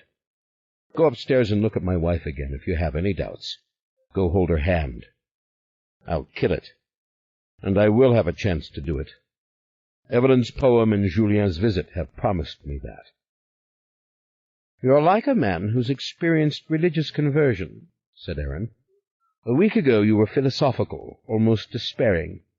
You were actually physically sick. Well, I thought my wife had abandoned me. I was grieving for my wife and for my own courage, both of which had been lost. Now I know she didn't mean to abandon me. And why wouldn't I be like St. Paul after his vision on the road to Damascus? You realize I'm the only one living who has seen and spoken to this thing. He gave a little laugh. Gifford, Edith, Alicia, I don't even remember their names. All dead. And Rowan mute now, just like Deirdre. But I'm not dead. I'm not mute. I know what it looks like. I know the sound of its voice. And I'm the one to whom Julien came. I guess I do have the conviction of a convert. Or maybe just the conviction of a saint. He reached into his jacket pocket, drew out the medal that Ryan had returned to him, the medal which Gifford had found Christmas Day by the pool. You gave this to me, remember? He said to Aaron. What's it like when St. Michael sinks his trident into a demon? Does the demon wriggle and scream for its mother? Must be difficult to be St. Michael. This time I will find out. Julien was its enemy, then? Of this you're sure? Michael sighed. Ought to go upstairs. What would the nurses do if I got in bed with her? What would they do if I just snuggled up to her and held her in my arms? It's your house, said Aaron. Lie beside her if you wish. Tell them to sit outside the door. Michael shook his head. If only I knew she wanted me near her. If only I knew she wanted anything at all. He thought for a long moment. Aaron, he said, if you were he, Lasher, where would you be right now? What would you be doing? Aaron shook his head. I don't know. Michael, tell me why Julien was so sure Lasher was evil. Tell me what Julien knew. Julien went after its origins. He went to Dunolaith to investigate the ruins. It wasn't the famous circle of stones that mattered to him. It was the cathedral, a saint named Ashler, an early Highlands saint. The thing had something to do with the Christian times in that glen, something to do with the saint. Ashler. I've heard the story of St. Ashler, said Aaron quietly. It's in the Latin files in the archives. I remember reading it, but not in connection with this case. Oh, if only they hadn't locked Yuri out of the computers. What has Lasher to do with this saint? Julien never quite figured it out. He thought at first the thing was the saint, a vengeful ghost. But it wasn't that simple. Yet the thing did originate there in that place. It didn't come from heaven or hell or all time or whatever lies it always tells the witches. It started its dark destiny in the glen of Dunolaith. He paused. What do you know about Ashler? It's an old Scottish legend, very pagan, actually, said Aaron. Michael, why didn't you tell me these things? I am telling you, Aaron, but it doesn't matter. I'm going to kill it.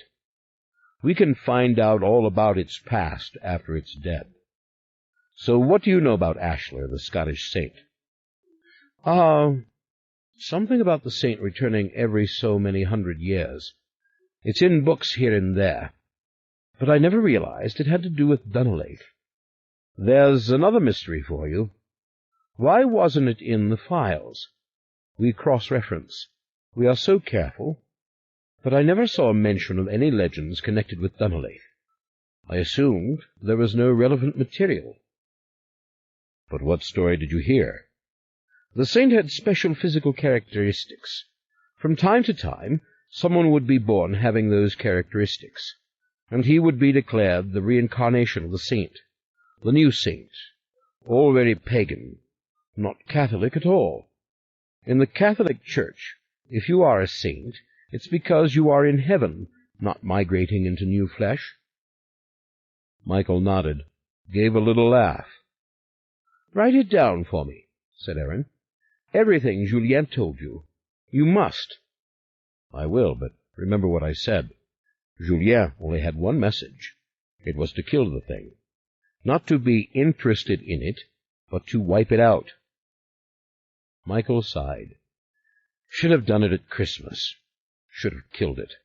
I could have, probably, but naturally Rowan didn't want me to. How could she? This newborn thing, this mystery. That's what always happens. It seduces people. And now it's flesh, and what is the old prayer? And the Word was made flesh and dwelt amongst us." Aaron nodded. "Let me say it once aloud to you," he said in a low voice, "so I don't say it over and over forever in my heart and soul. I should have come up here with you on Christmas Eve. I should not have let you come up against it alone, come up against it and her." "Don't condemn her." I don't mean that. I mean I should have been here. That's all I mean. If it matters, I don't intend to desert you now." "It matters," said Michael with a shrug. "But you know, I have this curious feeling. It's going to be easy now that I've made up my mind." "Kill it." He snapped his fingers. "That's my problem. I was afraid to do that from the start." It was 8 o'clock. Dark, cold. You could feel the cold if you put your hands on the panes. Aaron had just come back for supper with Yuri. Yuri was returning to the Amelia Street house to talk to Mona. Yuri had blushed when he said he was going. Michael had realized the reason why. Yuri was taken with Mona. Then Yuri had stammered, "She reminds me of myself at her age. She is unusual. She said she would show me all her computer tricks. We will talk." Flustered, stammering, blushing.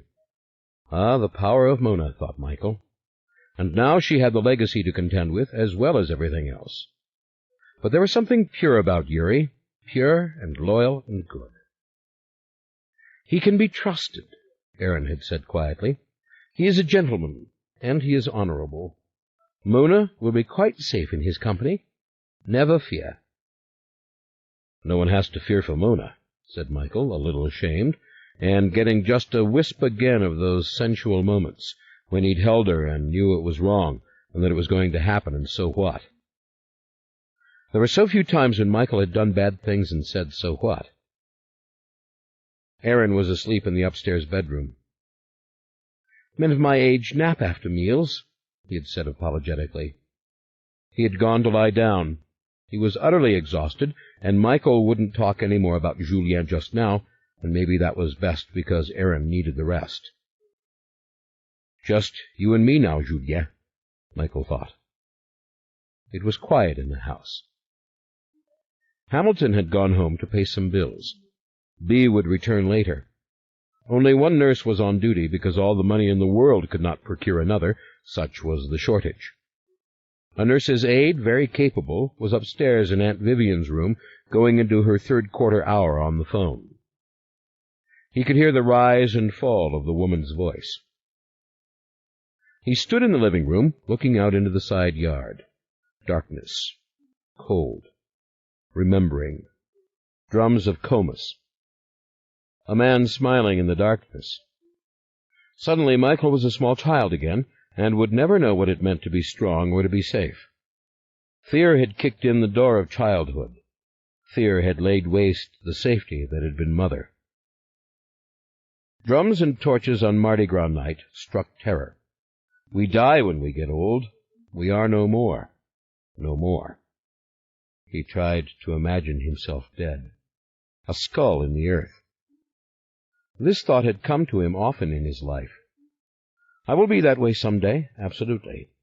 It is a certainty, one of the few in my life. I will be dead.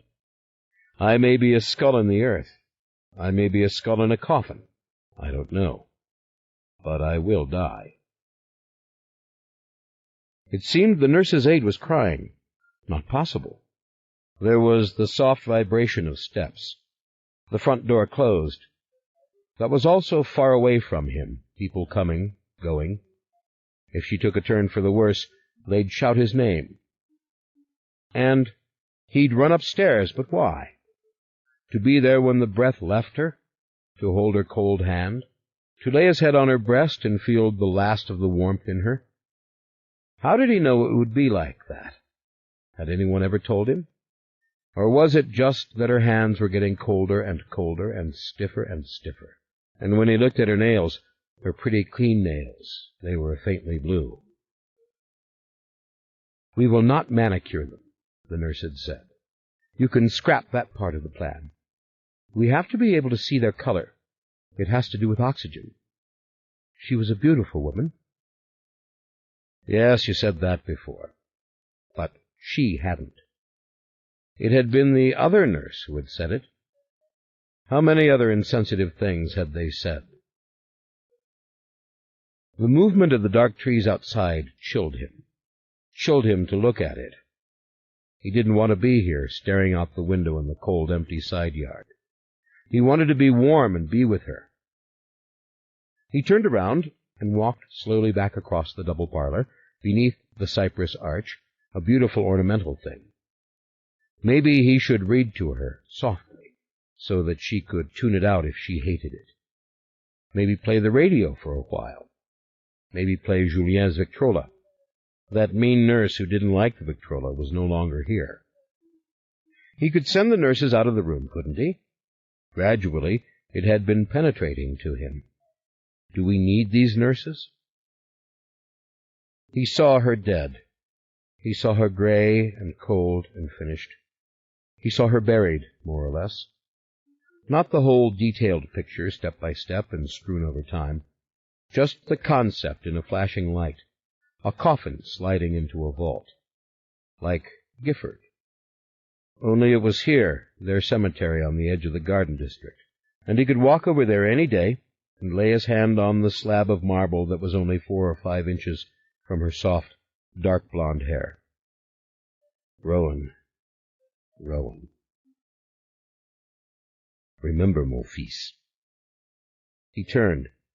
Who had said this? The great long hall was hollow and empty and slightly cold. The dining room was altogether dark. He listened, not for real sounds, but for supernatural ones, for the voice again. Remember, yes, I will. Yes, I will, he said. Silence. All around him silence, wrapping up his spoken words and making them loud, making them sharp in the stillness, like a movement, like a drop in temperature. Silence. There was absolutely no one about, no one in the dining room, no one visible at the top of the stairs. He could see Aunt Vivian's room was no longer lighted, no one talking on the phone. Empty. Darkness. And then it penetrated to him. He was alone. No, couldn't be. He walked to the front door and opened it. For one moment he could not take it in. No one at the black iron gate, no one on the porch, no one across the street, just the solemn, empty silence of the garden district, deserted as a ruined city beneath the motionless street light, the soft clumps of oak leaves, the house as still and undisturbed as it had ever been the first time he saw it. "Where are they?" He felt the sudden thrust of panic. "Christ, what's going on?" "Michael Curry?" The man was standing to his left, in the shadows almost invisible, except for his blond hair. He came forward. He must have been 2 inches taller than Michael. Michael looked into his pale eyes. "You sent for me?" the man asked softly, respectfully. He extended his hand. "I'm sorry, Mr. Curry." "Sent for you? What do you mean?" "You had the priest call the hotel for me. You asked that I come. I'm sorry it is over." "I don't know what you're talking about. Where are the guards who were here?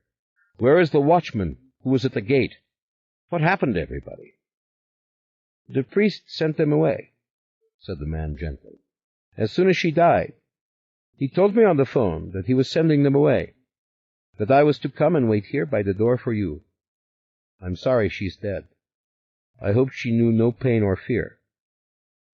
"Oh, no, I'm dreaming. She's not dead. She's upstairs." "What priest? There's no priest here. Aaron." He turned, staring into the deep darkness of the hallway, for a moment unable to make out the red carpet of the stairs. Then he bolted, taking the flight in one bound after another, and rushing to her closed door. "God damn it, she didn't die. She didn't. They would have told me." When he felt the knob and realized he couldn't open it, he was about to ram it with his shoulder. "Aaron!" he shouted again. A click inside, the little lock turning. The door popping back, just a little, as if of its own accord. Doors all have their own pace and rhythm, their own way of opening or closing. Doors in New Orleans are never neat or efficient about it. In summer this door would swell up and scarcely close. Now it danced open. He stared at it, at the white wooden panels. Inside, the candles gleamed as before, flicker on the silk of the tester, on the marble fireplace. Aaron was speaking to him. Aaron said a name behind him. Sounded Russian, and the blond man said softly, "But he asked for me, Aaron. He called me. The priest told me. He asked that I come." He walked into the room. The candles were the only light. They were blazing on the little altar, and the Virgin's shadow rose up the wall, jittering and dancing as before. Rowan lay in the bed. Her breasts rose and fell beneath the pink satin of the new gown they'd put on her. Her hands curled inward. Her mouth was open. He could hear her breathing. She was alive, unchanged. He fell on his knees next to the bed. He laid his head down on it, and he cried. He took her cold hand and squeezed it, and felt its pliancy, and what tiny bit of human warmth was actually there. She was alive. "Oh, Rowan, my darling, he said. "I thought—" And then he sobbed like a child. He just let the sobs come out slowly. He knew Aaron was near him, and he knew the other man was there too. And then slowly he looked up, and he saw the figure standing at the foot of the bed. The priest. The thought sprang from him instantly when he saw the old-fashioned cassock of black wool and the white Roman collar. But it was no priest. "Hello, Michael." Soft voice. Tall as they had said he was. Hair long and black and over his shoulders, beard and mustache beautifully groomed and gleaming, a sort of horrid Christ or Rasputin, with his blanched and tear-stained face. "I too have been weeping for her," the man said in a whisper. "She is near death now. She will bear no more. She will love no more. Only a little milk was left in her. She is all but gone." He was holding to the bedpost with his left hand. Lasher. Perfectly monstrous suddenly, a man who was taller than an ordinary man. A slight figure, but the perfect incarnation of menace with its blue eyes fixed on him intently, mouth vivid beneath the black gleam of the mustache, white fingers long and bony and almost twined around the bedpost. Monstrous, Kill it. Now. He was on his feet in an instant, but Stoloff had him around the waist. No, Michael, no. Don't hurt him. You can't do it. And then another man, a stranger, was grabbing him around the neck, and Aaron was begging Michael to hold off, to wait. The figure by the bed remained motionless, secure. It wiped at its tears with a slow, languid right hand. "Hold on, Michael. Hold on," said Aaron. "Stoloff, I want you to let him go. You too, Norgan. Step back, Michael. We have it surrounded." "Only if he will not kill it," said Stoloff. "He must not kill it." "The hell I won't," said Michael. He arched his back, trying to throw off Stoloff, but the other man had his arm too tightly around Michael's neck. Stoloff loosened his grip, catching his breath. The creature looked at him. The tears continued to move, silent, eloquent. "I'm in your hands, Mr. Stoloff," Lasher said. "I'm all yours." Michael jammed his elbow into the gut of the man behind him, then flung him backwards against the wall. He threw Stoloff to the side. He was on Lasher in an instant, hands locked around his neck, the creature drawing in his breath in ragged terror and grasping at Michael's hair. Down they went onto the carpet. But the two other men had Michael. They were pulling him loose, wrenching him with all their strength, and Aaron, even Aaron, was pulling his fingers off the creature. Aaron! Dear God! For a moment Michael almost blacked out. The pain in his chest was sharp and relentless. He felt it in his shoulder and then going down his left arm. They had let him go because he was sitting back against the fireplace, unable now to hurt anybody, and Lasher, still struggling for breath, was climbing slowly, groggily, to his feet, a lean figure in the flowing black cassock. The men stood on either side of Michael. "Wait, Michael," pleaded Aaron. "There are 4 of us against it." "Don't hurt it, Michael," said Stoloff, tone as gentle as before. "You're letting it get away," said Michael in a hoarse whisper. But when he looked up, he saw the tall, willowy figure peering down at him, the blue eyes still filled with tears, and the tears running down the smooth, white cheeks. If Christ came to you, Michael thought, you would want him to look like this. This was the way painters had rendered him. "I am not escaping," said Lasher calmly. "I will go when they take me, Michael. The men from the Talamasca. I need them now, and they know it, and they will not let you hurt me again." He turned towards the figure in the bed. "I came to see my beloved. I had to see her before they took me away." Michael tried to get to his feet. He was dizzy, and the pain came again. "God damn it, Julia. Give me the strength to do it. Damnation! The gun. The gun is there by the bed. It's right on top of the table. That big gun." He tried to say it out loud to Aaron. "Shoot it. Pull the trigger and blow a hole in its head as big as an eye." Stoloff knelt in front of him. Stoloff said, "Be calm, Michael. Be calm. Just don't try to hurt him. We will not allow him to leave this place until we ourselves take him away." "I am ready," said Lasher. "Michael," said Stoloff, "look at him. He is helpless now. He is in our power. Please, be calm." Aaron stared at the creature as if spellbound. "I warned you," said Michael softly. "Do you really want to kill me?" asked Lasher, tears welling continuously, as if he had as many of them as a little child. "Do you hate me so very much, just for trying to be alive?" "You killed her," Michael whispered. It was such a small, insignificant sound. "You did that to her. You killed our child." "Don't you want to know my side of it, Father?" said the creature. "I want to kill you," said Michael. "Oh, come now. Can you be so cold and unfeeling? Can you not care what was done to me? Can you not care why I am here? Do you think I meant to hurt her?" Grasping the mantelpiece with one hand and Aaron's hand with the other, Michael finally managed to get to his feet. He was weak all over, almost nauseated. He stood there, breathing slowly, thankful that the pain was gone, and staring at Lasher. How beautiful the smooth face! How beautiful the soft black mustache and the close-cut beard! The Jesus of Dürer's painting, and the deepest, most exquisite blue eyes, mirrors to some unfathomable and seemingly wondrous soul. "Oh, yes, Michael, you want to know. You want to hear everything, and they will not let you kill me, will you, gentlemen? Not even Aaron will allow it.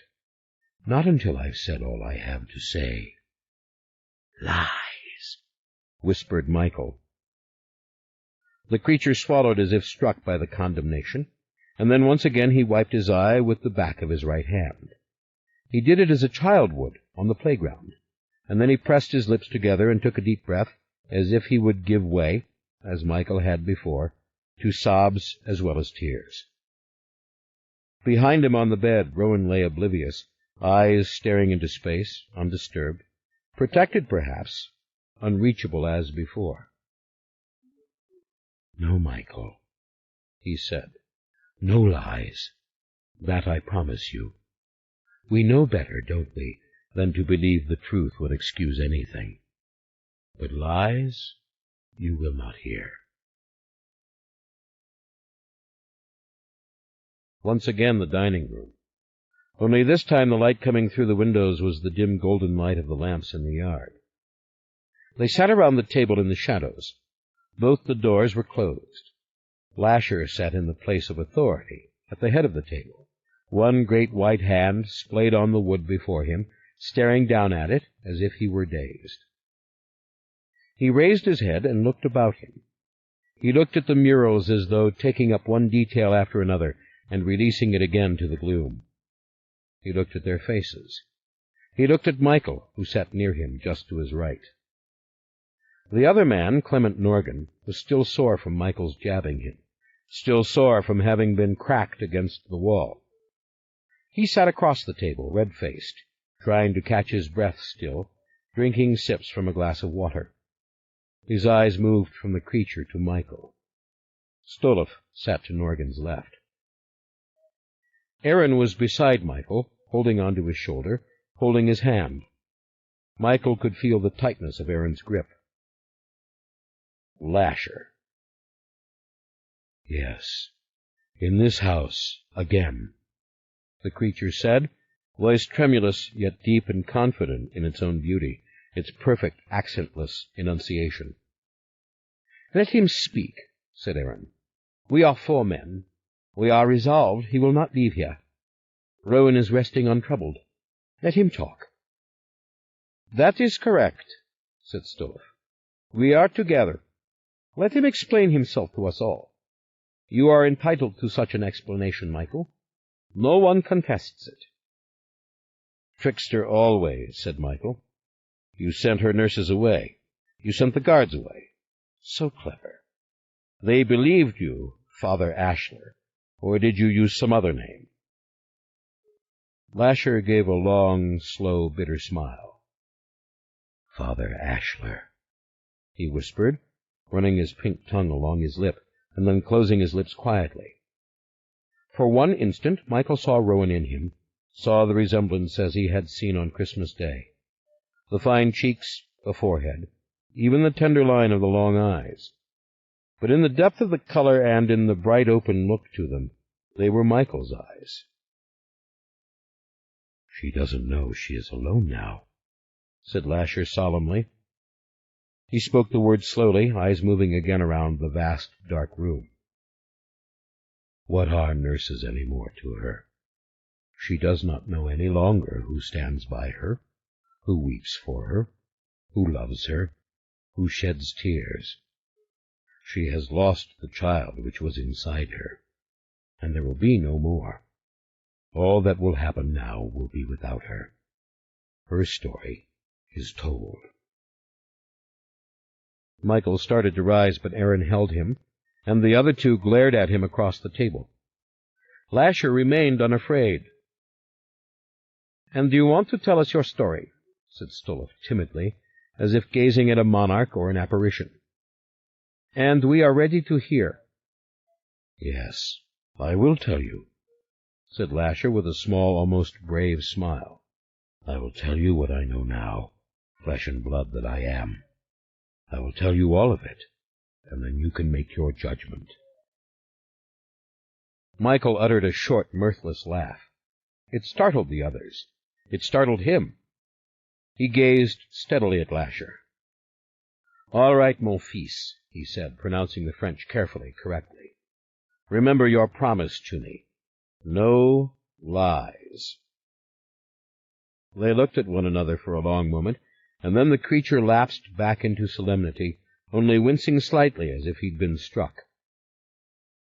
"Michael," he said, "I cannot speak now for what I was in the centuries of darkness.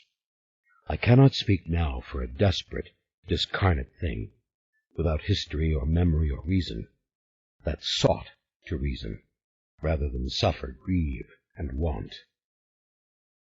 Michael's eyes narrowed. He said nothing. "The story that I want to tell is my own. Who I was before death separated me from the flesh I dreamed of forever after." He brought his two hands up and crossed them for one moment on his chest. "In the beginning," said Michael mockingly. "In the beginning," the creature repeated, only without the irony. He went on, slowly, words heartfelt, imploring. "In the beginning, long before Suzanne said her prayer in the circle. In the beginning, when I had life, true life in me, as I have it again now." Silence. "Trust us," said Stolov. It was almost a whisper. Lasher's eyes remained fixed on Michael. "You don't know," he said, "how eager I am to tell you the truth. I dare you to hear me out and not to forgive." 34. Lasher's story. Let me take you to the first moments as I recall them, no matter what others said to me after, either in one life or another, no matter what I came to see in my dreams. I remember lying in bed beside my mother. It was a coffered bed, heavily carven, with bulbous posts, and hung with ochre velvet, and the walls were the same color, though the ceiling of the room, like the ceiling of the bed, was all of dark wood. My mother was crying. She was terrified, a wan, dark-eyed creature, drawn and trembling.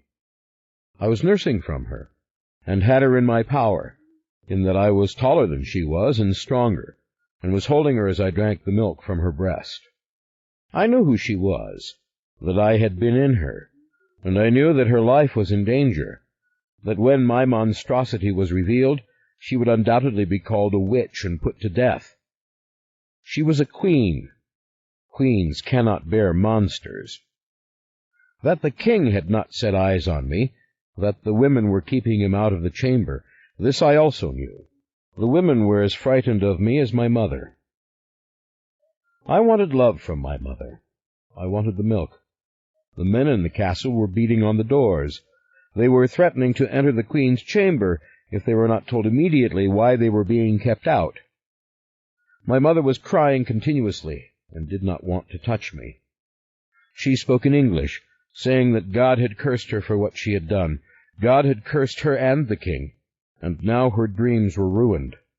I was the retribution from heaven. My deformity, my size, the obvious fact that I was a monster, that I could not be a human being. What did I know at that moment? That I was flesh again, that I had returned, that I had succeeded in some seemingly endless journey, and had once more found port safe and sound. I felt happy. That was all I knew, and that I must take command. It was I who calmed the women, revealing that I could speak. I said that I had drunk enough milk. I could go out now and find milk and cheese and such on my own. I would have my mother out of danger. I said that for my mother's sake I must be taken out of the castle, unseen by the rest of the court. There was, of course, a shocked silence that I could speak, that I could reason, that I was not merely a giant newborn, but possessed a cunning mind. My mother rose up and stared at me through her tears. She held up her left hand. I saw there the mark of the witch, the 6th finger. I knew that I had returned through her because she was a powerful witch, yet she was innocent as all mothers. I knew also that I must leave this place and seek the glen. My vision of the glen was without contour, color, contrast. This was a concept analogous to an echo. I did not stop to demand of myself, what glen? There was too much danger here in this castle. If there was something more to the vision, it was a circle of stones, and within it a circle of persons, and beyond another circle of persons, and beyond that another and another, all turning, the circles within circles, and there rose a chanting sound. This was fleeting. I said to my mother that I had come from the glen and must go back to it, and she, rising up on her arms, uttered in a whisper the name of my father, Douglas of Dunolaith.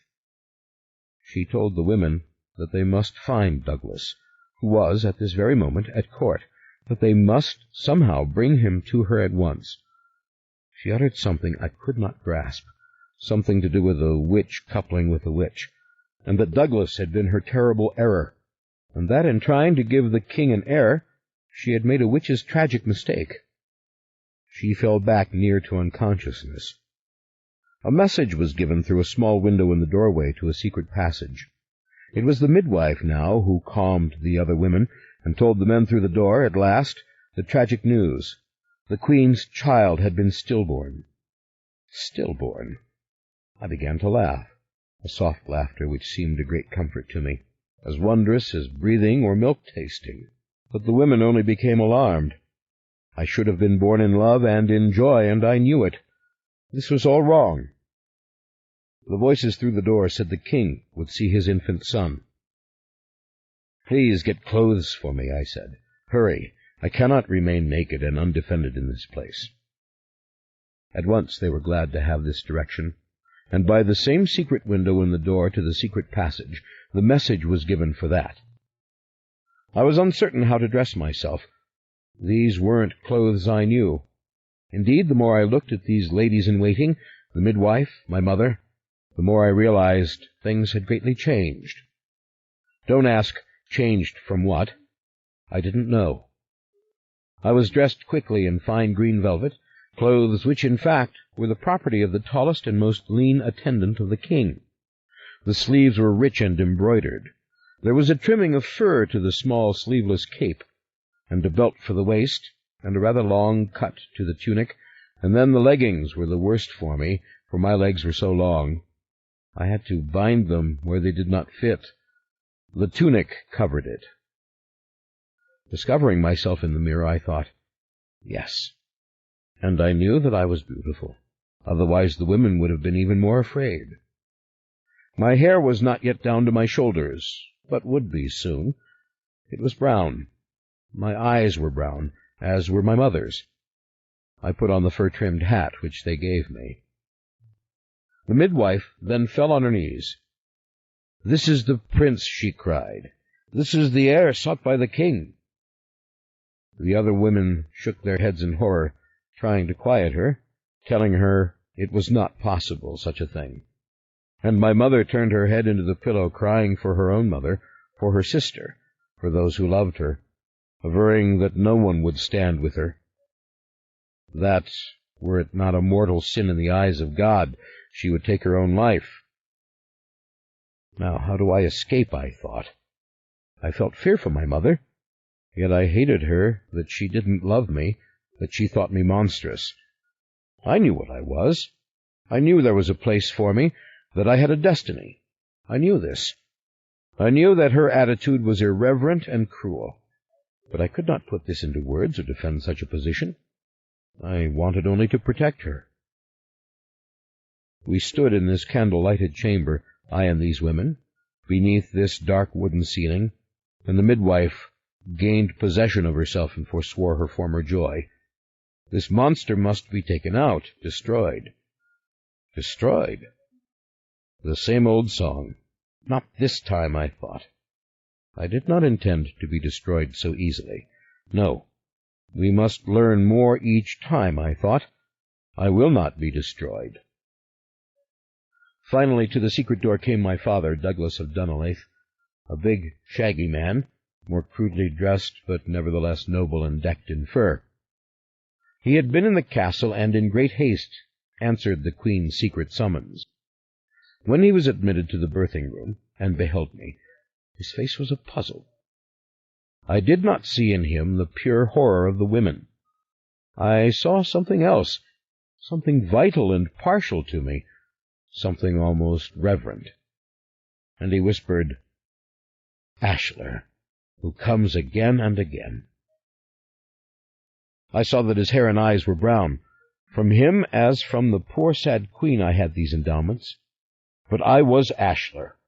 I felt this news, and it was news, come into me as if my father had thrown his arms around me and showered me with kisses. I was happy. And when I looked at my mother, in her sadness, I wept. I said, "Yes, Father, but this is no place for me. This is a place hostile to me. We must leave here." And I realized I knew no more of what I was, or what he was, than what had been said. It was the strangest kind of knowing, knowing without a tail to it, a knowing that was stable but out of time. He needed no direction from me. He, too, was in terror. He knew that we must escape. "There is no hope now for the Queen," he said softly, crossing himself and then making the sign of the cross on my forehead. We were already following the winding stairs. We were out of the castle within moments, going down directly to a covered boat which waited for us in the dark waters of the River Thames. It was when we reached the Thames that I realized I had said no farewell to my mother, and I was overwhelmed with sorrow, with a sense of horror suddenly that I had been born in this particular dreary and treacherous place, and into this inexplicable time. My struggles were to begin all over again. I remember I would have died then if I could. I would have retreated. I stared down at the water, which stank of the filth of London, the filth of thousands, and I wanted to die in this darkness. Indeed, I saw in the mind's mist a dark tunnel down which I had come, and I wanted to go back into it. I began to cry. My father put his arm around me. "Don't weep, Ashler," he said. "It is the work of God." "How so the work of God? My mother could be burnt at the stake." I was already thirsting for milk. I wanted hers, and it embittered me that I had not taken more before I left. And the thought that anyone could commit this flesh, my mother, to the flames, seemed impious and worth dying to prevent. This is my birth I'm describing to you. This is a succession of hours, lived by the light of candles and never forgotten, as long as I was in the flesh. This is what I now remember vividly, because I am flesh again. But the name Ashler I didn't know. I do not know now, and never will know, who Ashler really was, as you shall see. Mark me on this. Understand. Understand fully. I know nothing of the original saint. Later I would see things. I would be told tales. I would see St. Ashler in the stained glass window in the great Highlands Cathedral of Dunolaith. I would be told that I was he, and I had come again. But what I am telling you now is what I remember, what I knew. It took us many days and nights to reach Scotland. It was the dead of winter. It was, in fact, the first days after Christmas, when the worst fears grip the peasants, and it is thought that spirits walk and witches do their evil work. It was the time when the peasants forsook the teachings of Christ, and, dressing in animals' skins, went prowling door to door, demanding tribute of the superstitious inhabitants. Old custom. We slept only fitfully in small village inns when we came upon them, usually amid the hay and with others, and often sickened and annoyed by the vermin. We stopped again and again so that I might have milk. I drank milk warm from the cow. It was good, but not as sweet as the milk of my mother. I ate the cheese in handfuls. It was pure. We traveled by horseback, wrapped in heavy woolens and skins, and through most of this journey I was gazing in quiet astonishment at the falling snow, at the fields through which we rode, the small villages where we sought shelter, with their half-timbered inns and scattered thatched huts. There were revels in the woodland, fires burning, men in the skins of beasts dancing. A fear gripped those who remained indoors. "Look," said my father, "the ruins of the great monastery. See there, on the hill, an abbey built in the time of St. Augustine, burned by the king. These are days of horror for all Christian men. Everything looted, the nuns driven out, the priests driven out, the statues burned, the windows broken, the cloisters now the shelter of the field rats and the poor. It is all gone, broken. And to think it is the will of one man. One man could destroy so much of the work of others. Ashler, this is why you have come." I was very doubting of this. In fact, it frightened me that my father would think this, that he would express his faith in such simple terms. It was as though I knew something different, and this sense of knowing something different was merely what you call incredulity. I felt an innate doubt, an innate sense that my father was misguided and dreaming, yet why I couldn't know. I saw the vision of the circles again, the many widening circles of figures dancing. I tried to see the stones which were almost at the center, surrounding the first circle of figures inside. I searched my mind consciously and rigorously for the full extent of the knowledge with which I was endowed. That I had lived before, yes, this was certain, but not that this man knew my purpose, or who or what I really was. I trusted that the truth would come to me. But then again, how did I know? We rode through the ruins of the monastery, our horses' hooves clattering on the stone floors of the roofless cloister. I began to weep. I felt an uncontainable sorrow. The desolation of the place, the loss, it filled me with a crushing sense of hopelessness. I shrank from the pain of being flesh. My father reached out to comfort me. "Be still, Ashler. We are going home. This has not happened in our home." We entered the dark forest, barely able to see our way. It seemed wolves ran in the darkness.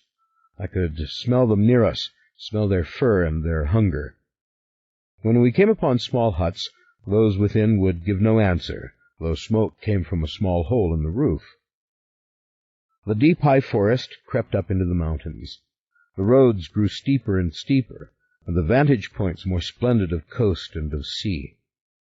At last we had to sleep in the woods without shelter, and we huddled together, my father and I, beneath heavy blankets, with our horses tethered at our feet. I felt defenseless in the darkness, and all the more so, for I thought I heard whispers and strange sounds. It must have been midnight when my father woke and uttered curses, and rose to his feet and swung his sword. He seemed in a fury, but the darkness gave no answer back to him. "They are helpless and stupid and eternal," he muttered. "But who, father?" "The little people. They will not get what they want. Come, we can't sleep here any longer, and we aren't far from home." We rode cautiously through the darkness, and then through a forlorn winter day that scarcely gave us any light. At last we entered the narrow rocky path of the secret pass to the glen of Dunleith. My father told me the story.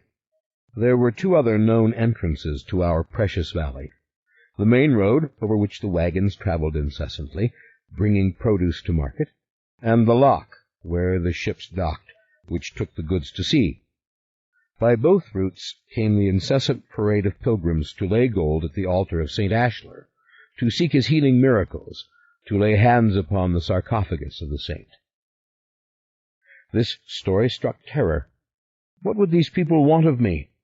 And I was hungry already for milk, and for cream, and for things that were thick and white and pure.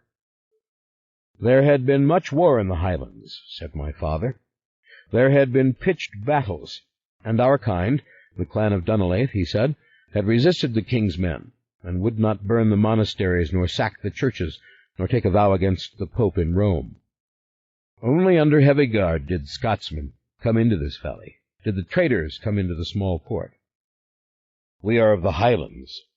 We are the Christians of St. Columba and St. Patrick. We are of the old Irish Church, and we will not yield to this pompous king in Windsor Castle, who shakes his fist in the face of God, or to the Archbishop of Canterbury, his lackey. Let both of them be damned. Let all Englishmen be damned. They are burning the priests, so they make martyrs. You will understand all in time. These words brought a peace to me, but I could not claim that I knew the name Columba or Patrick, and when I tried again to recollect all I knew, it seemed that my inborn knowledge had become smaller even as we had traveled north. Had I known things in my mother's arms which I had forgotten? Had I known things in her womb? I could not chase these receding phantoms with any success. They were gone from me, leaving only a shimmer. I am born. I am flesh. I was living and breathing again. The darkness is dispelled, and even this soft snow surrounding me is part of the living world. And look, the sky above, a blue no painter could capture, and then the deep glens spreading out before us as we came out of the mountains. Look, the great church. The snow fell in small, soft flakes around us. I was so used to being cold I had forgotten to dislike it. I was charmed by what I saw. "Wrap the wool around you," said my father. "We are going into the castle. That is our home." I didn't want to follow the path up to the castle. Rather, I wanted to go down into the town. It was a great town then. You cannot imagine. It had nothing to do with the small, pathetic village that grew up on its ruins later on. It had its walls, its battlements, and within were its citizens and its merchants, its bankers, and its great cathedral. And all around lived the farmers, said my father, on rich land which, though it was now covered with snow, gave good harvests and provided for fat and healthy sheep. Beyond in the hills here and there, where he pointed, were other strongholds in which lesser chieftains disloyal to Dunolaith lived, under our protection and in peace. Smoke rose from 100 chimneys pressed within the battlements, and from the towers scattered and barely visible in the high woods. The air was thick with delicious smells of food cooking. And there, rising out of the center of the town, stood the massive cathedral, quite visible beyond the houses and the walls, the snow sliding from its steep Gothic steeples and peaked roof, and light blazing inside it, so that its great windows were filled with myriad colors and enchanting designs. I could see, even at this late hour, hundreds moving in and out of the cathedral doors. "Father, please let me go there," I begged. I was drawn to this place as if I knew it, yet I did not. I hungered for the discovery of it. "No, my son, you come with me." We had to go to the castle, high above the loch, which was our home.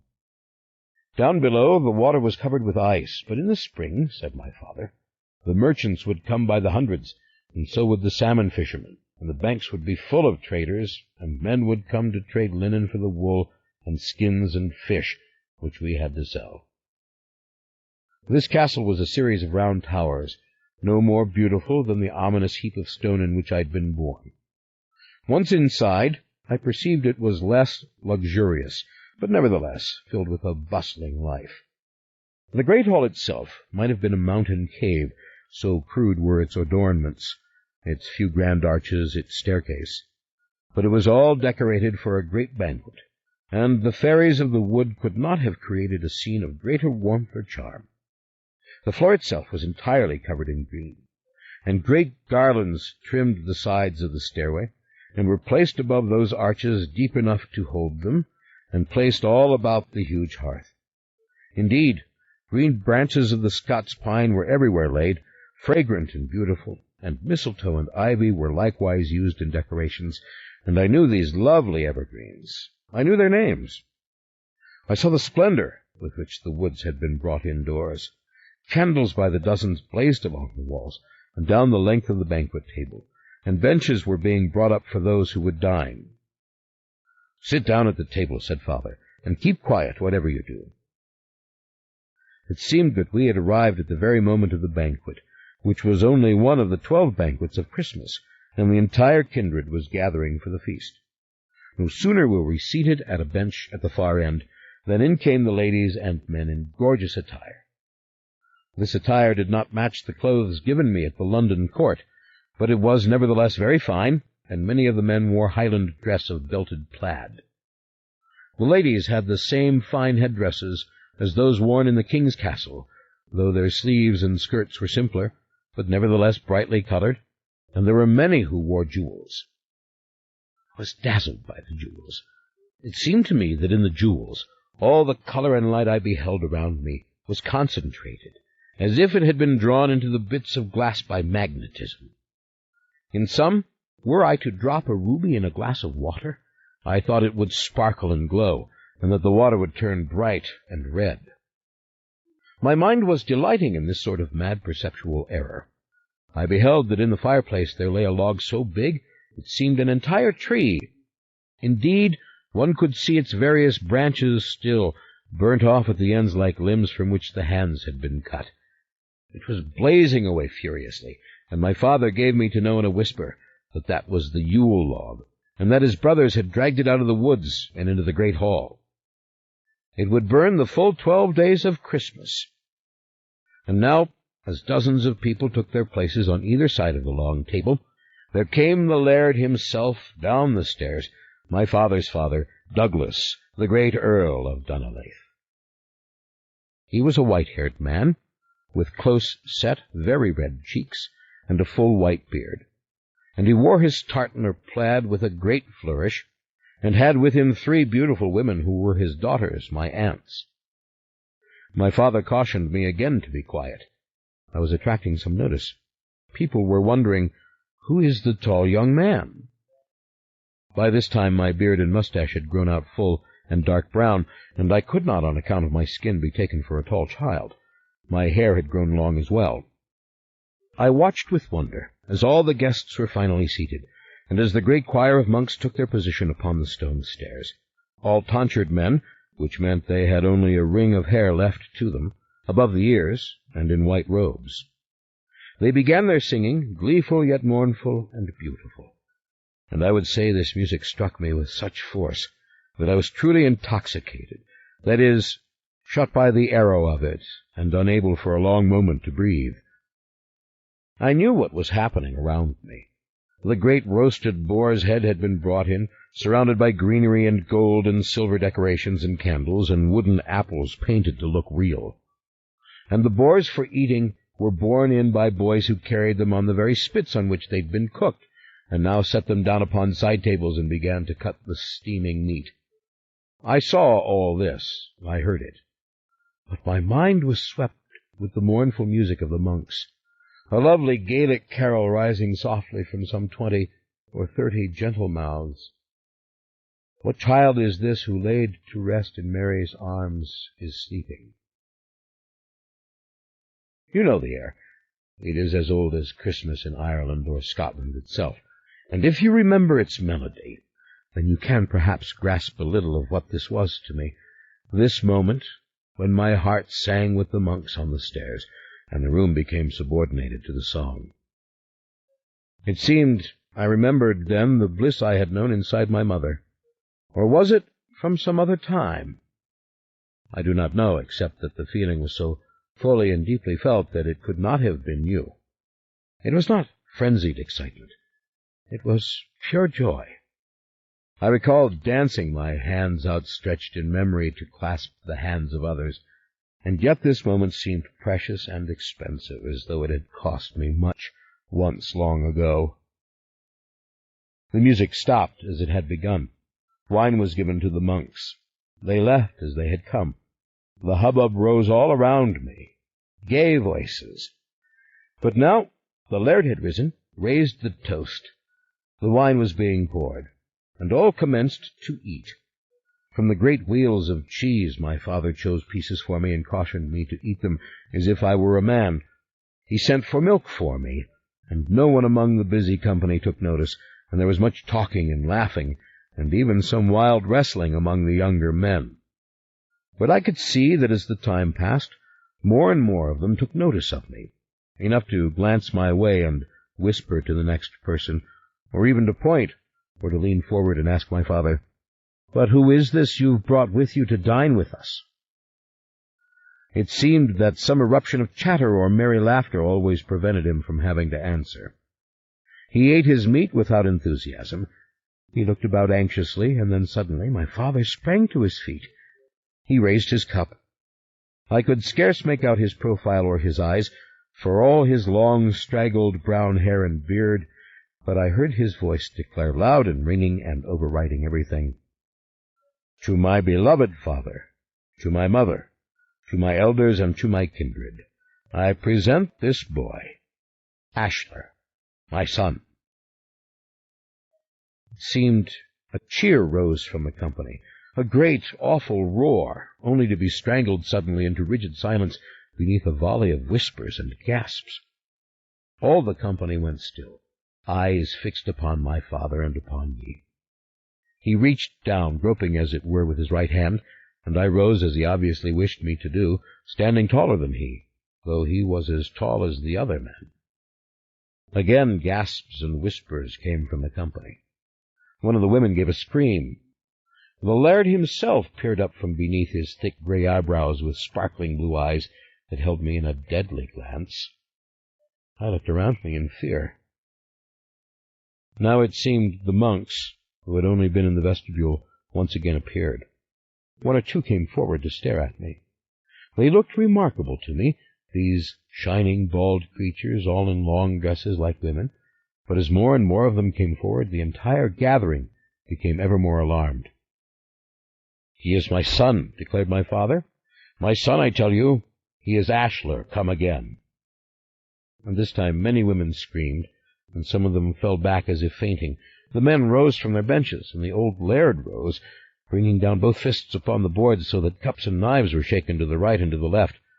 Wine splashed. Plates clattered. Then, in spite of his age, the old laird leapt upward onto the bench. "Taltos," he said in a low and vicious whisper, leering at me with lowered head. Taltos. I knew this word. This was the word for me. I would have run then, instinctively, if my father hadn't held tight to my hand, forcing me to stand firm with him. Others were leaving the hall. A number of the women were ushered out by their anxious attendants, including some of the very old, who were quite confused. "No," my father declared. "St. Ashler, come again. Speak to them, my son. Tell them it is a sign from heaven." "But what shall I say, father?" I asked. And at the clear sound of my voice, which seemed to me in no way remarkable, the whole company went mad. People were rushing through the various doorways. The laird now stood on the trestle table, fists clenched, kicking out of his way the laden plates. The servants had surely all taken cover. All the women were gone. Finally, only two of the monks remained. One stood before me, tall but not as tall as I, and red-haired, and with soft green eyes. He smiled upon me in that moment, and his smile was like the sound of the music, utterly quieting, and I felt a sinking in my soul. I knew the others loathed the sight of me. I knew they had run from me. I knew the panic was the same as I had seen among the women of my mother and in my mother herself.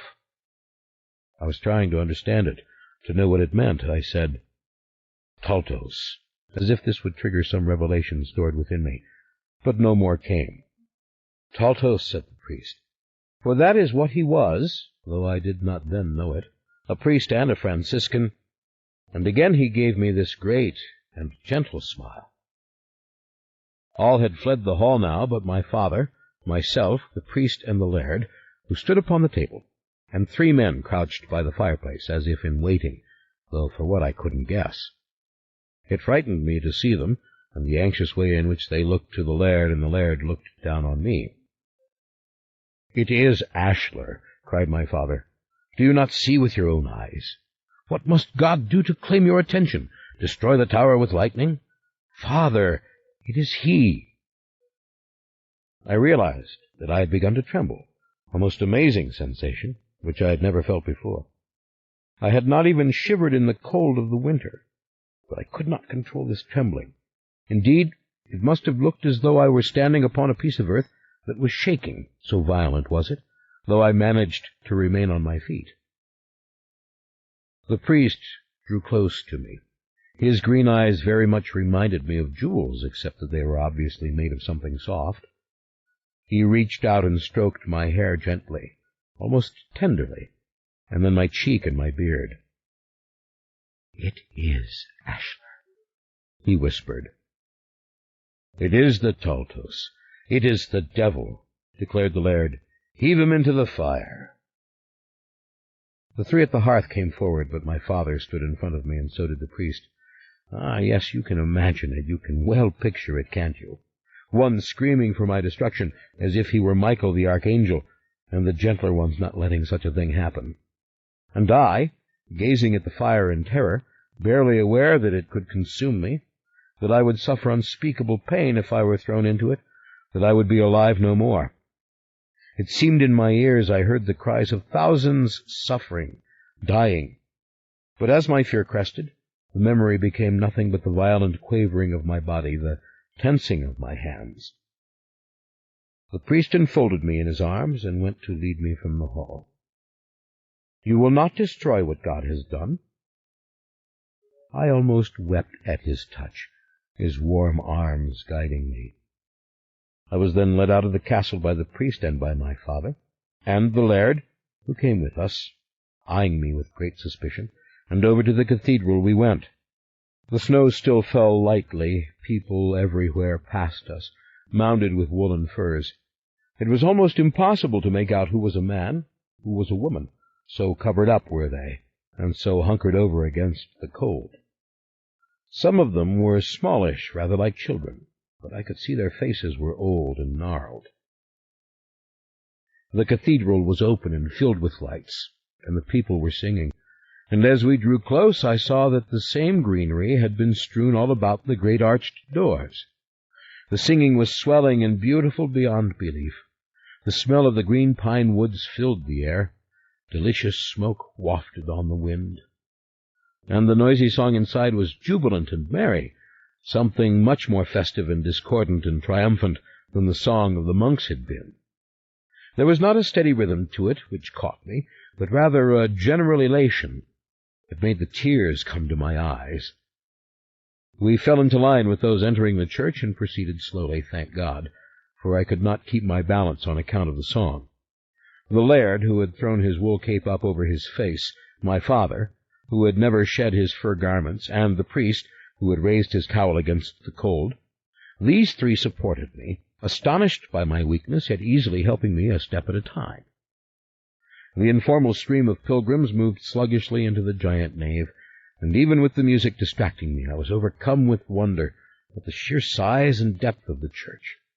For nothing I had seen so far could equal this structure in grace and in height. Its windows seemed impossibly tall and narrow, and its branching arches above to have been made by gods. At the far end, high above the altar, was a window shaped like a flower. It really did occur to my newborn mind that people could not have done it, and then I became overawed and confused. At last, as we drew closer to the altar, I saw what lay ahead, a great stable full of hay, and there was a cow lowing, and an ox and a sheep. These animals were restless on their tethers, and the warm, steaming smell of their excrement rose from the floor of hay. Before them stood a man and a woman made entirely from lifeless stone. Indeed, they were symbols only. Their eyes were painted, and so was their hair. And between them, in a tiny bed, lay an infant human child of marble, same as the man and the woman, only the child was chubby and more shiny, with smiling lips and eyes made of shining glass. This was a marvel to me, for I have already told you how the priest's eyes made me think of jewels, and now I beheld the artificial eyes of this baby, and the connection confused me and held me in thrall. The music infused these thoughts. Indeed, it made all thoughts seem dreamlike and slow and uncertain. But then in a deep, sad moment I knew the truth. I knew completely that I had never been such a newborn infant as this, that all of these people had been infants, that it was my size and my articulation which had terrified my mother. I was a monster. I felt this completely, perhaps remembering the things the panic-stricken women had cried at my birth. I knew I was not one of the human race. The priest told me to go down on my knees and kiss the child, that this was the Christ who had died for our sins, and then he pointed to the bloody crucifix hanging from the high column to the right. I saw the man there, saw the blood streaming from his hands and feet. The crucifix Christ, the God of the wood, Jack of the Green. These words went through my mind, and I knew the infant and the Christ on the cross were one. Again I heard those distant cries in my memory, as if of a massacre. The music brought it all together. I did truly feel that I would soon faint. Perhaps then the veil came close to falling, and I might have reached through and known the past. But other, more painful moments would follow, with greater cooperation from me, and nothing much was ever revealed. Looking at the crucifix, I shuddered all over to think of such a horrible death. It seemed monstrous to me that anyone could have created a beaming child to suffer such a death. And then I realized that all humans were created for death. They were all born as little struggling innocents, learning to live before they knew what it was about. I knelt down and I kissed this hard stone baby, all painted to look soft and real. I looked at the stone face of the woman and the man. I looked back at the priest. The music had died away, leaving only roaring whispers and coughs echoing beneath the arches. "Come now, Ashler," said the priest, and he took me hurriedly through the crowd, obviously not wanting to attract notice, and we entered a chapel off the main nave. There was a steady stream of the faithful coming into this chapel, admitted 2 by 2.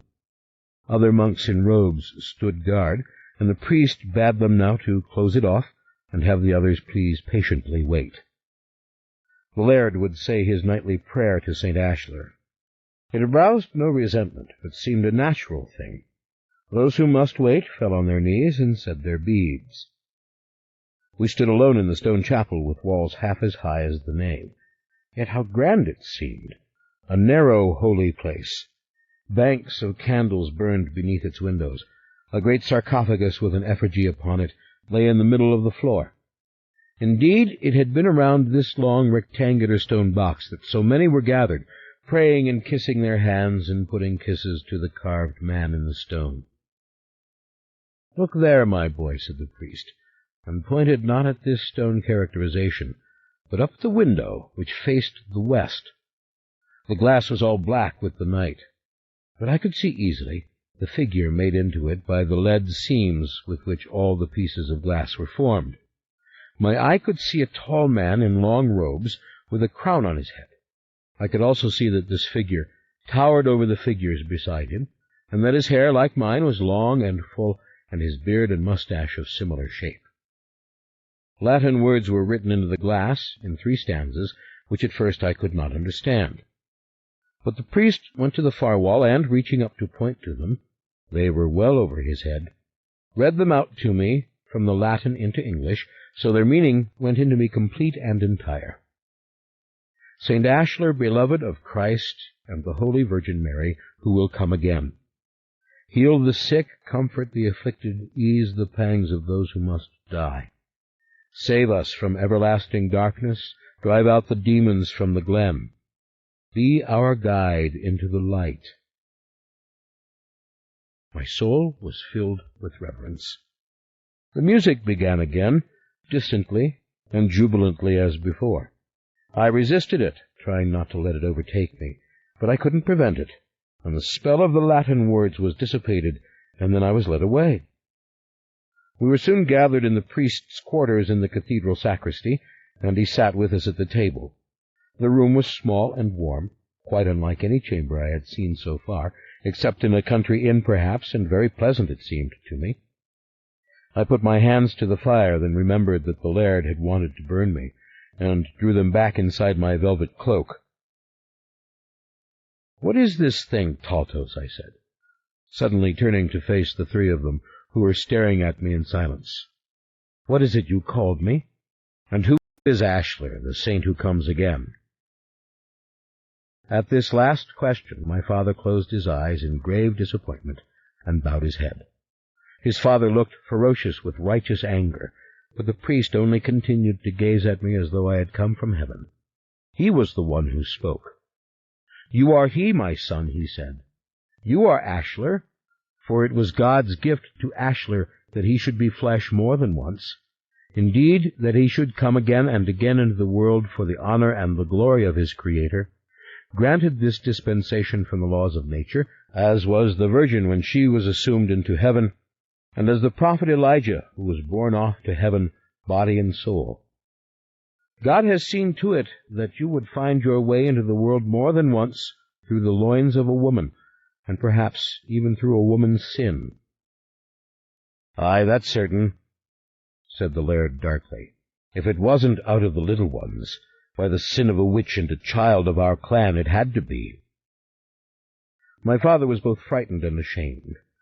I looked at the priest.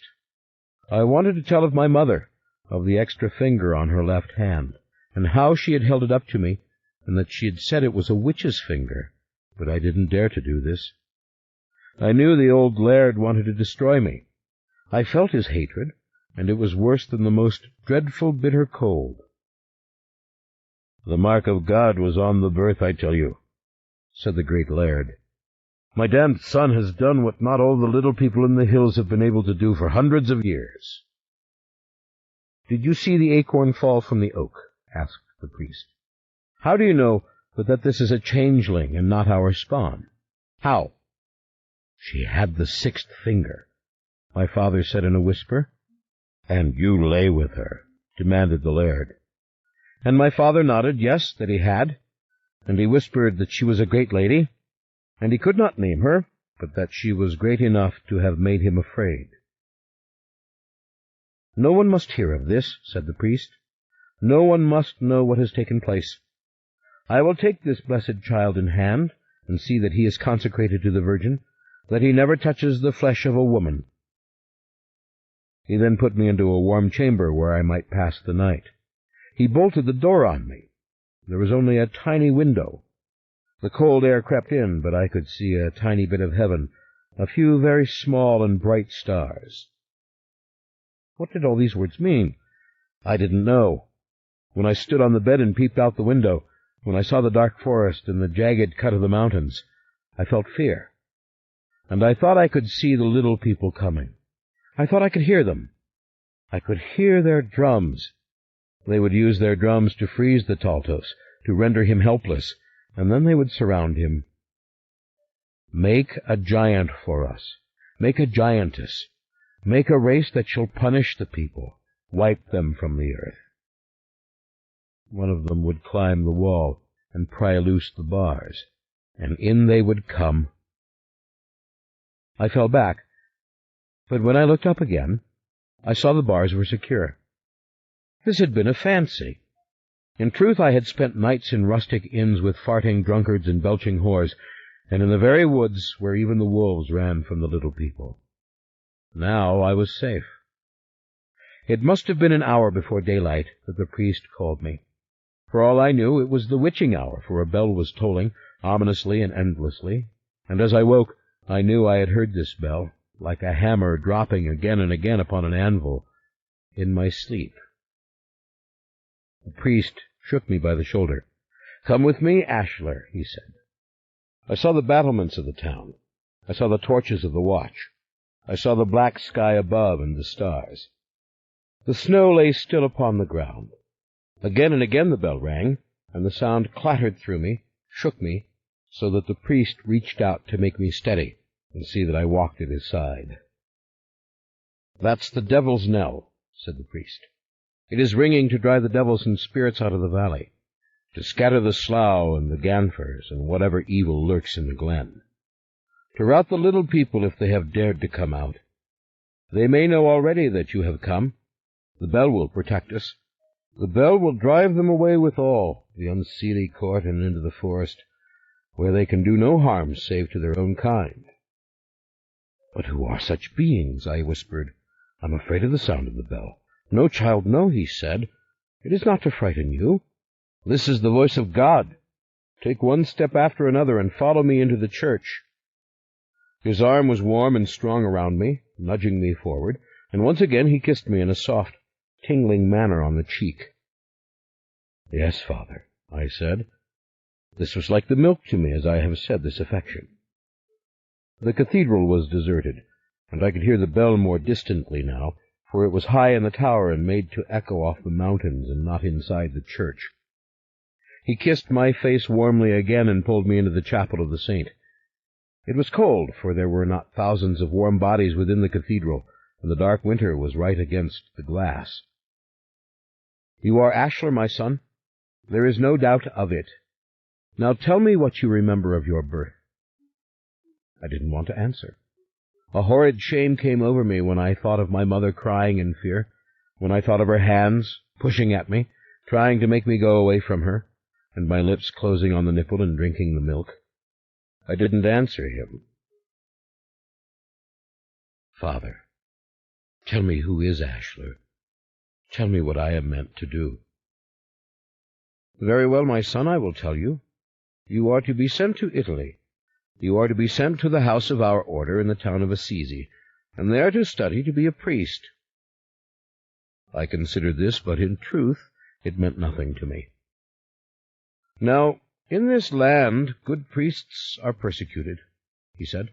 "Outside this valley are rebellious followers of the king and others, the rabid Lutherians and countless other rabble that would destroy us and destroy our great cathedral if they could. You have been sent to save us, but you must be educated and you must be ordained.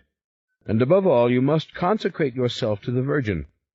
You must never touch the flesh of a woman. You must forego that pleasure for the glory of God. And mark my word, and never forget it, the sin with women is not for you. Do what you would with the other friars. As long as God is served, so what? But never touch the flesh of a woman. Now this night there are men ready to take you away by sea. They will see that you reach Italy, and then, when God gives us a sign that the time is right, or when God reveals his purpose to you directly, then you will come home." "And what then shall I do?" "Lead the people. Lead them in prayer. Say the Mass for them. Lay hands upon them and heal as you did before. Reclaim the people from the Lutherian devils. Be the saint." It seemed a lie, an utter lie, or rather an impossible task. What was Italy? Why should I go? "Can I do this?" I asked. "Yes, my son, you can do it." And then under his breath he said, with a wicked little smile, "You are the Taltos. The Taltos is a miracle. The Taltos can do miraculous things." "Then both tales are true," I said. "I am the saint. I am the monster with the strange name." "When you are in Italy," said the priest, "when you stand in the Basilica of St. Francis, the saint will give you his blessings, and all will be in God's hands. The people fear the Taltos. They tell the old tales. But the Taltos comes only once in several centuries, and it is always a good omen. St. Ashler was a Taltos, and that is why we, who know, say that he comes again." "Then I am some being other than mortal man," I said, "and you are wanting me to declare that I will imitate this saint." "Ah, you are very clever for a Taltos," he said. "Yet you have the divine simplicity, the goodness. But let me put it this way to your heart, which is so pure. It's your choice, don't you see? You can be the evil Taltos, or you can be the saint. Would that I had such a choice. Would that I were not this feeble priest in an age when priests are burnt alive by the King of England, or drawn and quartered, or worse. In Germany this very day Luther receives his revelations from God while seated upon a privy and hurls excrement in the devil's face. Yes, that is religion. That is what it is now. Would you seek the glen and the darkness and a life of beggary and terror, or would you be our saint? Without waiting for me to answer, he said in a low and mournful voice, "Did you know that Sir Thomas More himself has been executed in London, his head struck off and stuck upon a pike of London Bridge? That was the wish of the king's whore," said he. "That is how things stand." I wanted to run. I wondered if I could do it. If I could run free and outside where the dawn was coming, where the birds of winter had begun to sing. His words confused me and tormented me, and yet, when I thought of the surrounding woods, the valley itself, I was too frightened to move. Some hideous dread rose out of me, causing my heart to beat and my palms to become wet. "A Taltos is nothing," he said, leaning close to me. "Go into the forests if you would be a Taltos. The little people will find you. They will take you prisoner and seek to make by you a legion of giants. It will not happen. It cannot happen. Your progeny will be monstrous or nothing. But a saint!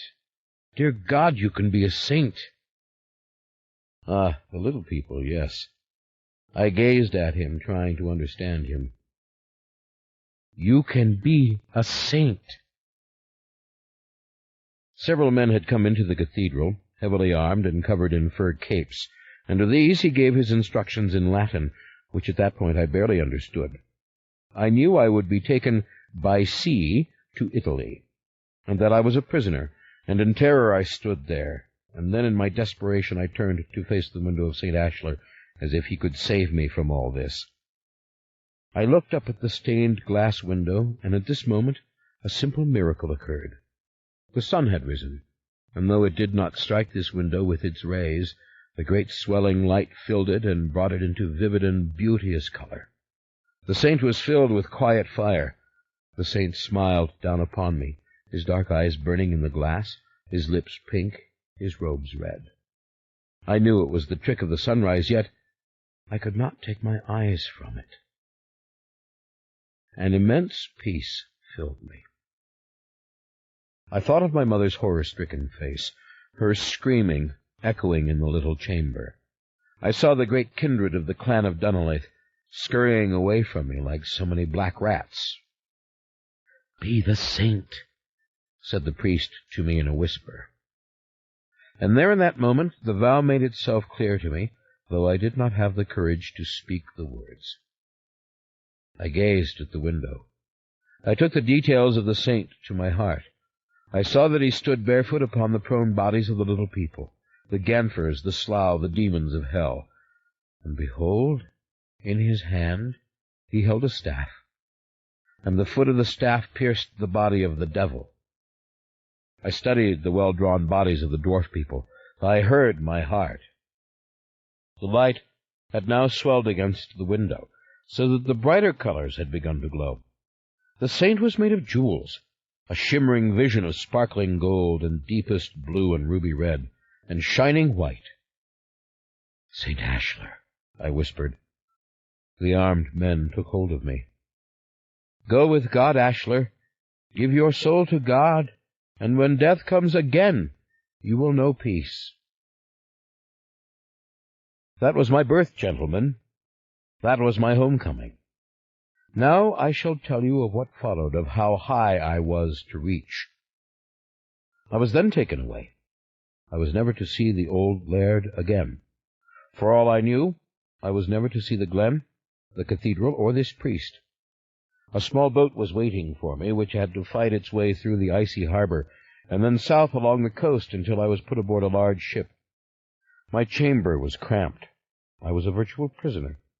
I drank only milk because all other food disgusted me, and the boisterous sea made me constantly sick. No one thought to tell me why I was locked up, or to give me comfort. On the contrary, I had nothing to study, to read, no beads with which to pray. The bearded men who tended me seemed frightened of me, unwilling to answer any question. And at last I fell in a stupor, singing songs, making them up from the words I knew. Sometimes it seemed to me that I was making songs from words as people might make garlands from flowers, with only a thought as to how pretty was this word or that. I sang for hours. My voice was deep, and I liked the sound of it. I lay back in contentment, eyes shut, singing variations of the hymns I'd heard in Dunolaith. I would not stop until awakened, until pulled from this trance, or until I fell asleep. I do not remember when I realized that the winter had ended, or that we had traveled out of it, that we were along the coast of Italy, and that when I looked out the little barred window I saw the sunlight falling down gracefully on green hills and cliffs of indescribable beauty. At last we docked at a thriving city, the like of which I'd never seen. Then the most remarkable thing befell me. I was taken by these two men, who still would answer no question from me, and left at the gate of a monastery, after the bell had been rung. A small parcel was thrust into my hands. I stood there dazzled by the sun, and then turned to see the monk, who had opened the gate for me, looking me up and down. I wore still the fine clothes from London, but they were very soiled now from the long journey, and my beard and hair had grown very long. I had nothing with me but this parcel, and in confusion I gave it to the monk. At once he unwrapped it, removing the ragged linen and leather from it, and then he held it, and I saw that it was a large parchment letter which had been folded over in quarto. "Come in, please," said this monk in a kindly manner to me. He glanced at the unfolded parchment. Then he rushed away, leaving me in a still and beautiful courtyard, filled with golden flowers, and warmed by the midday sun. I could hear singing in the distance, the melancholy, mournful sound of men's voices like those of the monks of Dunolaith. I loved the singing. I closed my eyes and breathed the singing and the perfume of the flowers. Then several monks came into the courtyard. Those in Scotland had worn white, but these men were in coarse brown and had sandals on their feet. They surrounded me and kissed me on both cheeks and embraced me. "Brother Ashler," they all addressed me more or less in one voice, and their smiles were so warm, so filled with love, that I began to cry. "This is to be your life now. Don't be frightened any more. You will live and thrive in the love of God." I saw then the unfolded quarto which one held in his hand. "What does it say?" I asked in English. "That you have dedicated your life to Christ, that you would follow in the steps of our founder, St. Francis, that you would be a priest of God." Then came more tender words and embraces from these men, who were utterly unafraid of me, and it came to my mind, they don't know anything about me. They don't know how I was born. And inspecting myself, my hands, my legs, my hair, I thought, except for my height and my long locks, I might as well be one of them. This puzzled me. Throughout the evening meal, and they fed me much better than they fed themselves, I sat silent, not certain of what I should do or say. It was quite obvious to me that I could leave this place if I wanted. I could go over the wall. But why should I do it? I thought. I went into the chapel with them. I joined in their song. When they heard my voice, they nodded and smiled and touched me with approval, and I was soon lost in the singing and staring at the crucifix again, the very same symbol, Christ nailed to the cross. I don't say it like this to sound simple. I say it to make you picture it as I saw it, this tortured body, afflicted, beaten, crowned with thorns and shedding blood. Jack of the Green, burnt in his wicker, driven through the fields by those with sticks. A great, swimming happiness came over me. I made this bargain with myself. Stay for a while. You can always run away tomorrow. But if you run, then you have lost this place. You have lost St. Ashler. That night when they put me in my cell, I said, "You do not have to lock it." They were surprised and confused. They had not intended to do so, they said. Indeed, they showed me, there was no lock. I lay there, remaining of my own free will, dreaming, in the warm night of Italy, dreaming, and from time to time I heard them at their chapel song. In the morning, when they told me it was time to go to Assisi, I said that I was ready. We would walk, they said, for we were Franciscans, and we were the observant Franciscans who were true to the spirit of Brother Francis, and we would not sit on the back of a horse. 35. Lasher's story continues. By the time we reached Assisi, I had come to love these friars with whom I was making the journey, and to understand that they knew really nothing about me, except that I wanted to be a priest. I was dressed as they were for this journey, in a brown robe, and with sandals, and with only a rope about my waist. I had not cut my hair yet, and I carried my fine clothes in a bundle, but I looked very much like one of them. As we walked along the roadside, these priests told me the tales of St. Francis of Assisi, the founder of their order, of how Francis, the rich one, had forsworn wealth and become a beggar and a preacher, tending the lepers of whom he was mortally frightened, and so loving to all living things that the birds of the air came to settle on his arms, and the wolf was tamed by his touch. Great pictures were made in my mind as they talked.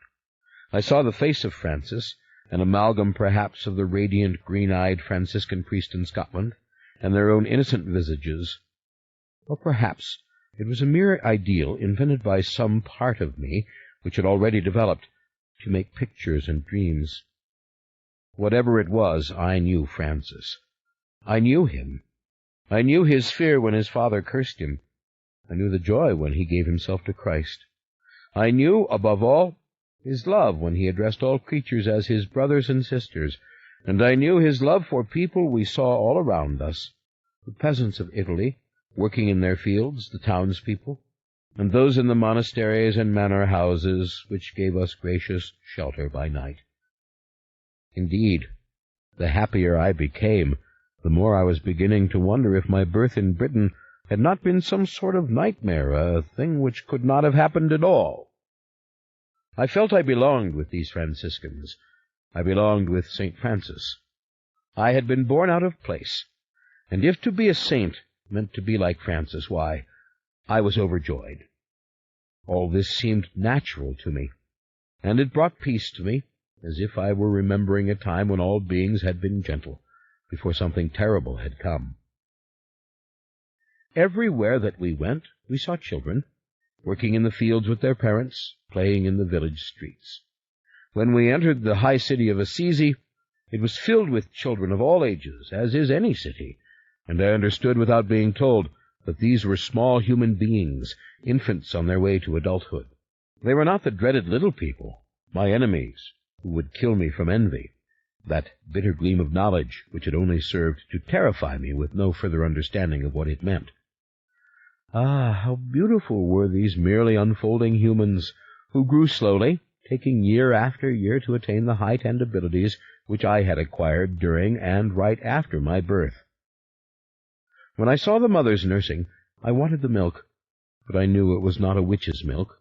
It wasn't that strong, it wouldn't help me. But I was grown, was I not? I had become taller even on my journey, and I seemed to all the world a strong and healthy human of some 20 years. Whatever my thoughts on all this, I resolved to reveal nothing. Rather, I stepped out of myself amongst those around me. I was charmed by the countryside, the vineyards, the greenery, and above, the soft light of the Italian sun. Assisi itself was at a great elevation, so that from many promontories one could see the surrounding country in all its soft splendor, so much more inviting than the threatening snow-covered peaks and cliffs which had surrounded Dunolaith. Indeed, my memory of events in Dunolaith was becoming confused to me. If I had not learnt to write within the next few weeks, and not recorded everything in a secret code, I might have actually erased from my mind my origins. They certainly came to seem vague as time passed. But Let me return to the moment. We entered the gates of the Assisi at midday. At once I was taken into the Basilica of St. Francis at the opposite end of the town, a grand edifice, though nothing as cold as the cathedral in Dunelaith. Indeed, the place had not pointed arches but rounded ones, and its walls were alive with wondrous paintings of the saint, beneath which was the shrine of the saint, to which the faithful came in droves, as they had done for St. Ashlar in my home.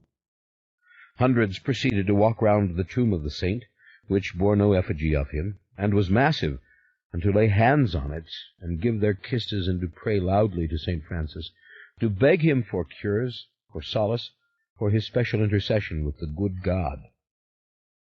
I too laid hands on the sarcophagus, and made my prayer to Francis, who had for me now a personality, a figure wrapped in color and romance. "Francis," I whispered to the stone, "I am here. I am here to become a friar, but you know that I have been sent to be a saint." There was a surge of pride in me. No one knew the secret, that I would one day return to Scotland with the precepts of Francis, and possibly save my people as the good father there had told me I must do. I was destined through humility to achieve great things. But I saw this pride for what it was. If you are to become a saint, you must do it truly, I thought to myself. You must imitate Francis, and these friars and the other saints of whom they have told you. You must forget that ambition, for a saint cannot have the ambition to be a saint. A saint is the servant of Christ. Christ may decide that he wants you to be nothing. Be ready for it. But though I made this confession or admonition in prayer to myself, I was secretly confident. I am destined to shine like the image of St. Ashlar in the colored glass. For many hours I remained in the shrine, almost drunk on the devotion of those who passed the big stone tomb. I felt their fervor almost as if it were music. Indeed, it was now clear to me that I was hypersensitive, as you would say today, not merely to music, but in general to all sounds. The shrill of birds, the timbre of people's voices, the rhythms and accidental rhymes of their speech, all this affected me. Indeed, when I encountered a person who spoke naturally with alliteration, I was near paralyzed by it. But what paralyzed me here in the shrine was the delirium of the faithful, and the particular intensity of devotion which Francis himself had inspired. That very day I was taken up to the Carceri, the hermitage where Francis and his first followers had lived their solitary life. There were the first cells. There was the grand and beautiful view of the countryside. This was the place where Francis had walked and prayed. I had no thought now of ever leaving. What worried me was not the vows of poverty, chastity, obedience. What I feared was my secret pride that this legend of St. Ashlar would eat at my soul, while in fact goading me on. Let me now pause to make a most significant point. I was not to leave Italy, or this life of a Franciscan, for over 20 years. The exact count I do not know. I never did. It was not 33 years, for that I would remember as the age of Christ. I tell you this so that you will understand two things: that I do not rush to Dunelaith in this tale, for it is not time yet, and that during that time my body remained vigorous and quite limber, quite strong, and quite the same. My skin thickened somewhat, losing its baby softness, and my face gathered expressive lines, but not very many. Otherwise, well, almost, I remained the same. I want you to understand how happy I was in this Franciscan life, how natural it was to me, because that is to some extent the heart of the case I wish to make. Christmas was a great feast in Italy, as it had been back in the highlands of Nightmare, which I had so briefly seen. It became to me the most solemn and significant of all holy days, and wherever I was in Italy, I went home to Assisi at that time. Even before my first Christmas there, I had read the story of the Christ child born in the manger, and looked at innumerable paintings of it, and I had given myself heart and soul to the little infant in Mary's arms. I closed my eyes and imagined that I was a tiny baby, which I had never been, that I was helpless and yearning and innocent. And the feeling which came over me was one of rapture. I resolved to see Christ, a pure child, in every man or woman to whom I spoke. If I suffered a moment of anger or annoyance, which was unusual, I thought of the Christ child. I imagined I was holding him in my arms. I believed in him utterly, and that some day when my destiny was fulfilled, whatever and whenever, I would be with Christ. I would kneel in the manger, and I would touch the Christ child's tiny hand. God, after all, was eternal. Child, man, crucified Savior, God the Father, God the Holy Spirit. It was all one. I saw this with perfect clarity almost immediately. I saw it so completely that theological questions made me laugh. By the time I left Italy, I was a priest of God, a renowned preacher, a singer of canticles, a sometime healer, and a man who brought consolation or happiness to all he knew. But let me now explain with greater care. From the beginning, my innocent manner and my directness astonished everyone. They never guessed the real reason for it, that I was a child.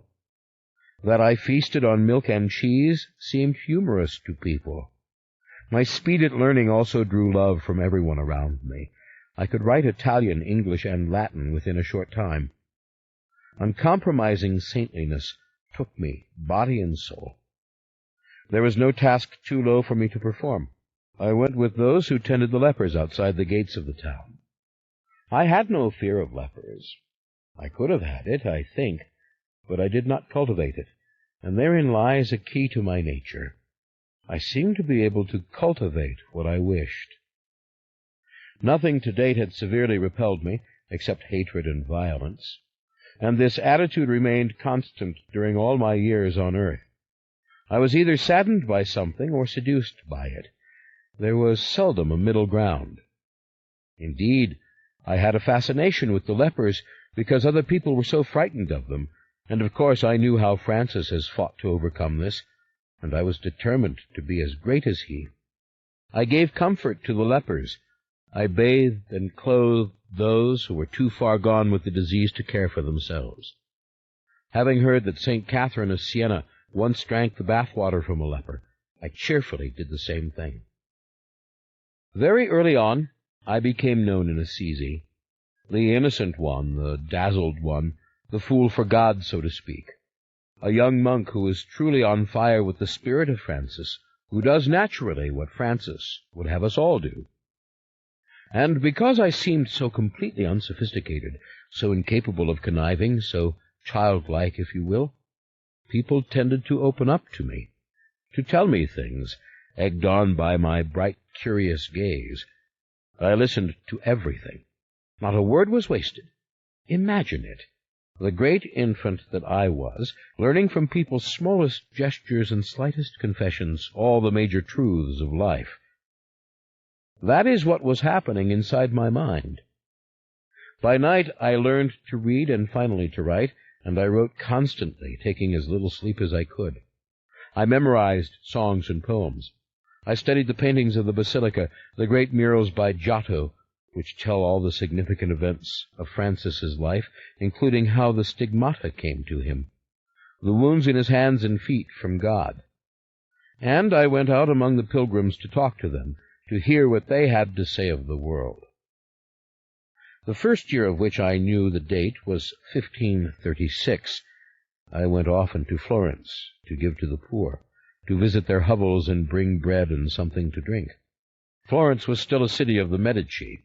Perhaps she was past her great glory, as some have said since, but I don't think at the time that anyone would have said such a thing. On the contrary, Florence was a magnificent and thriving place. Printed books were sold there by the thousands.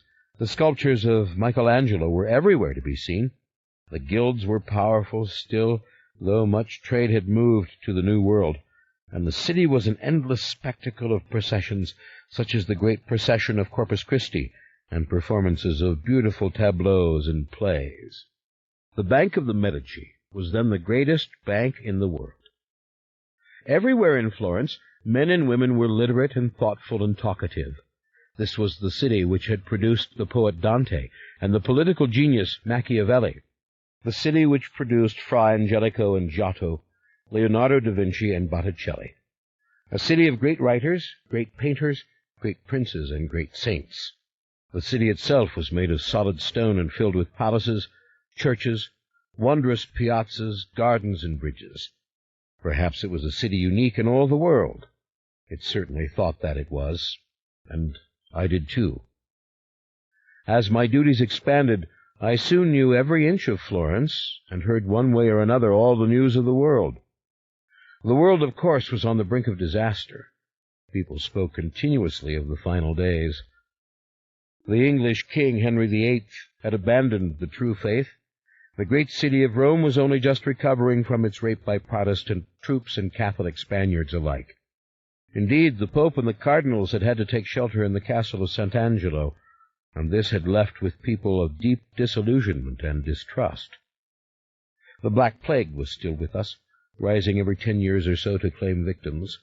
There were wars on the continent. The worst tales, however, were of the Protestants abroad, of mad Martin Luther, who had turned the entire German people against the Church, and other rabid heresies, the Anabaptists and the Calvinists, who made great gains every day in the realm of Christian souls. The Pope was rumored to be powerless against these heresies. Councils were called and called, but nothing really was done.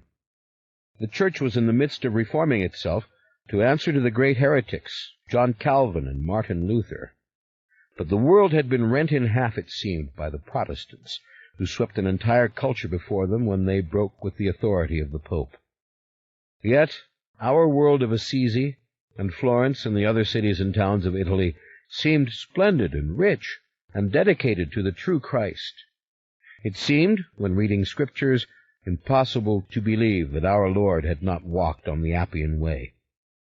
Italy filled my soul with its music, its gardens, its green countryside. It seemed to me the only place that I should ever want to be. Rome was the only city I loved more than Florence, and only perhaps because of its size, because of the splendor of St. Peter's. But then Venice, too, was a great marvel. For me, the poor of one city were pretty much as the poor of another. The hungry were the hungry. They were always waiting for me with open arms. I found it easy and natural to be a true Poverello, to own nothing, to seek shelter wherever I was at nightfall, to let the Holy Spirit come into me when I was asked a complex question, or asked to declare a truth. I knew joy when I preached my first sermon in a piazza in Florence, with arms outstretched, eschewing, as was our custom, all squabbling about theology, and talking only of personal dedication to God. We must be as the Christ child, that innocent, that trusting, that good. Of course, this had been the very wish of Francis, that we be true beggars and vagabonds speaking from the heart. But our order was much torn by matters of interpretation. What had Francis truly meant? What kind of organization should we have? Who was truly poor? Who was truly pure? I avoided all decisions and conclusions. I spoke aloud to Francis. I modeled my life upon him. I lost myself utterly in good works, and I cared for the sick with good results. It was no miracle. A man would not drop his crutches and cry, "I can walk." It manifested itself first in a talent for nursing, for bringing the dangerously ill through the fever, back from the brink. It may have been what men call natural, but I began to feel its power in a way, to learn from little things how to enhance it, that if I held the cup myself for the sick one, he would fare better from the drink of water than if I let this be done by someone else. During these early years, another form of knowledge came to me, that many of my brothers in the order did not keep the vow of chastity. Indeed, they had mistresses or went into the legal brothels in Florence, or bedded down with each other under cover of the dark. In fact, I myself was noticing beautiful boys and girls all the time, and feeling desire for them, and waking sometimes in the night with sensuous dreams. I had been fully grown by the time I reached Italy, with dark hair around the genitals and under my arms. I had always been as other men in these respects. I remembered the words of the Franciscan in Dunleith, "You must never touch the flesh of a woman." I thought about this a great deal. Of course, I'd come to realize that coupling led men and women to create children, and I concluded that I had been given this severe warning for one reason, so that I would not father another monster like myself. But what sort of monster was I? I wasn't sure any more. My birth and origins became a torture to me in memory, a disgrace that I could not confide to a soul. At this time, too, during those first few years as my personality formed, I began to think that certain persons were watching me, persons who knew about my imposture and would someday reveal me for what I was. Often in the streets of Florence I saw Dutchmen, recognizable by their distinctive clothing and hats, and these men seemed always to have their eyes fixed on me. And then once an Englishman came to Assisi, and stayed there a long time, and came back day after day simply to hear me preach. This was the beautiful springtime. I was telling the stories or exempla of St. Francis, and I remember the cold eyes of this man gazing upon me as I spoke. Always I confronted these spies. I would stare at them. Sometimes I would even turn and start to walk towards them. Always they fled. Always they returned. Meantime, the question of chastity was torturing me, the question of whether or not I could do it with a woman, and whether or not a monster would be born. There was no doubt in my mind that I wanted to do what was right in the eyes of God. It seemed a very simple matter to take a mistress, to take a lover. It seemed an immense challenge to enjoy no pleasure of the flesh at all, to live without knowing the answer to the mystery. I chose the path of the saint. I allowed no fire to kindle in me, and consequently there was never a blaze. I became well known for my purity, that I had no eye for women whatsoever, and my healing became more and more accomplished, though still I did not know if it was miraculous, and thought it was perhaps a matter of skill. Another passion meantime swept me up. It was the simple idea current at the time that singing could bring the faithful to Christ, as easily perhaps as evangelical preaching. I began to write my own canticles, simple poetry which I made up, using much rhythm, and to sing these songs at informal gatherings. I much preferred singing to preaching. I was tired of hearing myself promulgate simple truths, but I never got tired of singing. Soon people knew that when I appeared, there would be music from me. A brief song, sometimes little more than a poem recited to the strumming of a small lute. And I played a little game of which no one else was aware. I tried to see how many days I could go with no speaking, only singing, without irritating anyone or attracting notice to my little sport. 10 years after my arrival in Italy, I was ordained. It would have come sooner if I had wanted it, but my study for holy orders was deliberately meticulous and slow. I was all the time traveling, walking the roads, and meeting with people and greeting them with the Word of God. Time did not seem important. In fact, I had no sense of hurrying towards any destiny at all. I had become, by my ordination, utterly fearless of disease. I sang to those who were past all need of physical comfort. I sat in many a room where others feared to step. But things were not perfect. They were not right. From time to time, I remembered my birth with startling effect. I'd wake, sit up, think, but it's not possible. And then lie back in the darkness, realizing, of course, it was possible, for I had no other mother, father, sister, brothers. I was not what others believed me to be. I would remember the Queen and the river and the highlands as if they were elements of a nightmare. And sometimes it seemed that after these tumultuous moments, I would see those people following me, spying upon me more than before. Of course I faulted myself for imagining it, but the longer I thought of all this, the more strange my life became. Then there were times when I betrayed my nature in a particular and spontaneous way. I loved the taste of milk. The devil was always tempting me with visions of women's breasts. Even during Lent I had to have milk, and I could not endure the fast, and the breaking of the fast for milk was my worst sin. I sometimes grasped handfuls of cheese and ate it. Any soft food was delicious to me, but the craving for cheese and milk was especially bad. Once I wandered into a field filled with cattle. It was sunrise, and no one was about, or so I thought. I went down on my knees and drank from the udder of a cow, squirting the warm milk out of the udder right into my mouth. When I had drunk enough, I lay in the grass, staring at the sky. I felt bestial and ugly for what I had done. An old farmer came. He was in worn clothing, though neat and well-mended, and his face was darkened from working in the sun. He whispered something to me, full of fear, and ran away. I got up and ran after him, lifting my robe so that I wouldn't trip. "What did you say to me?" I asked him.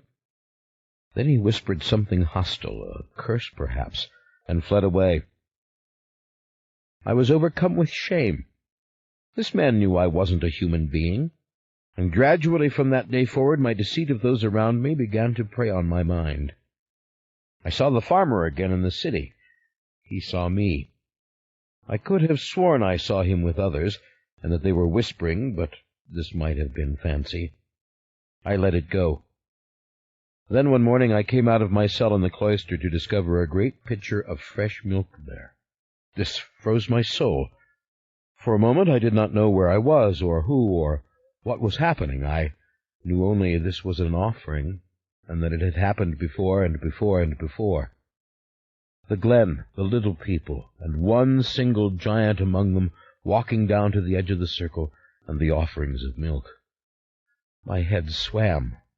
For the first time in many, many years I saw the circle of stones and the circle of figures, so many circles of figures, each wider than the other, and going on so far that I lost count. I picked up the pitcher, and I drank it down greedily, the way I always did milk.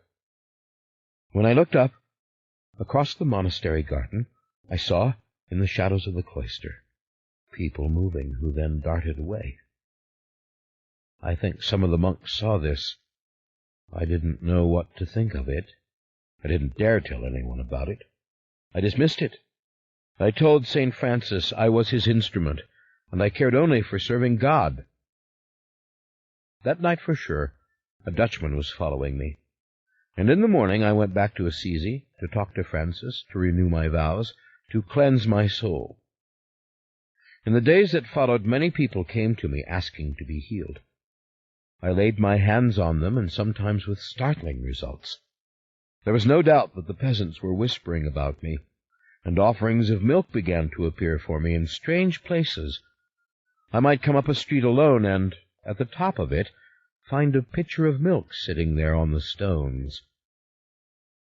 A certain fact also began to cause me pain. Perhaps I had never been baptized. Unless we can assume the terrified midwife and the ladies-in-waiting had done this, I don't think so. And now, as I brooded on this, as I began to try to remember all the details of the Northland where I had been born and exiled, I realized that if I had not been baptized, then I could not have received holy orders, which meant that when I changed the bread and wine into the body and blood of Christ, it was nothing of the sort. Indeed, nothing that I had done could bear fruit. I fell into a state of melancholia. I would talk to no one. And then it became very plain to me that I must have imagined this birth in England, that nothing of that sort could truly have occurred. Dunolaith. I had never heard mention of a cathedral there, of monks of our order. But of course for years Henry VIII had persecuted the Catholics. Only recently had good Queen Mary restored the true Church. If my fancies were true, I had been, by my own reckoning, alive just over 20 years. Unless my lost childhood was just that, a history lost to the memory, buried experiences, something which I could not call back. But it didn't seem so, and the more I brooded, the more everything about me began to look suspect to me, and the more tormented I became. Finally, I decided I must know a woman. I must know if I was to that extent a man. I was burning to do it, of course. I always had been. And now I knew this was my excuse. Find out. It was as if in a woman's arms I would know if I was animal enough to have an immortal soul. I laughed at the contradiction, but it was there, and it was true. I wanted to be human, and had to commit a mortal sin to find out if I was. I went into Florence to one of the many brothels I knew, where I had in fact brought the sacraments to women when they were dying, and once gave extreme unction to a poor merchant who had the misfortune to die in a woman's embrace. I had often visited this brothel in my priestly robes.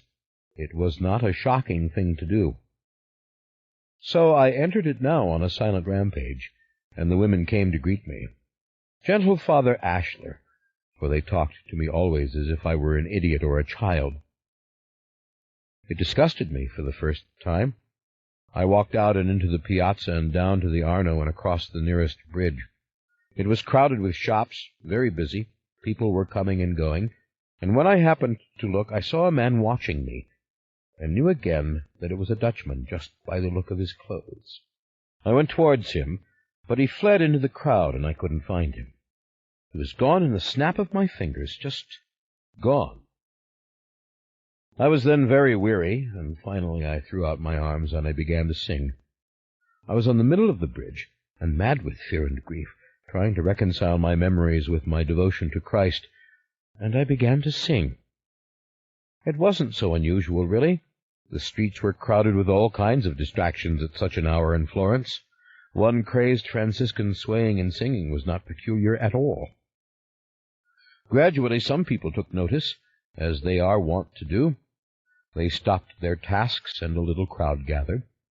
I was rocking back and forth, holding myself with my arms and singing, and when I looked up, very lost in my song, I saw a beautiful woman staring at me, a woman with green eyes like those of the Franciscan priest in Dunolaith, and long, fancy, blonde hair. Then the most astonishing thing happened. This woman lowered her veil and walked away, and I realized that the face which had been peering at me was turned to the back of her body, as if her head was put backwards upon her neck. I was fascinated. My passion was unbearable, but another even more evil excitement leapt in my heart. This is a monster like me. I let the song die away and spurned those who would have given me alms. Take them to the church, I said, to those who deserve them. And then I went after the woman, who had waited for me in a side street. Once again she revealed the face, then walked off. Soon we were in a small alleyway. I was clearly staring at her back when she lifted her veil and revealed her face again. Finally, she spun round in a blur of black garments, silks, satins, velvet and jewels, and rapped hard upon the door. It was opened in the wall, and as I rushed up to catch a glimpse of her before she disappeared through it, she grabbed my wrist and pulled me inside. It was a narrow, crowded garden, like many a courtyard in Florence, with old, peeling ochre walls and bright flowers flourishing in the sheltered sun. 3 other women sat there, together on a bench beneath a tree. All wore wide and beautiful skirts, rich sleeves, and had high bosoms which began to drive me mad. And the one who had brought me in, I saw now she was an ordinary woman. Her face was on the front of her body, like that of anyone else. It had all been some kind of illusion with the veil she pulled from her hair. Some little trick. She confessed this to me, and this set them all to laughing so much I thought they would never stop. I was dizzy. Suddenly these women were crowding about me and saying, "Father, take off your clothes. Come, stay with us in this garden." and the blonde one, who bore the famous name of Lucretia, said that she had bound me with spells to make me come, but not to fear. They weren't witches. Rather, their men were gone off to hunt in the country, and they would do as they pleased. Their men gone off to hunt? This sounded bizarre, but I perceived the truth beneath it. These were whores, but whores free for the day, and I was the object of their desire. "We are proud to initiate you, virgin child," said the eldest of the women, who was as beautiful as all the rest. They drew me across the tiles and into the bedchamber. They took off my sandals and removed my robes. Then they flung their dresses this way and that, crying out in jubilation, and they danced about me, naked as nymphs, singing some little song. It was all a joke to them. It was all a game. They were shocking the young Franciscan, who, though he had a full beard, still had the expression of a child. But I was not shocked. Once more a strange knowing came to me of a time when all the world had done these things. The Garden of Delights it had been, with all romping naked and playing and singing and dancing, and flowers all about us, and plenty of fruit to eat. Then fear took hold of me. Gone all that. Blackness. I was meantime making like a satyr for these women, which they found very amusing, and which I could not help. At last they tumbled into the bed next to me, covering me with kisses, and I grasped the breasts of the closest woman, and began to suck tenaciously, so that I made her cry in pain. The others planted kisses on my naked shoulders, my back, my organ, my chest. In a twinkling I was back in the birth-chamber in England, in the arms of my mother, knowing the fierce pleasure of drawing the milk savagely from her breast. I was drunk with the pleasure, and now it found its worst culmination in the organ, and I soon rode all the women, one after another, crying out in ecstasy, and then beginning with the first to take them all again. It was now evening. The stars were visible above the courtyard. The roar of the city was dying away. I slept. I was with my mother, only she was not hating me and crying in terror, but a long, slender creature such as me, much too long to be a real woman, and stroking me with fingers which, like mine, were too long. Didn't everyone see I was a monster like this woman? How could people be so easily fooled? I drifted into dreams. I was in a mist, and people were crying and sobbing, and men were rushing to and fro. It was a massacre. "Taltos!" Someone shouted it, and then I beheld in my dream the farmer from the field near Florence, and heard him whisper, "Taltos!" and I saw before me again a pitcher of milk. Thirsty, I woke and sat bolt upright, as was my custom, and stared around me in the dark. All the women were still, but with their eyes open.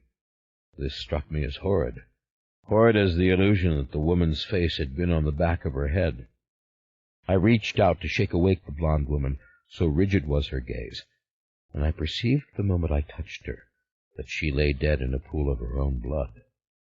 Indeed, all of them were dead, one on either side of me, and the three who lay on the floor. They were dead, and the bed was soaked with the blood, and it stank of human people. I rushed out into the courtyard in uncontrollable cowardice, and collapsed near the fountain, on my knees, trembling, unsure of what I had seen. But when I finally rose to my feet and returned, I saw it was true. These women were dead. I laid my hands on them repeatedly, but there was no waking them. I couldn't cure them of death. I gathered up my robes, my sandals, dressed again, and ran away. How could these women have died? I remembered the words the Franciscan had said to me, "Never touch the flesh of a woman." It was the dead of night in Florence, but I managed to return to the monastery, and there I locked myself in my cell. When morning came, news of the deaths was all over Florence. A new form of plague had struck. I did what I have always done at such trouble. I went home to Assisi, walking the whole way. The mild winter was coming, which is nevertheless a winter, and the journey was not easy, but I did not care. I knew someone was following me, a man on horseback, but I only caught glimpses of him from time to time. I was in despair. As soon as I reached the monastery, I prayed. I prayed to Francis to guide me and to help me. I prayed to the Blessed Virgin to forgive me for my sins with these women. I lay on the floor of the church, arms outstretched as priests do when they are ordained. I prayed for forgiveness and understanding, and I wept. I didn't want to think my sin had killed these women. I envisioned the Christ child, and I became the small, helpless baby, and I said, "Christ, succor me. Holy Mother, the Church, succor me. What can I do on my own?" I went to confession to one of the oldest priests there. He was Italian, but had only just come home from England, where many Protestants were now being put to death. We were rebuilding our monasteries in that land, sending priests back to serve the Catholics who had kept the faith during times of persecution. I chose this priest because I wanted to confess all: my birth, my memories, the strange things said to me. But when I was kneeling in the confessional, these things seemed the dreams of a madman, and it really did seem to me that I was a man only, and had had some proper childhood somewhere, which had somehow been erased from my mind and heart. I confessed only that I'd been with the women, that I had brought death to all four, but did not know how. My confessor laughed at me, softly, reassuringly. I had not killed the women. On the contrary, God had preserved me from the plague which had killed them. It was a sign of my special destiny. I should not think of it any more. Many a priest has stumbled, taken to his bed a whore. The important thing was to be larger than that sin and that guilt, to carry on in the service of God. Don't be full of pride, Ashler. So you finally succumbed like everyone else. Put it behind you. You know now that it is nothing, this pleasure, and God has spared you from the plague for himself. He told me that the time would come, perhaps, when I was to go to England, that England would need us as never before. Queen Mary is dying, he said. If the crown goes to Elizabeth, the daughter of the witch, he said, there shall be terrible persecutions of the Catholics again. I left the confessional, said my penance, and went out into the wintry wind-swept fields. I was unhappy. I did not feel absolved. My eyes were wide, and I was walking in a staggering way. I had killed those women, I knew it. I had thought them witches, but they were not. The face on the back of the head, all that had been trickery and delusion, and they had died as the result. Oh, but what was the larger truth? What was the real story? There was but one way to know. Go to England, go as a missionary to England, to fight the Protestant heresies there, and seek the glen of Dunolaith. If I found the castle, if I found the cathedral, if I found the window of St. Ashler, then I would know I had not imagined these things. And I must find the clansman. I must find the meaning of the words once spoken to me, that I was Ashler, that I was he who comes again. I walked alone in the fields, shivering and thinking that even my beautiful Italy could be cold at this time. But was this cold a reminder to me of where I had been born? This was for me a solemn and terrible moment. I had never wanted to leave Italy, and I thought again of the priest's words spoken in Dunolaith. You can choose. Could I not choose to stay here in the service of God and St. Francis? Could I not forget the past? As for the women, I would never touch them again, never. There would be no more such deaths. And as for St. Ashler, who was this saint who had no feast in the church calendar? Yes, stay here. Stay in sunny Italy. Stay in this place which has become your home. A man was following me. I'd seen him almost as soon as I left the town, and now he came riding closer and closer, a man dressed all in black wool and on a black horse. "Can I offer you my horse, father?" he asked. It was the accent of the Dutch merchants. I knew it. I had heard it often enough in Florence and in Rome, and everywhere that I had been. I looked up and I saw his reddish-golden hair and blue eyes. Germanic. Dutch. It was all the same to me. A man from a world where heretics thrived. "You know you cannot," I said. "I'm a Franciscan. I won't ride on it. Why have you been following me? I saw you in Florence. I've seen you many times before that." "You must talk to me," he said. "You must come with me. The others haven't an inkling of your secret nature. But I know what it is." I was horrified at these words. It was the dropping of a sword which had been dangling over me forever. My breath went out of me. I bent double as if I'd been struck, and I went further out, that way, staggering into the field. The grass was soft, and I lay down, covering my eyes from the glaring sun. He dismounted and came after, leading his horse.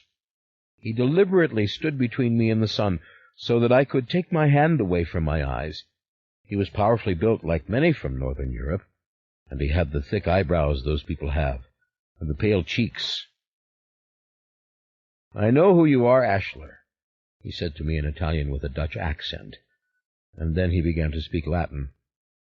"I know you were born in the Highlands. I know that you come from the clan of Dunleith.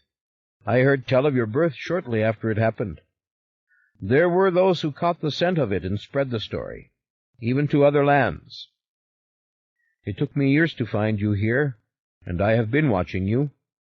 I know you by your height, by your long fingers, by your power to sing and to rhyme, and by your craving for milk. I have seen you take the offerings from the peasants. But do you know what they would do to you if they could? Your kind would always have the milk and the cheese, and in the dark woodlands of the world the peasants still know this and leave these offerings for you on the table at night or at the door." "What are you calling me, a devil? A woodland spirit? Some demon or familiar? I am none of those things." My head was aching. What was real to me? This beautiful grass around me as I rose to my knees and then to my feet? This cold blue sky above me? Or those wretched, ghastly memories and the words this man spoke? "Nights ago in Florence, you brought death to 4 women, he said. "That was the final proof." "Oh, God, then you know it. It is true." I began to weep. But how did I kill them? Why did they die? All I did was what other men have done. "You will bring death to any woman whom you touch. Weren't you told this before you left the glen? Ah, the folly of those who sent you away. And for years and years we have watched and waited for you to come. They should have sent for us. They know who we are, and that we would have paid gold for you, gold. But they are stubborn." I was horrified. "You speak of me as if I were a chattel. I am my father's son, those base-born." He went on worrying and wringing his hands, imploring me to understand him. "They were told again and again by our emissaries, but they were superstitious and blind." "Emissaries? From where?" "The devil." Again I stared at him, this man in black with the black horse. "Who is blind? Dear God in heaven, give me the grace to understand this, to combat the artful lies of the great deceiver. You either stop talking in riddles, or I will kill you. Tell me why I killed those women, or so help me God, I may break your bones with my bare hands." I rose up in a tempest of anger, and it was all I could do to keep from laying my hands on his throat. The anger was as everything else with me, instantaneous and complete. I frightened him as I came towards him. I was so much taller than he was, and when I put my hands out he fell back. "Ashler, listen, for this is not the lies of the great deceiver. This is the perfect truth. No ordinary woman can bear your child. Only a witch can do it, or a dwarfed monster. the half-breed spawn of your kind and the witches, or a pure female of your own ilk. The words dazzled me. A pure one of my own ilk. What did this conjure to my imagination? A tall beauty, pale of skin and fleet of foot, with graceful fingers like my own? Had I not envisioned such a being when I lay with the whores, or had I dreamed? I was overcome suddenly, as if by incense or singing. But I remembered my mother. She was no pure one. She had held her hand out and revealed the witch's mark. "You do not know the danger," he said, "if the ignorant peasants of this or any land were to find out. Why do you think the Scots sent you away in such haste?" "You frighten me, and I want you to stop it. I live a life of love and peace and service to others. They sent me away to become a priest." At this the calm came over me. I believed these words so completely. I looked up at the sky, and its beauty seemed to me the perfect proof of God's grace. "They sent you away so the peasants would not destroy you, as they have always done with the remnants of your breed. The sight of you, the scent of you, the promise of your seed, could pitch them back into their cruel and pagan ways." Breed. What are you saying? Breed. I could not hear any more. I clenched my fists, unable to lay hands on him, unable to do him harm. In all my life of 20 years or more, I had never struck another. I could not do violence. I wept and I fled. "You come with me now," he cried, trying to catch up with me. "I can make all provisions for the journey. You have no cherished objects, no personal possessions. You carry your breviary with you. You need nothing else. Come, we will go to Amsterdam together, and when you are safe, I will tell you the truth." "I will not," I said. "Amsterdam, a stronghold of the heretics. You are speaking of hell by another name." I turned around. "What are you saying? That I am not a mortal man?" Again he was frightened as I leant over him, but he was powerfully built, and he took a stand. "You have a body which can deceive others," he said, "but no one can speak for your soul. In the most ancient legends, it was said your kind had no souls to be converted, no souls to be saved, that you could hover invisible in the darkness forever between heaven and earth, because heaven was closed to you, so your only hope was to return in a likely form." I was awestruck, but not only for myself that someone could believe such a thing of me, but for the sheer possibility that such creatures could exist, soulless, in darkness with heaven closed to them. I started to weep.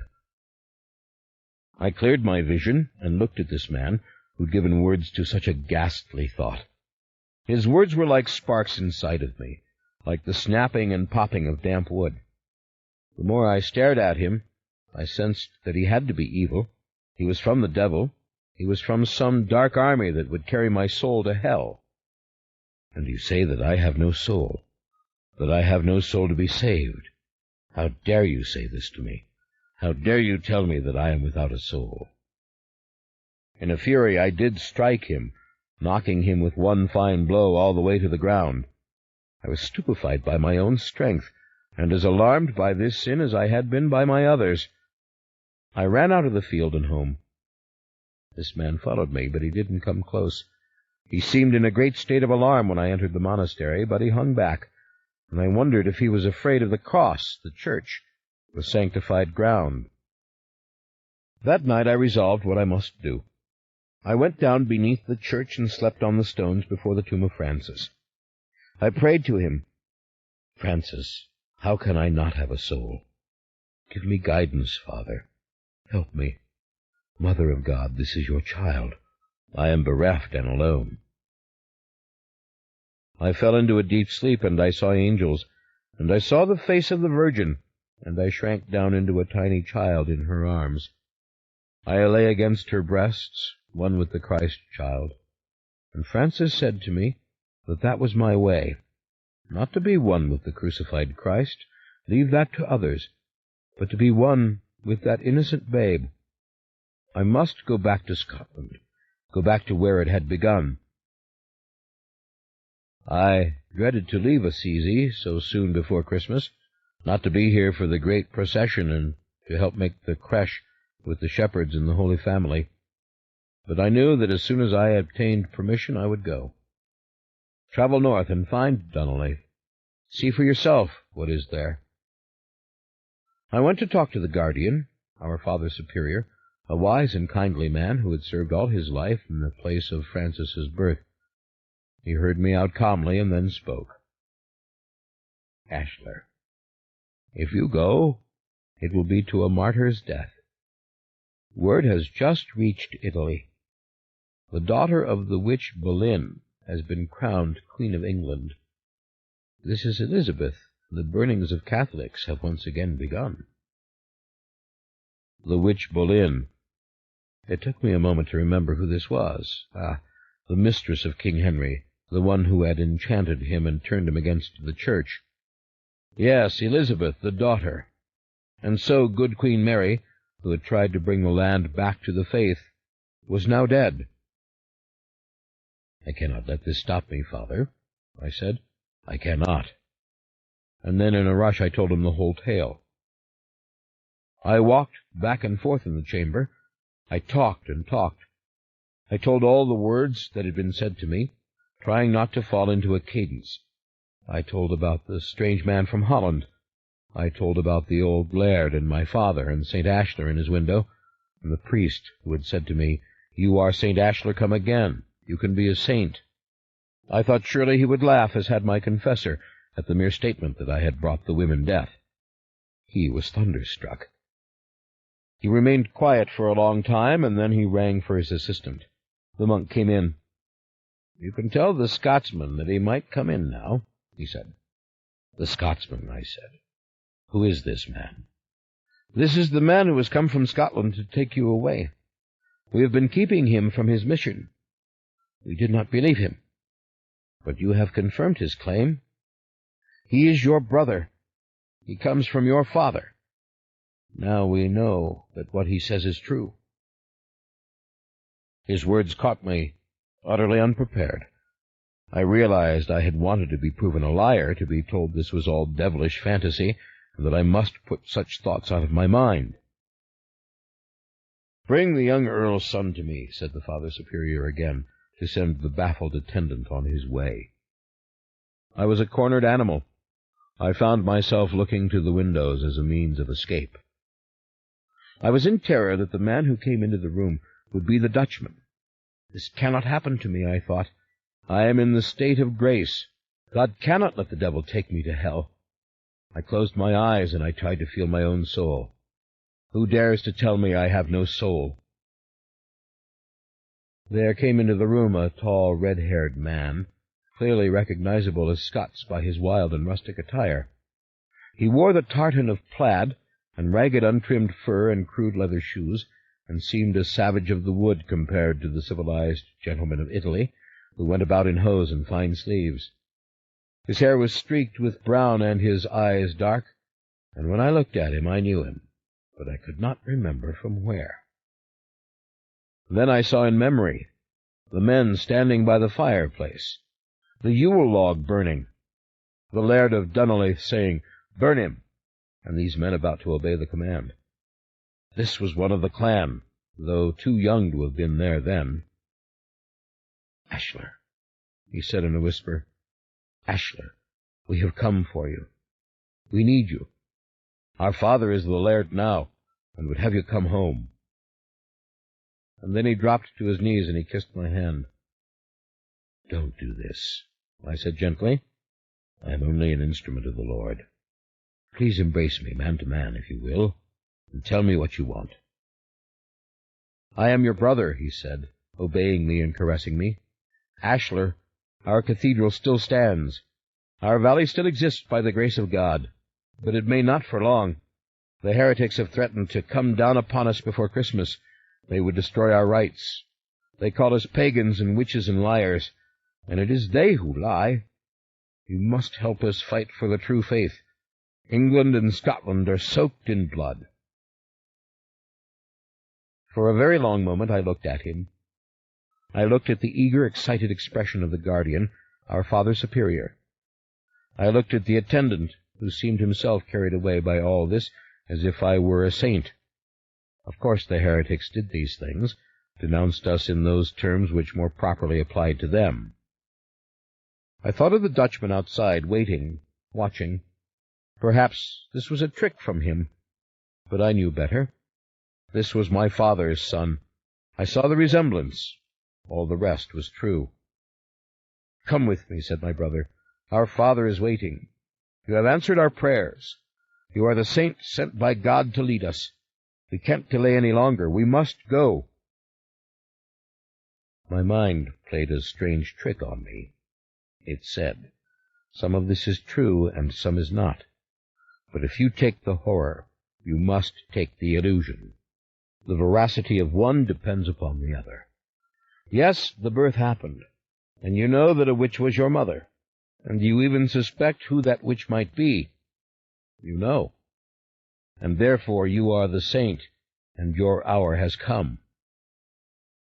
In sum, I knew full well that what lay before me was a likely mixture of fancy and truth, a mixture of legend and puzzling fact, and in my desperation, horrified by what I could not deny, I accepted all in one fell swoop. You might say, I bought the fantasy. I could not be stopped now from going home. "I will come with you, brother," I said, and before I could form any thoughts in my mind to the contrary, I submerged myself in the sense of my mission. I let it seduce me and overtake me. All night I prayed only for courage, that if there was persecution in England, I would be brave enough to die for the true faith. That my death would have meaning, I never doubted, and by dawn I think I had convinced myself I was meant to be a martyr, but much adventure and excitement lay ahead before the final flames. But at early morning I went to the guardian of our congregation, and I asked him, to help me in my courage, would he do two things. First, take me into the church, into the baptistry, and there baptize me, Ashler, in the name of the Father, and of the Son, and of the Holy Ghost, as if it had never been done before. And then would he lay his hands on me and give me holy orders, as if that too were happening for the first time. Would he give the power to me as a priest had given it to him, a priest who had been given it by one before him, who had got it direct from one before that, all the way back to Christ, putting his hands on Peter and saying, "Upon this rock I shall build my church." "Yes, my son," he said, "my beloved Ashler. Come, if you want these ceremonies. If they will give you strength in Francis's name, we shall do them. Haven't all these years asked for nothing. Come, we shall do as you wish." Then, if it is true, I thought, if it is, I am nevertheless a child of Christ, now born of water and the Spirit, and I am an anointed priest of God. "St. Francis, be with me," I prayed. It was determined we would travel overland, mostly through Catholic France, and then over water to England. I was dispensed from my vow not to ride a horse. Expediency demanded it. And so our long journey began. We were 5 men, all of us Highlanders, and we traveled as fast and as rough as we could, sometimes making camp in the forest. All the men except for me were heavily armed. It was in Paris that again I saw the Dutchman. We were in the crowds before Notre Dame on a Sunday morning, going to Mass with thousands of others in this, a Catholic city, and the Dutchman came near to me. "Ashler," he said, "you are a fool if you go back to the glen." "You get away from me," I cried. But something in the man's face held me, a coolness, a resignation, almost a sneer. It was as if I was behaving predictably and wildly, and he was prepared for this, and he walked along with me. My brother and his men glared at the Dutchman, and were ready at any instant to sink a dagger into him. "Come to Amsterdam with me," the Dutchman said. Come and hear my story. You go back to the glen and you will die. They are killing priests in England, and that is what they think you are. But in the glen, you will be an animal of sacrifice to those people. Do not be their fool." I drew up close to him. "Tell me now, here in Paris. Sit down with me and tell me the story now." But before I could finish, my brother had drawn the Dutchman back and struck him a blow that sent him backwards into the crowd, creating screams and panic as he tumbled over others and fell to the ground. "You've been told before," he declared to the Dutchman. "Stay away from our ilk and from our valley." He spat in the Dutchman's face. The Dutchman stared up at me, and it seemed I saw hatred in him, pure hatred.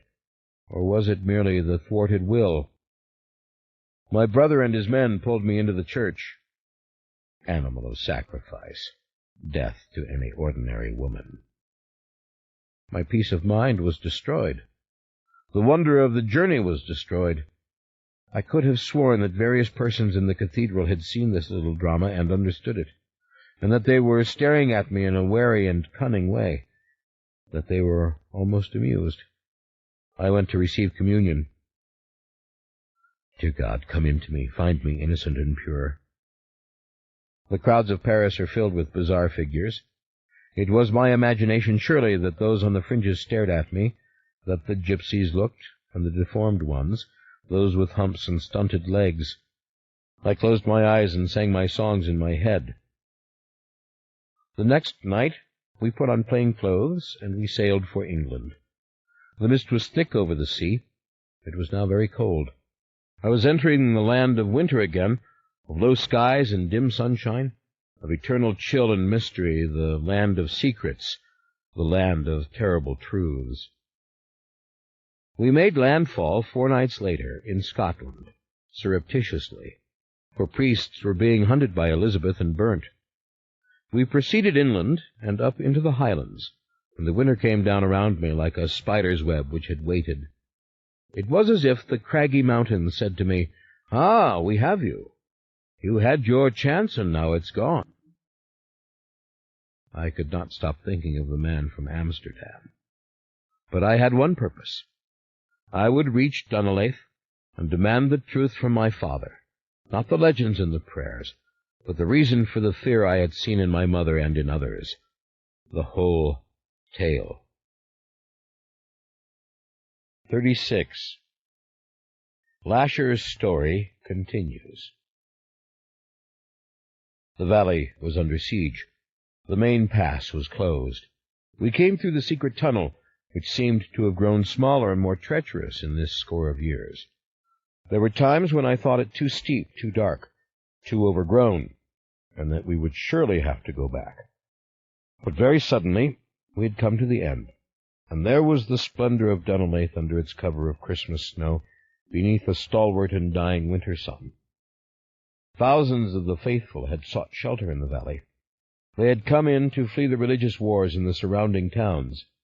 It was not a multitude such as one would see in Rome or Paris, but for this lonely and beautiful country it was a great population. Haphazard shelters had been built against the walls of the little town and against the buttresses of the cathedral, and hovels covered the valley floor. The main pass was barricaded. 1,000 fires sent their smoke into the snowy sky.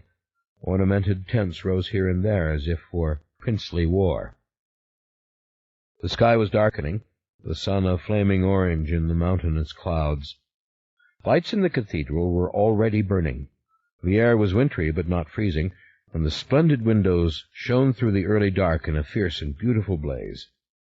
The waters of the loch held the last of the light jealously, and we could see armed Highlanders patrolling the dimming shores. "I would pray first," I told my brother. "No," he said, "we must go up to the castle now. Ashler, that we are not burnt out already is a miracle. This is Christmas Eve, the very night on which they have sworn to attack. There are factions within us who would be Protestant, who think that Calvin and Knox speak for the conscience. There are the old ones, the superstitious ones. Our people could break into their own war on this spot." "Very well," I said, but I ached to see the cathedral, ached to remember that first Christmas when I had gone to the crib, when I had seen the babe in the manger with the real ox and the real cow and the real donkey tethered there amid the delicious smell of the hay and the winter greens. Ah, Christmas Eve.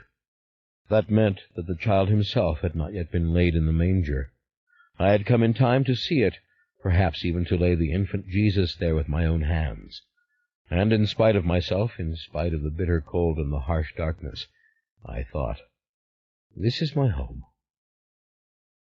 The castle was more or less as I remembered, a great, indifferent, cheerless pile of stone, as ugly surely as any edifice built by the Medici, or any I had seen on my progress through war-torn Europe. The mere sight of it filled me suddenly with fear. I turned round as I stood at the drawbridge, looking down into the valley, at the little town which was far smaller and poorer than Assisi. And all of this seemed crude and frightening suddenly, a land of shaggy, rough-spoken, light-skinned persons without civilization, without anything that I could understand. Was this pure cowardice that I felt? I wanted to be in Santa Maria del Fiore in Florence, listening to the canticles or the High Mass. I wanted to be in Assisi, greeting the Christmas pilgrims. For the first time in over 20 years, I was not there. As darkness fell, the crowds about the little city and the church looked all the more ominous, and the woods themselves closer, as though struggling to swallow what few edifices man had made in this place. For 1 second, I thought I saw a pair of dwarfish creatures, 2 little beings, far too ugly and misshapen to be children, and far too quick as they scurried out of the castle yard and across the bridge and beyond. But so quick had it been, and so dark was it, that I was uncertain I'd seen anything at all. I took one last look down into the valley. Ah, the beauty of the cathedral! In its great Gothic ambition, it was more graceful even than the churches of Florence. Its arches challenged heaven. Its windows were visions. This alone must be saved, I thought. My eyes filled with tears. Then I went into the castle to learn the truth. The main hall had its roaring fire, and many in dark woolen garments gathered around the hearth. My father rose at once from a heavily carved chair. "Leave the hall," he told the others. I recognized him immediately. He was mightily impressive, big-shouldered still and somewhat resembling his own father, but far more hardy and nothing as old as the old one had been when I came. His hair was streaked with gray, but still a deep lustrous brown, and his deep-set eyes were filled with a loving fire. "Ashler," he said, "thank God you have come." He threw his arms around me. I remembered the first moment I had ever seen him, the same look of love, from one who knew me, and my heart nearly broke. "Sit down by the fire," he said, "and hear me out."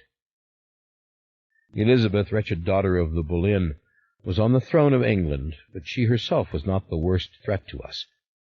John Knox, the rabid Presbyterian, had come back from exile, and he was leading the people in an iconoclastic rebellion throughout the land. "What is the madness of these people?" demanded my father. "That they would destroy statues of our Blessed Mother? That they would burn our books? We are not idolaters. Thank God we have our own Ashler come back to save us at this time." I shuddered. "Father, we are not idolaters, and I am no idol," I declared. "I am a priest of God. What can I do in the face of war? All these years in Italy I have heard stories of atrocity. I know only how to do small things." "Small things? You are our destiny. We, the Catholic Highlanders, must have a leader to take a stand for right. At any time the Protestants and the English may build up the courage and the numbers to force the pass. They have told us, if we dare to hold midnight mass in the cathedral, they will storm the town. We have sheep. We have grain.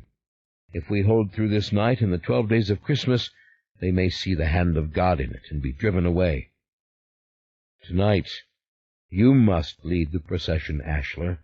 You must lead the Latin hymns.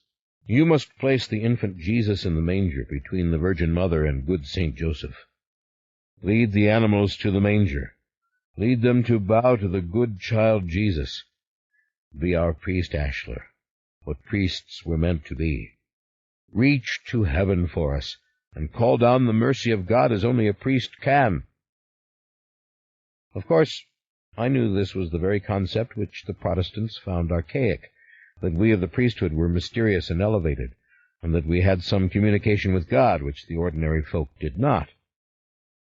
"Father, I can do this as any priest can do it," said I. "But what if we do hold through Christmas? Why will they back away then? Why will they not come down upon us at any moment, that our sheep and our grain are gone?" Christmas is the time of their hate-ashlar. It is the time of the richest Roman ceremony. It is the time of the finest vestments and incense and candles. It is the time of our greatest Latin Mass. And old superstition grips Scotland ashlar. Christmas in the pagan years was the time of witches, the time that the restless dead walked. Outside this valley, they say we harbor witches, that indeed we of Dunolaith have the witches' gifts in our blood. They say our valley is filled with the little people who carry within them the souls of the restless dead. Papists, witchcraft, these denunciations are mixed together by men who fight to the death for the right to say that Christ is not in the bread and wine, that to pray to the Mother of God is a sin.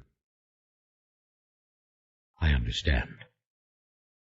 Inwardly I shuddered. The little people carry within them the souls of the restless dead? They call our saint an idol. They call us devil-worshippers. Our Christ is the living Christ.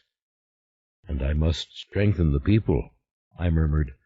This does not mean that I myself shall shed blood. Only raise your voice for the Son of God, said my father. Rally the people and silence the malcontents, for we have them among us, Puritans who would turn the tide, and even those who claim that there are witches in our very midst who must be burnt if we are to prevail. Put a silence to this squabbling. Call the entire people in the name of St. Ashlar. Say the midnight Mass. I see, I said, and you will tell them that I am the saint come from the window. You are, he declared. By the love of God, you are. You know that you are. You are Ashlar who comes again. You are Ashlar who was born knowing, and you know what you are. For 23 years you have lived in sanctity in the arms of the Franciscans, and you are a true saint. Do not be so humble, my son, that you lack courage. Cowardly priests in this valley we have already, trembling down there in the sacristy, terrified that they will be snatched from the very altar by the town's Puritans and thrown in the Yule fire. At these words I remembered that long-ago Christmas. I remembered when my grandfather gave the order that I was to die. The Yule log. Would they bring it in this very night and start it to burning, after the midnight Mass, when the light of Christ was born into the world? I was suddenly brought out of my thoughts. A deep, sultry fragrance came to me, a thick and unnameable perfume. I smelled it so strongly that I was confused. You are St. Ashlar, my father declared again, as if piqued by my silence. Father, I don't know. I uttered softly. Ah, but you do know, cried out a new voice. It was the voice of a woman, and as I turned around I saw a young female, my age, perhaps a little younger, and very fair, with silky long red tresses down her back, and a thick and embroidered gown. It was from her that this fragrance emanated, causing a subtle change within my body, a longing and a slow fire.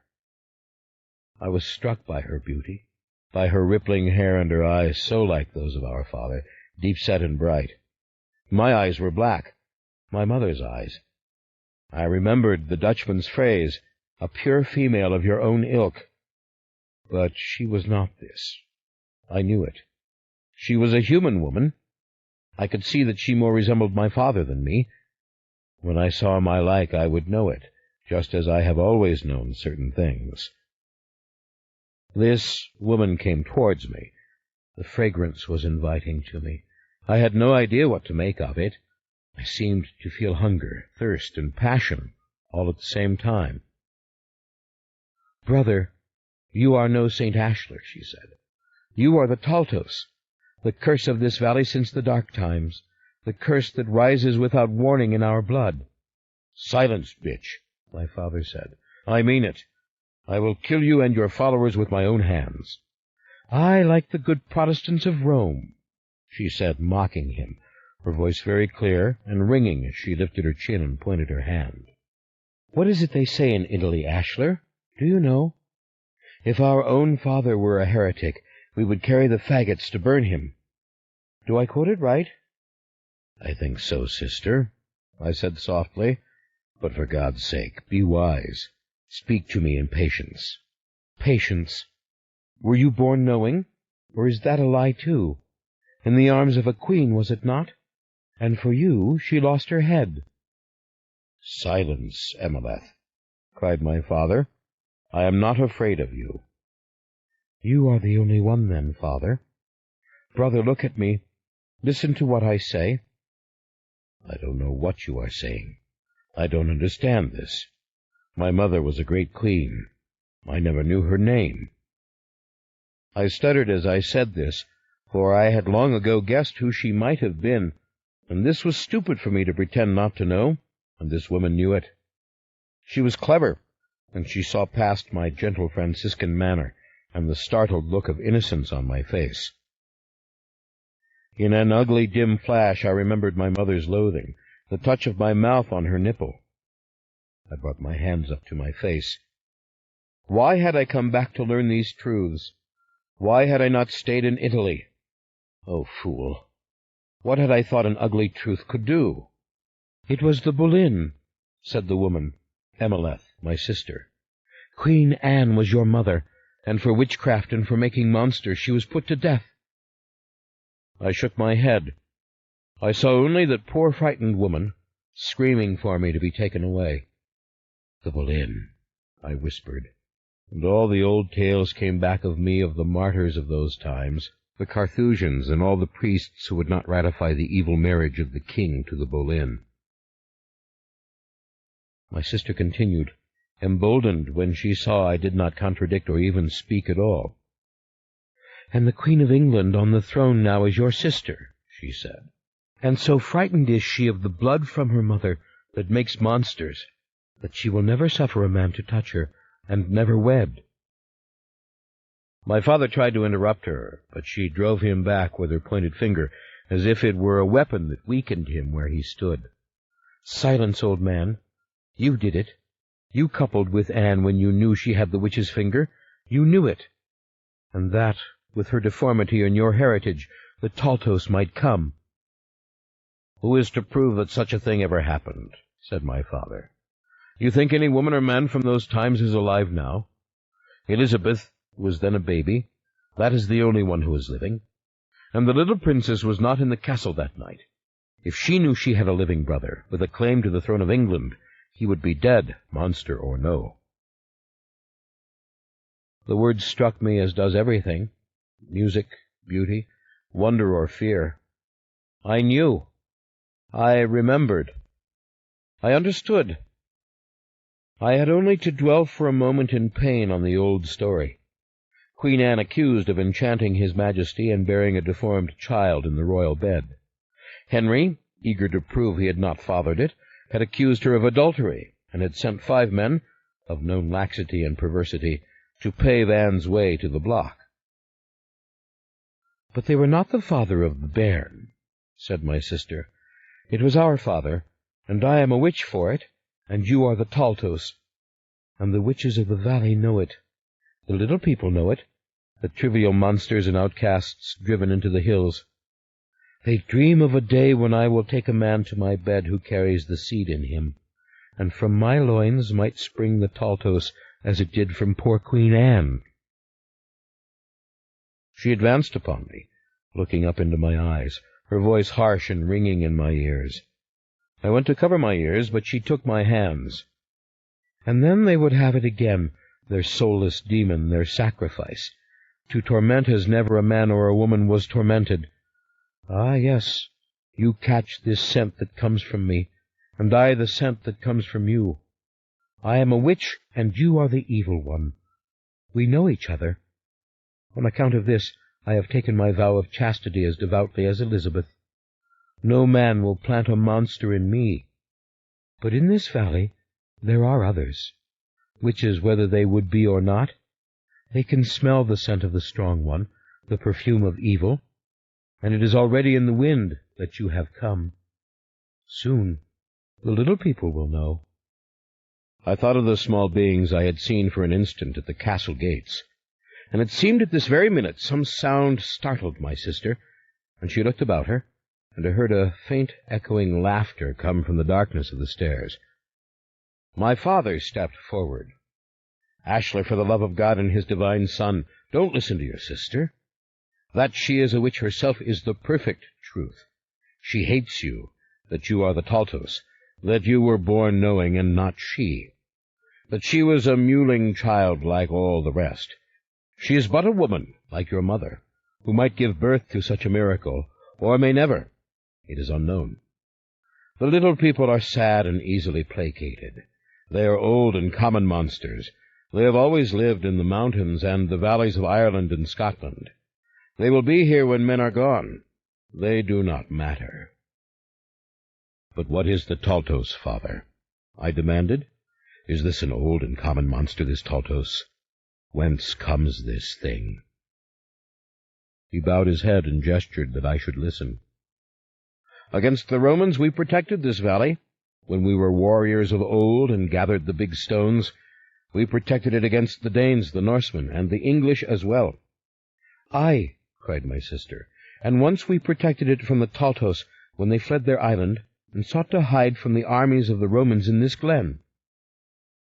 My father turned his back on her and took me by the shoulders. He shut her out. "Now we protect Dunolaith from our own Scots people," he said, "and in the name of our Catholic Queen, our sovereign, of our faith. Mary Stuart, Queen of Scots, is our only hope. You must put aside these tales of magic and witchcraft. There is a purpose to what you are and why you have come. You will put Mary, Queen of Scots, on the throne of England. You will destroy John Knox and all his ilk. Scotland will never be under the boot of the Puritans or the English again." "He has no answer for your question, brother," cried Emeleth. "Sister," I said quietly, "what would you have me do?" "Leave the valley," she said, "as you came. Flee for your life and for our sakes before the witches know you are here, before the little people learn. Flee so that they do not bring the Protestants down upon us. You, brother, are the living proof of their claim. You are the witch's child, deformed, monstrous. If you stir up the old rites, the Protestants will have us with the blood on our hands. You can fool the eyes of the humans around you, but you cannot prevail in a battle for God. You are doomed." "Why not?" I cried. "Why not prevail?" "These are lies," said my father, "the oldest lies in this part of the world. St. Ashler prevailed.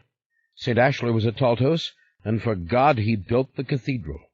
At the very spot where his wife, the pagan queen, was burnt for the old faith, a blessed spring bubbled up from the ground, with which he baptized all those who lived between the loch and the pass. St. Ashler slew the other Taltos. He slew them all so that man made in the image of Christ would rule the earth. Christ's church is built on the Taltos. If that is witchery, then Christ's church is witchery. They are one and the same." "Aye, he slew them," cried Emeleth, "in the name of one God instead of another. He led the massacre of his own to save himself from it. He joined in the fear and hatred and the disgust. He slew his clan to save himself. Even his wife he sacrificed. This is your great saint, a monster who deceived those around him so that he might lead and glut himself with glory and not die with his own breed." "For the love of God, child," said my father to me, "this is our miracle now. It comes once in so many 100 years. My sister turned to glare at me, even as he pulled her back. And I saw them together looking at me, and I saw them as humans, and how alike they were. "Wait," I said softly, so softly that it might as well have been a wild cry. "I see clearly," I said. "All of us are born with a chance before God. The word Taltos means nothing in itself. I am flesh and blood. I am baptized. I have received holy orders. I have a soul. physical monstrosity that does not keep me out of heaven. It is what I do. We are not predestined as the Lutherans and the Calvinists would have us believe." "No one here argues with this, brother," said Emeleth. "Then let me lead the people, Emeleth," I said. "Let me prove by good works that I do indeed have the grace of God in me. I am not an evil thing because I will not be an evil thing. When I have done wrong to others, it was in error. If I was born, as you say, and I know now it is true, then perhaps there was a purpose, that the power of my wretched mother should be broken, and that I should overturn my sister and put Mary Stuart on the throne." "Born knowing. You are born the dupe of those who hold you prisoner. That is what the Taltos has always been. Find the Taltos, make the Taltos," she cried mockingly. "Breed it for the fire of the gods, that the rain shall fall and the crops grow." "That is old now and does not matter," said my father. "Our Lord Jesus Christ is the Jack of the Green. He is our God, and the Taltos is not our sacrifice, but our saint. The Blessed Mother is our Huldah. When the drunken men of the village don the skins and horns of animals, it is to walk in the procession to the manger, not to cavort as of old." "We are one with old spirits, and the one true God. We are at peace with all of nature, because we have made the Taltos into St. Ashlar. And in this valley we have known safety and prosperity for 1,000 years. Think on it, daughter, 1,000 years. The little people fear us. They do not trouble us. We leave out the milk at night in offering, and they dare not take more than what we leave." "It's coming to an end," she said. "Get out, Ashlar, lest you give the Protestants exactly what they need. The witches of this valley will know you. They will know your scent.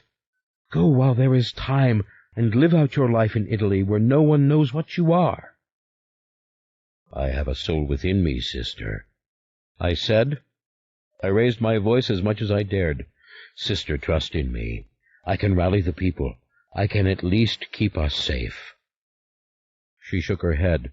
She turned her back. "Can you do it?" cried my father to her, accusing her. "Can you, with your magic spells and evil books and sickening incantations? Can you make anything happen in the world at large? Our world is about to perish. What can you do?" "Ashlar, listen to me. We are a small valley, a small glen, only one tiny part of the north country. But we have endured, and we would live on. And that is all the world is, finally.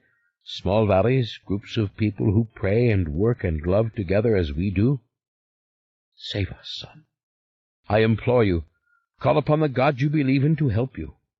And what you were, and what your father and mother did, these things do not matter one whit. No Protestant or Catholic can prove anything against me," I said softly. "Sister, would you tell them what you know?" "They will know." I walked out of the hall. I was the priest now, not the humble Franciscan, but the missionary, and I knew what I had to do.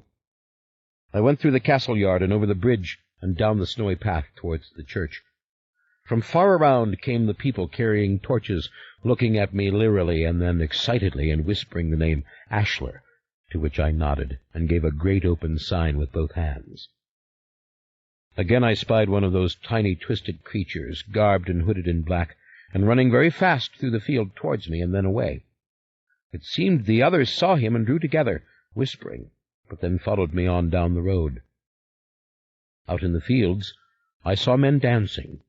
By the light of torches, and dark against the sky, I saw them with the horns and the skins.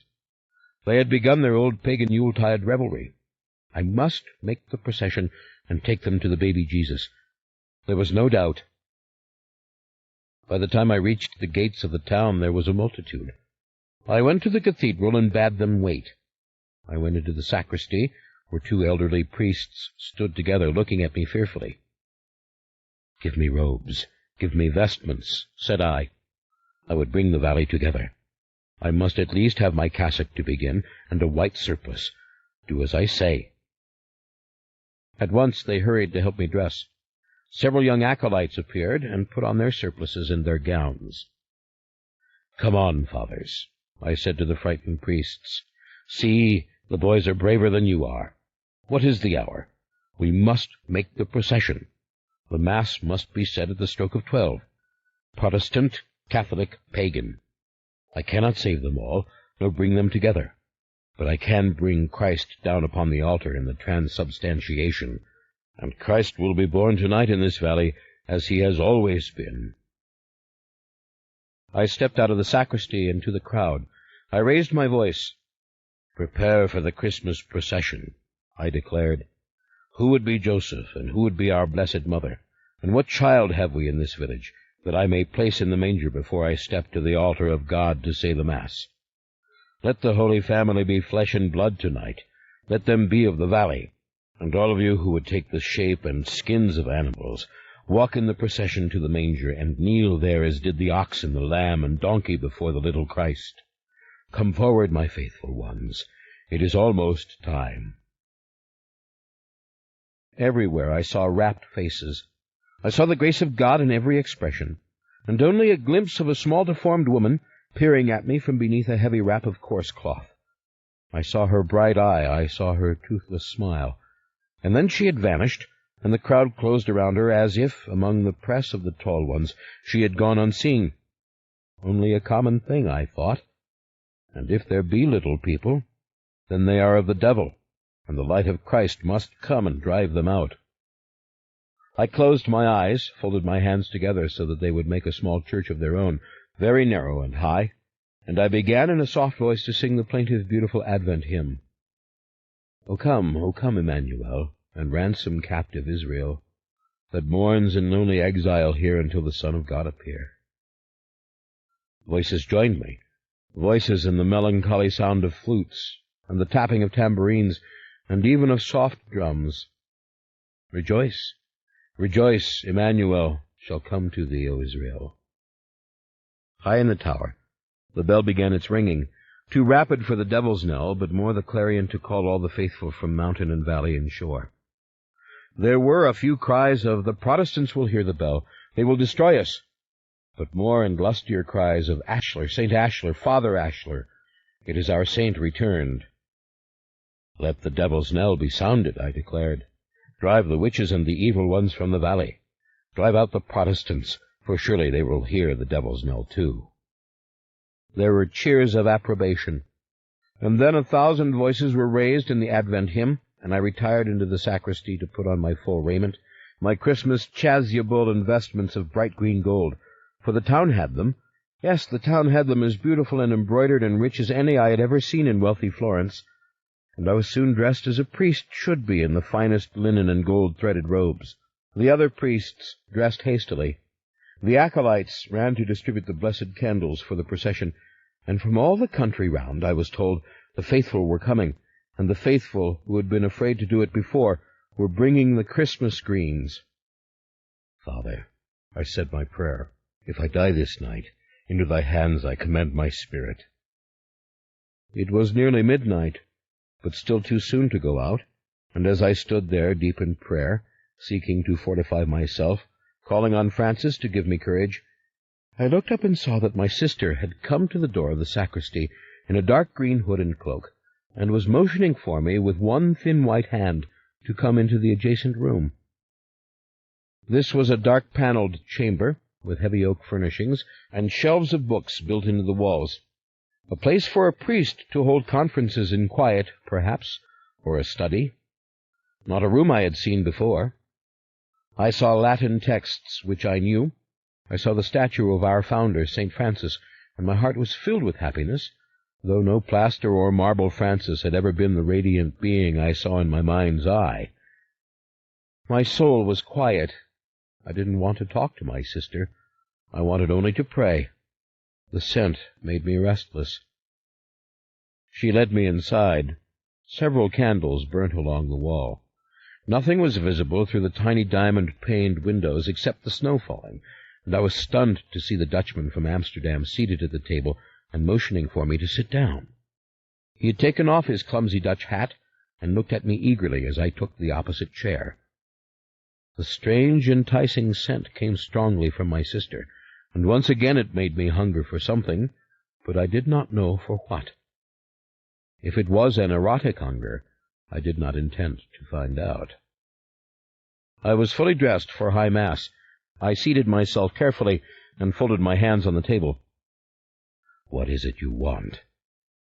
I looked from my sister to the Dutchman.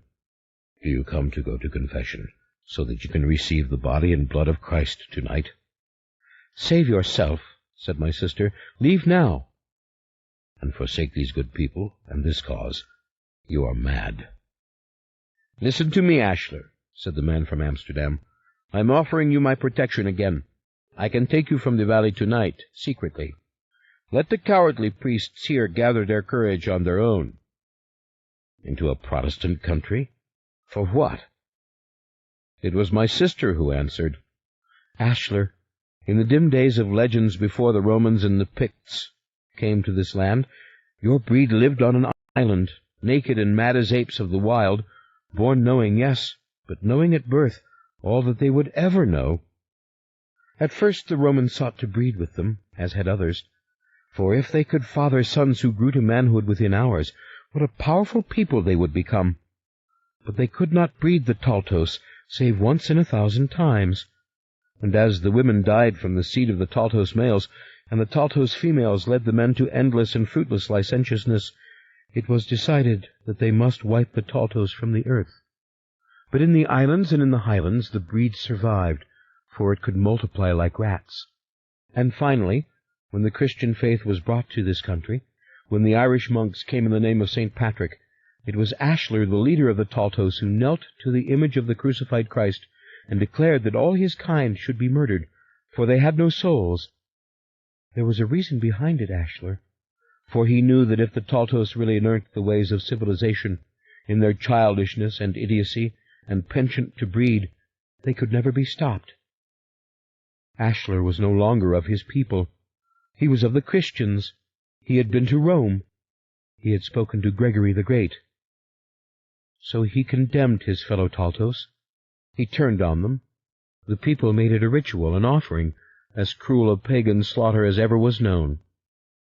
But down through the years, and the blood, the seed travels, to throw up these slender giants, born knowing, these strange creatures whom God has given the cleverness of mimicry and singing, but no true capacity to be serious or firm.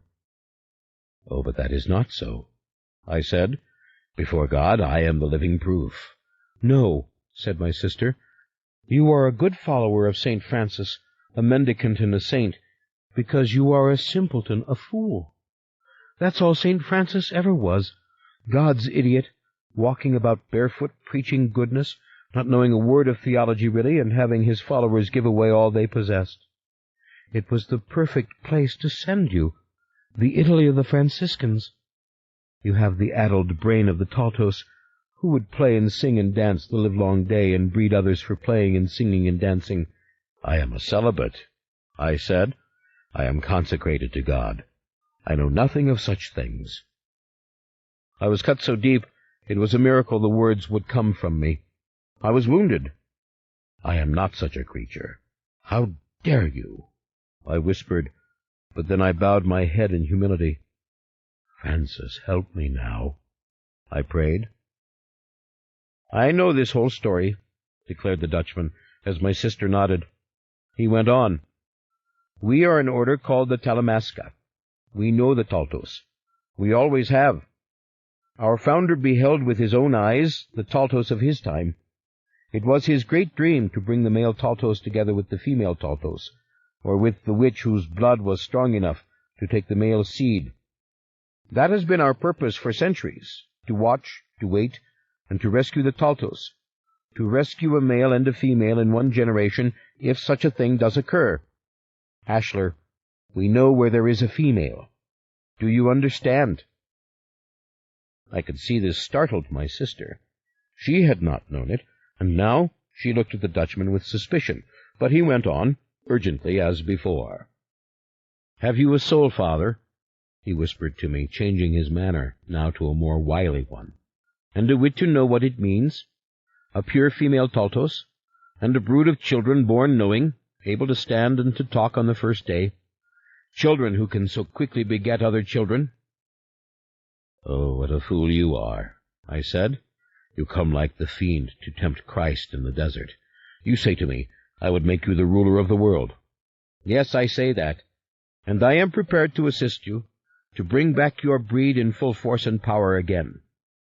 And if you do think me this witless monster, why would you so generously do this for me?" "Brother, go with him," said my sister. "I don't know if this female exists. I have never beheld a female Taltos, but they are born, that's true. If you don't go, you will die tonight. You have heard tell of the little people. Do you know what they are?" I didn't answer. I wanted to say I do not care. "They are the spawn of the witch that fails to grow into the Taltos. They carry the souls of the damned." "The damned are in hell," I replied. "You know this isn't so. The damned return in many forms. The dead can be restless, greedy, filled with vengeance. The little people dance and couple, drawing out the Christian men and women who would be witches, who would dance and fornicate, hoping for the blood to come together, for like to find like, and that the Taltos will be born. That is witchcraft, brother. That is what it has always been. Bring together the drunken women so that they will risk death to make the Taltos. That is the old story of the revels in these dark glens. It is to make a race of giants who will, by sheer numbers, drive other mortals from the earth." "God would not let such a thing happen," I said calmly. "Neither will the people of the valley," said the Dutchman. "Don't you understand? Throughout the centuries they have waited and watched and used the Taltos. It is good luck to them to bring together male and female, but only for their own cruel rituals." "I don't know what you are saying. I am not this thing." "In my house in Amsterdam there are 1,000 books which will tell you of your kind and other miraculous beings. There is all the knowledge we have gathered as we have waited. If you are not the simpleton, then come." "And what are you?" I demanded. "The alchemist who would make a great homunculus?" My sister put down her head on the table and wept. "In my childhood I heard the legends," she said bitterly, wiping at her tears with her long fingers. "I prayed that Taltos would never come. No man shall ever touch me, lest such a creature would be born to me. And if such were to happen, God forbid, I should strangle it before it ever drank the witch's milk from my breasts. But you, brother, you were allowed to live. You drank your fill of the witch's milk and grew tall. Yet you were sent away to be saved. And now you have come home to fulfill the worst prophecies. Don't you see? The witches may be spreading the word now. The vengeful little people will learn that you are here. The Protestants surround this valley. They are waiting for the chance to come down upon us, waiting for the spark to light their fire." "These are lies. Lies to put out the light of Christ which would come into the world on this night. You hear the bells. I go now to say the Mass. Sister, don't come to the altar with your pagan superstition. I will not put the body of Christ on your tongue." As I rose to go, the Dutchman laid hold of me, and with all my strength I forced him back. "I am a priest of God," I said, "a follower of St. Francis of Assisi. I have come to say the Christmas Mass in this valley. I am Ashler, and I stand on the right hand of God." Without stopping, I went to the cathedral doors. Great cheers sounded from the multitude as I opened the church. My head was swimming with their disconnected phrases, threats, suspicions. That it was all demonology, of that I was sure. I went out amongst the townspeople, raising my hand in blessing. In nomine Patris et Filii et Spiritus Sancti. Amen. A beautiful young girl had come forward to be the Blessed Virgin Mary in our pageant, her hair covered by a blue veil, and a rosy-cheeked boy to be Joseph, who had only just got his beard and had to darken it with coal. And then an infant, born only a few days ago, tiny and pink and beautiful, was placed in my arms. I saw the men in their animal skins gathering, lighted candles in their hands. Indeed, the entire valley was ablaze with lighted candles. All the town was filled with lighted candles, and the great, beautiful church behind us would soon receive this light. For a split second again, I did see one of those small beings, humpbacked, heavily clothed, but it seemed no monster, only the common dwarfs one saw in the streets of Florence, or so I told myself again. And it was natural for the people to give it wide berth and to gasp as it fled, for such things frequently frighten the ignorant. They cannot be blamed. The bell began to chime the hour of midnight. It was Christmas. Christ had come. The bagpipers came into the church in their full tartan skirts. The little children came in their white, as angels, and all the people, rich, poor, ragged or well-dressed, crowded through the doors. Our voices rose again in the anthem, "Christ is born! Christ is born!" Once more I heard the tambourines and the pipes playing, and the beat of the drums. The rhythm caught me and made my vision blur, but I walked on, my eyes upon the radiant altar and the manger of hay which had been made to the right of it before the marble communion rail. The infant in my arms gave strong little cries, as if it too would announce the glad tidings, and kicked its sturdy, beautiful little legs as I held it high. I had never been such a child. I had never been such a miracle. I was something ancient and forgotten, perhaps, and worshipped in the time of darkness. But that did not matter now. Surely God saw me. Surely God knew my love for him, my love for his people, my love for the child Jesus born in Bethlehem, and all would speak his name. Surely St. Francis looked down on me, his faithful follower, his child. At last I had reached the broad sanctuary, and I went down in genuflection and laid the little infant in the bed of hay. Linen had been prepared for it. It cried very hard to be so abandoned, poor little Christ, and my eyes filled with tears to behold its common perfection, its ordinary symmetry, the natural brilliance of its eyes and voice. I stepped back. The Virgin Mary had knelt beside the little miracle, and to the right of the small crib knelt her young St. Joseph, and shepherds came now, our own shepherds of Dunolaith, with their warm sheep over their shoulders, and the cow and ox were led to the manger. The singing grew louder and ever more beautiful and blended, with the drums beneath it and the pipes. I stood there swaying, my eyes misted. I realized in my sadness, as I sank deep into the music, almost irretrievably into it, that I had not seen my saint. I had not thought to glance at the window when I came down the center aisle. But it did not matter. He was nothing but glass and history. I would now make the living Christ. My altar boys were ready. I walked to the foot of the steps and began the ancient words in Latin. I will go into the altar of God. At the consecration, as the tiny bells rang out to mark the sacred moment, I held up the host. This is my body. I grasped the chalice. This is my blood. I ate the body. I drank the blood. And finally, I turned to give out the Holy Communion, to see them streaming towards me, young and old and feeble and hardy, and those with babes who held down the little babies' heads as they themselves opened their mouths to receive the sacred host. High above, amid the narrow soaring arches of this vast building, the shadows hovered, but the light rose, blessed and bright, seeking every corner to illuminate it, seeking every bit of cold stone to make it warm. The laird himself, my father, came to receive communion, and with him my fearful sister Emeleth, who bowed her head at the last second, so none would see that I did not give her the host.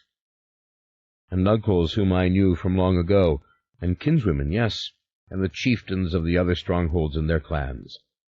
And then the farmers of the valley, and the shepherds, and the merchants of the town, a never-ending stream.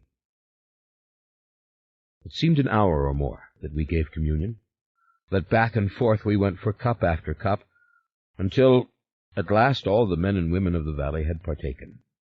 All had received the living Christ into their hearts. Never in any church in Italy had I known such happiness. Never in any open field under God's arching sky, beneath his perfectly painted stars.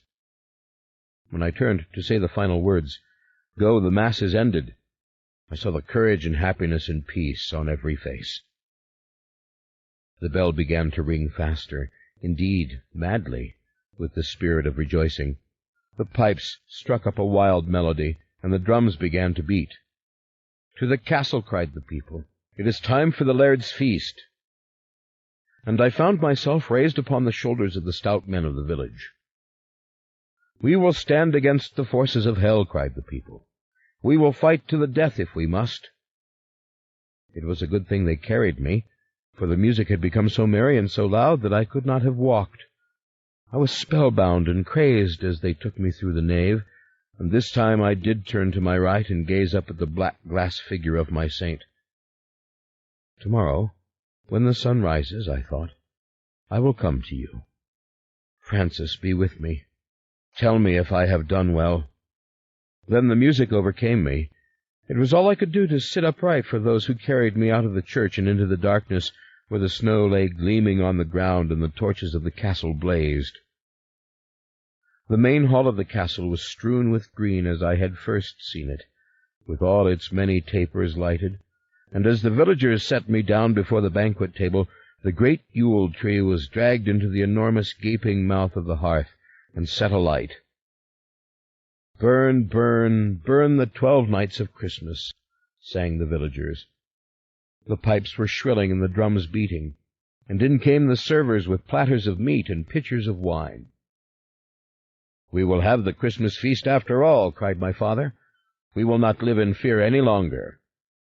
In came the boys with the roasted boar's head on its huge platter, and the roasted animals themselves on their blackened spits, and everywhere I saw about me the ladies in their splendid gowns, and the children dancing in groups and in circles, and finally all stood up to make informal rings beneath the great roof, and lift one foot and do the tribal dance. "Ashler," said my father, "you have given the Lord back to us. God bless you." I sat at the table astonished, watching all of them, my brain throbbing with the beat of the drums. I saw the bagpipers now dancing as they played, which was no small feat, and I watched the circles break and form into other circles, and the smell of the food was rich and intoxicating, and the fire was a great, blinding blaze. I closed my eyes. I do not know how long I lay with my head against the back of the chair, listening to their laughter and to their songs and to their music. Someone gave me some wine to drink, and I took it. Someone gave me some meat, and that I took as well. For it was Christmas, and I could have meat if I wanted, and must not be the poor Franciscan on this day of all days. I heard a change come over the room. I thought it merely a lull, and then I realized the drums had begun to beat more slowly. They had begun to sound more ominous, and the pipes were playing an attenuated and dark song. I opened my eyes. The assembly was wrapped in silence, or the spell of the music. I could not tell which. I felt if I moved I would become dizzy myself. I saw the drummers now, saw their fixed expressions, and the somber, drunken faces of those who blew the pipes. This was not Christmas music. This was something altogether darker and more lustrous and mad. I tried to stand up, but the music overcame me, and it seemed the melody had gone away from it, and it was only one theme repeated over and over, like a person reaching, making the same gesture again and again and again. Then came the scent. "Ah, it is only my sister," thought I, "and I alone know it, and I shall stifle whatever desire it creates." But then a gasp went up from those scattered about the great room, those gathered on the stairs. Indeed, some turned and hid their faces, and others pushed back against the walls. "What is it?" I cried out. My father stood staring as if no words could reach him. I saw my sister Emeleth the same, and all of my kin and the other chieftains. The drums beat on and on, the pipes whined and ground. The scent grew stronger, and as I struggled to remain standing, I saw a group of people, clothed only in black and white, come into the hall. I knew these severe garments. I knew these stiff white collars. These were the Puritans. Had they come to make war? They concealed something with their number, moving forward in concert, and now it seemed the pipers and the drummers were as wrapped in their music as I was. I wanted to cry, "Look, the Protestants!" but my words were far away. The scent grew stronger and stronger. And at last the gathering of people in black broke open, and in the circle stood a small, bent and dwarfish female, with a great smiling mouth and a hump upon her back and burning eyes. "Taltos! Taltos! Taltos!" she screamed, and came towards me, and I knew the scent was coming from her. I saw my sister plunge towards me, but then my father caught her and forced her down to the ground. He held her struggling on her knees. One of the little people, bitter, fiery of eye. "Aye, but we shall make giants together, my tall brother, my spouse," she cried, and opening her arms she opened as well the tatters of her ragged gown. I saw her breasts huge and inviting, hanging down upon her small belly. The smell was in my nostrils, in my head, and as she stepped up onto the table before me, it seemed she grew tall and beautiful in my eyes, a woman of grace and slender limbs and long white fingers reaching out to caress my face. Pure female of your own ilk. "No, Ashler!" cried my sister, and I saw the downward movement of my father's fist and heard her body fall to the stone floor. The woman before me was beaming, and as I watched, her golden-red hair grew longer and longer, coming down her naked back and down between her breasts. She lifted this veil now and revealed herself to me, cupping her breasts in both hands, and then dropping her hands, she opened the secret lips of the pink wet mouth between her legs. I knew no reason, only passion, only the music, only the spellbinding beauty. I had been lifted to the table, and she lay down beneath me, and I was lifted over her. "Taltos, Taltos, Taltos, make the Taltos!" The drums beat louder and louder, as if there were no limit to the volume.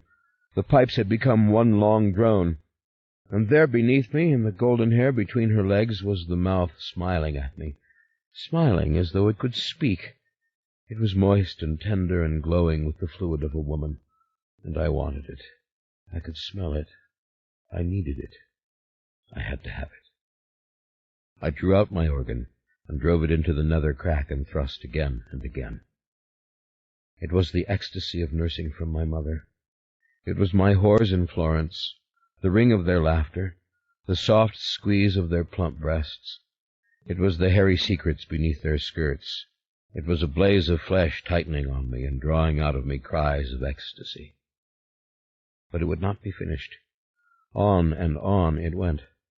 And to have lived a lifetime with so little of it, I had been a fool, a fool, a fool. The boards were rattling and booming with our love-making. Cups had fallen to the floor. It seemed the heat of the fire was consuming us. The sweat was pouring out of me. And beneath me, on the hard slats of wood, in the spilt wine and the scraps of meat and the torn linen, lay not the beautiful woman of shimmering red hair, but the tiny dwarfed hag with her hideous grin. Oh, God, I do not care. I do not care. Give it to me. I all but screamed in my passion. On and on it went until there was no memory any more of reason or purpose or thought. In a daze I realized I had been dragged from the dwarfish woman, and that she was undulating on the boards before me, and that something was coming out of that secret wet place where I had put my seed. "No, I don't want to see it. Stop it," I screamed. "Oh, God, forgive me."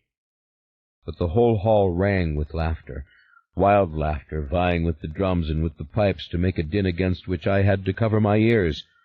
I think I bellowed like a beast, but I could not hear myself.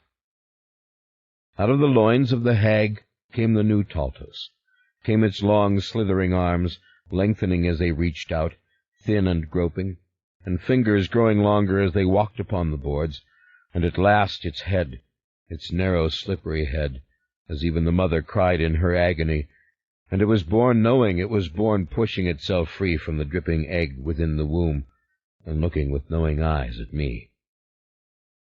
Out of her body it slithered, growing taller and taller, its eyes brilliant, its mouth open, its flawless skin gleaming as perfect as that of any human babe.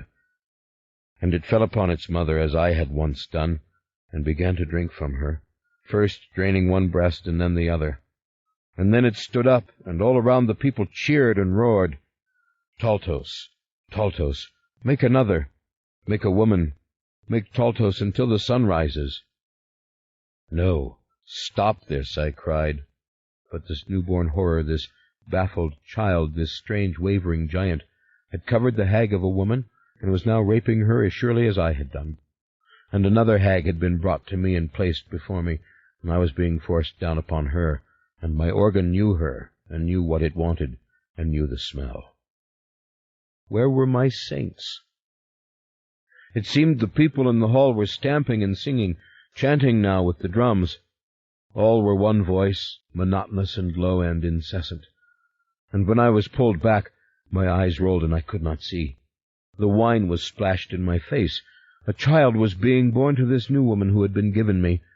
And once again the people cried, "Taltos, Taltos, Taltos," and finally, "It is a woman! We have them both." The hall went wild with lusty cries. Once more the people were dancing, but not in circles, but arm in arm, and jumping up onto the boards and onto the chairs, and rushing up the steps merely to jump in the air. I saw the laird's face, full of wrath and horror, his head shaking as he cried out to me, but his words were lost. "Make them till Christmas morning," cried the people. "Make them and burn them." And as I struggled to my knees, I saw them take the firstborn, the boy, who was now as tall as his father, and throw him into the Christmas fire. "Stop it! Stop this in the name of God!" No one could hear me. I could not hear myself. I could not hear him scream, though I know that he did. I saw the anguish in his smooth face. I went down on my knees and bowed my head. God help us. It is witchcraft. Stop it, oh God, help us. They have bred us for sacrifice. We are the lambs. Oh God, please, no more to die. The crowd was roaring, swaying, humming in the mighty and endless drone. Then suddenly screams broke the air, more loud and numerous than my own, impossible for them not to hear. Soldiers had forced the doors. Hundreds streamed into the hall. For every man in armor with a shield and sword, there came a shepherd or a plowman with a pitchfork or a crude plowshare in his hand. "Witches! Witches! Witches!" screamed the attackers. I rose to my feet and cried out for silence. Heads were being lopped from bodies. Those who were stabbed were screaming for mercy. Men fought to protect their women, and not even the little children were being spared. The assailants laid hold of me. I was carried out of the hall, and with me the other monsters, newborn, and the hags from which they had come. The cold night opened up, and it seemed the screams and war cries echoed off the mountains. "Dear God, help us, help us," I cried. "Help us, this is evil, this is wrong, this is not your justice. No, punish those who are guilty, but not all. Dear God!" My body was flung on the stone floor of the cathedral, and I was dragged up the aisle. All around me I heard the great windows bursting. I saw flames. I began to choke on the black smoke, but my body was being scraped as I was dragged. I saw in the far distance the hay of the manger explode. The tethered animals were bellowing in the fire from which they could not escape. And finally, at the foot of the tomb of St. Ashlar, I was thrown. "Through the window! Through the window!" they cried. I struggled to my knees. All the wooden benches and ornaments of the cathedral were burning. The whole world was smoke and the cries of the massacred. And suddenly my body was lifted by hands that held each foot and each arm, and by these beings I was swung back and forth, and then flung towards the great window of the saint himself. I felt my chest and my face slam against the glass. I heard it break, and I thought, surely now I will die. I will go up into the peace, and into the night, and into the stars, and God will explain why all this has come about. It seemed I saw the valley. I saw the town burning. I saw every window a fiery mouth. I saw hovels blazing. I saw the bodies strewn all around me, and in a daze I realized that these were not the visions of a rising soul. I still lived. And then the mob came, and once again laid hands on me in their fury. "Drag him to the circle," they said. "Drag all of them. Burn them in the circle. Burn the witches and the Taltos." All was blackness and panic, a gasp for breath, a desperate attempt for purchase. Nothing for one moment that was not wild animal struggle. No, dear God, help us. Don't let it be the flames. As they raised me to my feet, I saw the dim, ancient circle of stones surrounding us, their crude outlines looming against the sky and against the flames of the town burning behind us, the flames engulfing the great cathedral, all of its beautiful glass broken and gone. A stone struck me, and then another, and another, and a third brought the blood pouring from my eye. I heard the flames, I felt the heat, but I was dying beneath the stones. One after another they struck my head, pitching me this way and that way, so that I scarce felt the fire when it touched me. Dear God, into thy hands thy servant Ashler can do no more. Dear God, infant Jesus, take me. Blessed Mother, take me. Francis, come to help me up. Holy Mary, Mother of God, now and at the hour, into thy hands. And then, there was no God. There was no baby Jesus in my arms. There was no Blessed Mother, now and at the hour of our death. There was no light. There was no judgment. There was no heaven. There was no hell. There was darkness.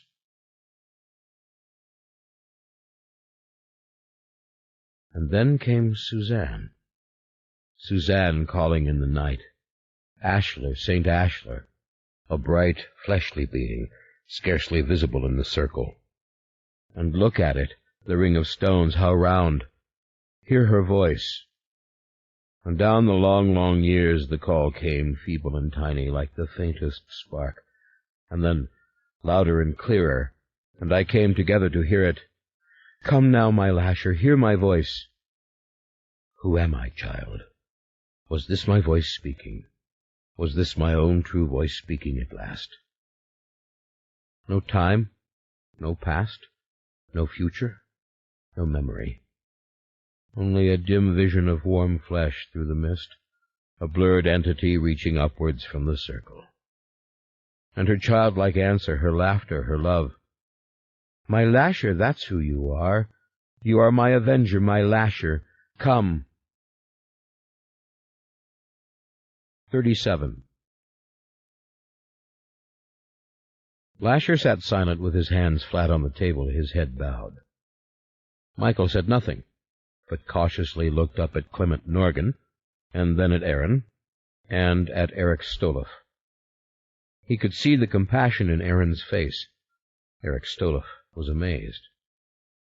Lasher's face was very calm, almost serene. The tears were there again, these tears he wears like jewels, Michael thought, and Michael shuddered all over as if trying to break the spell of the being's beauty, of its soft, even voice. I am yours, gentlemen, said Lasher, in the same gentle manner, gazing at Eric Stoloff. I have come to you after all these centuries to ask for your help. You offered it to me once. You told me your purpose. I didn't believe you.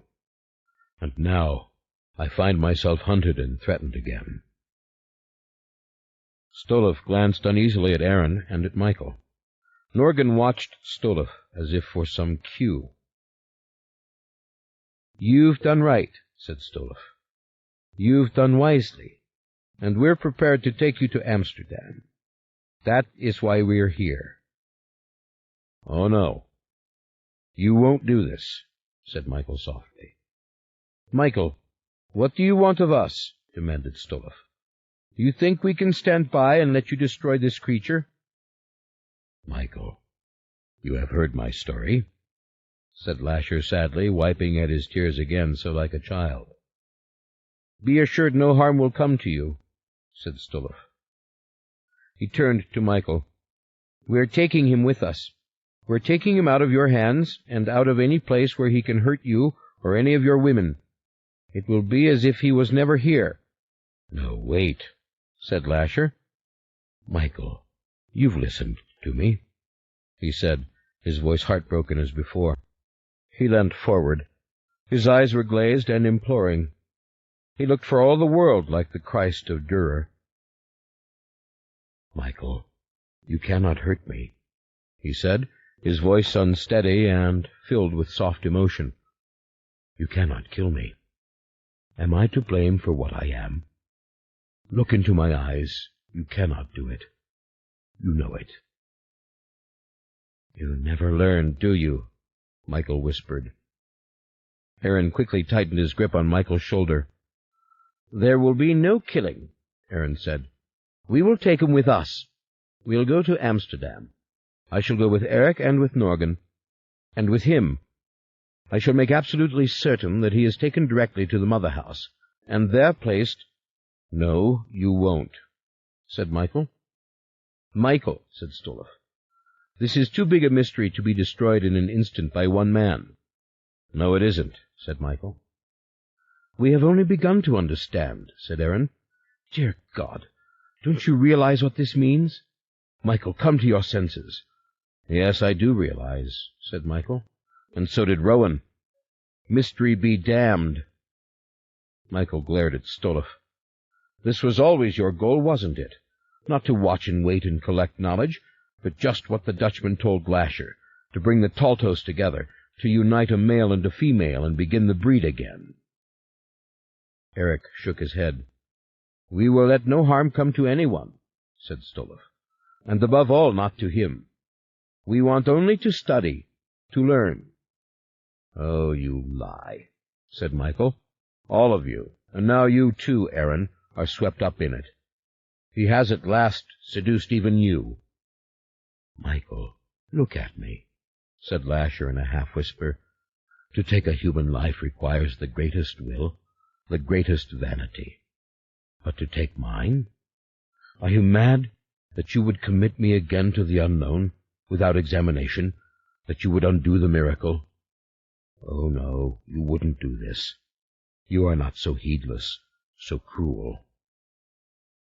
"Why must you win me over?" asked Michael. "Don't you rely on these other men to protect you?" "Michael, you are my father. Help me. Come with us to Amsterdam." He turned to Stolov. "You have the woman, don't you? The female Taltos. In all my attempts I failed, but you have it." Stolov said nothing, but held his gaze evenly. "No, all that is fancy," said Aaron. "We have no female Taltos. We have no such secrets. But we will give you shelter, don't you see? We will provide a sanctuary in which you can be questioned, and write out the tale you've told us, and in which we will aid you in any way that we can." Lasher gave a small smile to Aaron, and again he glanced at Stolov. He took another careless swipe at his tears with his long, graceful hand. Michael did not take his eyes off the creature. "Aaron, they killed Dr. Larkin," said Michael. "They killed Dr. Flanagan in San Francisco. They would destroy any obstacle. They want the Taltos, and it is as the Dutchman told Ashler 500 years ago. You've been their dupe, and so have I. You knew it when we came into this room." "I can't believe it. I can't." "Stolov, talk to me," said Aaron. "Norgan, go, call Yuri. Yuri is with Mona at the other house. Call there. He must come." Norgan didn't move. Slowly Stolov rose to his feet. "Michael," said Stolov, "this will be difficult for you. You want vengeance. You want to destroy." "You're not taking him, friend," Michael answered. "Don't try it." "Be still. Wait for Yuri," said Aaron. "Why, so that I'll be further outnumbered?" Have you forgotten the poem I gave you?" "What poem?" asked Lasher, wide-eyed in his curiosity. "You know a poem? Will you say the poem for me? I love poems. I love to hear them. Rowan said them so well." "I know 1,000 poems," said Michael, "but you listen to this stanza and understand. Let the devil speak his story, let him rouse the angel's might, make the dead come back to witness, put the alchemist to flight." "I don't know the meaning," said Lasher innocently. "What is the meaning? I cannot see it. There are not enough rhymes." Suddenly Lasher looked to the ceiling. So did Stoloff, or rather he cocked his ear and stared off as if putting his sight on hold as he sought to track a sound. It was that thin music, that old grinding thin music, Julien's gramophone. Michael laughed. "As if I needed it, as if I'd forgotten." He shot out of the chair, towards Lasher, who slipped back, just escaping his grasp. Lasher backed up behind Stoloff and Norgan, who both scrambled to their feet. "You can't let him kill me," Lasher whispered. "Father, you can't do it. No, it will not end for me again like this." "The hell it won't," said Michael. "Father, you are like the Protestants who would destroy forever the beautiful stained glass. Tough luck." The creature bolted to the left and stopped dead, staring at the door to the pantry. In the blink of an eye, Michael had seen it too. The figure of Julien, standing in the doorway, vivid, musing, gray-haired and blue-eyed, arms folded, barring the way. But Lasher was already darting down the hallway as the other men struggled clumsily to follow his fleet and noiseless steps. Michael knocked Aaron backwards, out of his way, and went after them, shoving Stoloff hard to one side and dealing a vicious blow to Norgan so that the man buckled and went down. Lasher had come to a halt. The thing stood frozen, staring towards the front of the house. Again Michael saw it, the very same figure of Julien, framed within the giant keyhole front door. Still, smiling, arms folded as before. As Michael lunged at Lasher, he danced to the side and pivoted and ran up the stairs. Michael was right behind him, chest heaving, his hands out, just missing the hem of Lasher's black cassock, the edge of his black leather shoe. He heard Stoloff's shout close behind him. He felt Stoloff's hand on his shoulder. There at the top of the stairs, across the landing blocking the door to the rear of the house, stood Julien once more, and Lasher, seeing him, backed up, almost falling, then ran down the second-floor hall and thundered up the next flight of stairs to the third floor. "Let me go," Michael roared, shoving at Stoloff. "No, you are not going to kill him. You will not." Michael spun round, left arm rising in the proverbial hook, knuckles connecting with the man's chin and sending him out and over backwards down the entire length of the steep stairs. For 1 second he stared in horrible regret at the figure of Stoloff, twisted, smashing to the floor.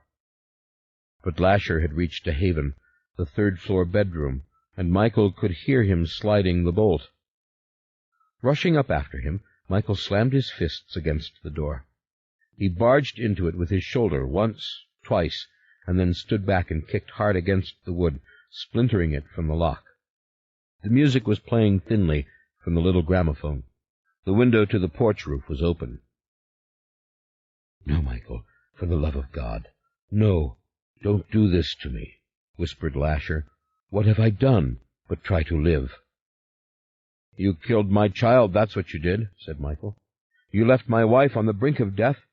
You took the living flesh of my child and subjugated it to your will, your dark will. That's what you did. And you killed my wife. You destroyed her, like you destroyed her mother and her mother's mother and all those women, all the way back. Kill you? I will kill you with pleasure. For St. Francis I will kill you, for St. Michael, for the Blessed Virgin, and for the Christ child you so love." Michael's right fist drove into Lasher's face. Lasher caught the blow, staggering to the side and dancing around in a great circle suddenly, the blood pouring from his nose. "God, no, don't do it. Don't do it," You wanted to be flesh? Well, you are flesh, and now you'll know what happens when flesh dies." "But I do know. God help me," Lasher shouted. As Michael came at him again, Lasher kicked Michael hard in the leg, and with his own fist drove Michael back against the wall. The blow astonished Michael, coming as it had from the long, slender limb which seemed so powerless, and which was obviously not. Michael climbed to his feet, dizzy. Pain again. "No, not yet." "Damn you," he said. "Damn you that you have the strength you do. But this time it will not be enough." He swung at the creature, but the creature dodged the blow with another broad, graceful, bowing step. Again the white fist was clenched and smashing against Michael's jaw before he could duck or raise his right arm in defense. "Michael, the hammer," said Julien. The hammer. On the sill of the open window. The hammer with which he had searched the house that night, looking for the prowler and finding only Julien in the dark.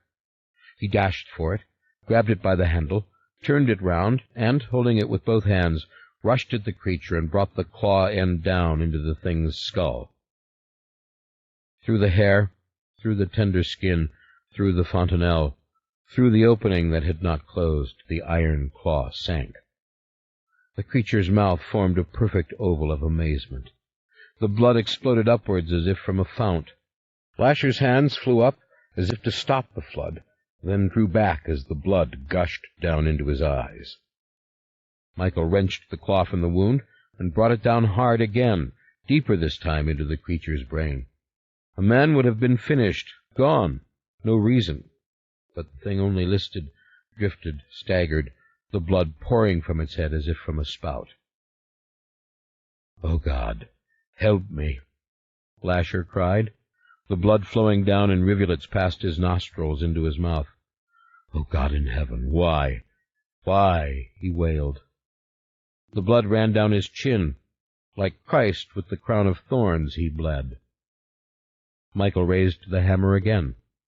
Norgan appeared suddenly, flustered, red-faced, and then rushed at Michael, coming between him and Lasher. Michael brought the hammer down. The man died instantly as the hammer caved in his forehead and sank 3 inches through the bone. Norgan fell forward, hanging from the hammer as Michael jerked it free. Lasher seemed about to fall. He danced, listed, cried softly, the blood still flowing, mingled now with his sleek black hair. He gazed at the window. The window to the porch roof was open. A frail young woman stood there in the darkness on the porch roof, the emerald glinting on a golden chain around her neck. She wore a flowered dress, short at her knees, her dark hair close to her face. She beckoned. "Yes, I'm coming, my darling dear," said the dazed Lasher, falling forward and climbing up and out over the window-sill onto the roof. "My Antha, wait. Don't fall." As he rose up to his full height again, he struggled to gain his balance.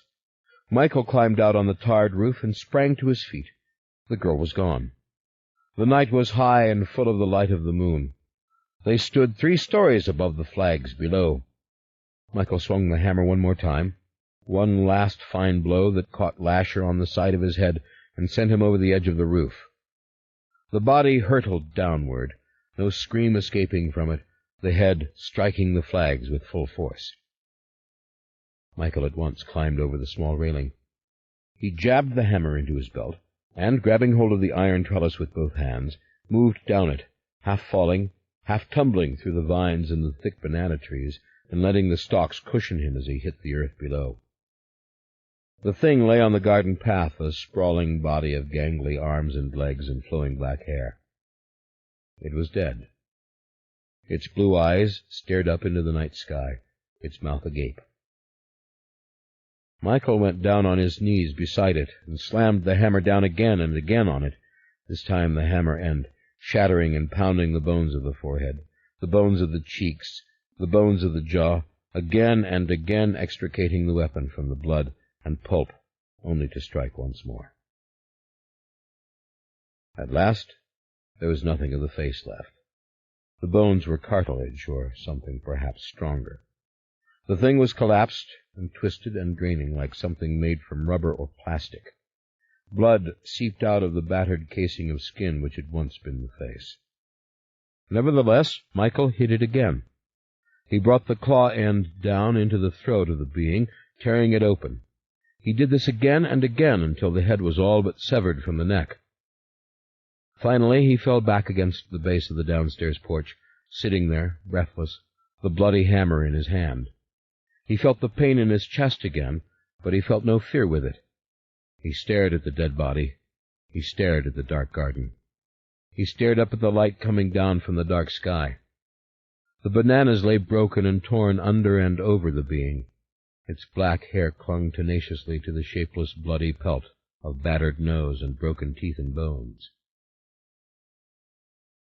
Michael climbed to his feet. The pain in his chest was now large and hot and almost unbearable. He stepped over the body and up onto the soft green grass of the lawn. He walked out into the middle of it, his eyes ranging slowly over the dark facade of the house next door, in which not a single light glimmered, the window shrouded with yew and banana and magnolia, so that nothing could be seen. His eyes moved over the dark shrubbery along the front fence to glimpse the deserted street beyond. Nothing stirred in the yard. Nothing stirred in the house. Nothing moved out beyond the fence. There had been no witnesses. In the deep, soft silence and shadows of the garden district, death had been done again, and no one had noticed. No one would come. No one would call. What will you do now? He was shaking all over. His hands were slippery with sweat and with blood. His ankle ached. He'd torn the ligament coming down the trellis, or when he'd fallen the last few feet to the ground. Didn't matter. He could walk, he could move. He could wipe off the hammer. He looked to the back of the dark garden, past the glow of the blue swimming pool, and through the iron gates to the rear yard. He saw the great arms of Deirdre's oak reaching upward, crowding out the pale clouds. Under the oak, he thought. When I catch my breath. When I... And he went down on the grass, on his knees, and collapsed to the side. 38. For a long time he lay there. He didn't sleep. The pain came and went. Finally he drew in his breath, and it didn't hurt so much. He sat up, and then the pain started pounding in him, but it seemed small and contained within the chambers or the valves of his heart. He did not know which. He did not care. He rose to his feet and walked to the flags. The house lay in darkness, quiet, still as before. My beloved Rowan. Aaron. But he could not leave this mangled body here. It lay as he had left it, only it seemed more flattened somehow, perhaps merely twisted. He didn't know. He reached down and gathered up the torso in his arms. The remains of the head broke loose from it, sticking to the flagstones, the last bit of flesh tearing like chicken fat. Well, he would come back for the head. He began to carry the body, letting its feet drag on the ground, back along the flagstone path and up and around the pool and back towards the rear yard. It was not hard for him after the killing. The body didn't weigh that much, and he took things very slowly. He did think once that the proper place to bury it was really under the crepe myrtle tree in front. That was where he had first seen the man staring at him, smiling, when as a boy he had passed the fence. But someone might see him from the street. No, the backyard was better. No one could witness the burial under Deirdre's oak. And then there were the other two bodies, Norgan and Stoloff. He knew Stoloff was dead. He'd known it when he saw him fall backwards. Michael had broken his neck. Norgan was dead. He'd seen that, too. Stoloff was what had slowed Norgan, he figured, trying to resuscitate Stoloff. Well, there was time to check on all that. Maybe it was really true what everybody said, that in the Mayfair family you could kill people and nobody did a thing. The backyard was dark and damp, the banana trees already grown back from the Christmas freeze, and arching out along the high brick wall. He could scarcely see the roots of the oak for the darkness. He laid the body down and folded its arms over it. Like a big, slender doll it looked, with its big feet and huge hands, all white like plastic and cold and still. He went back to the flagstones beside the porch. He took off his sweater and then his shirt. He put back on the sweater, and then he picked up the head carefully by the hair. He was careful not to get blood on him. He had been spattered enough. He got most of the skin and shattered bone and blood up with the head, but then he had to reach for the remainder in a soft, moist, bloody handful, and the residue he wiped with his handkerchief and put that in his folded shirt, too. A bundle of the head. He wished he had a jar suddenly. He could put it in the jar, but best it was buried. The house was dark and quiet. He couldn't take all night to do this. Rowan needed him, and Aaron. Aaron might even be hurt. And those other 2 bodies, all that to be done. People would surely come soon. They always did. He carried the head back with him to the foot of the oak. Then he closed and locked the iron gates to the rear yard, just in case one of the cousins came wandering about.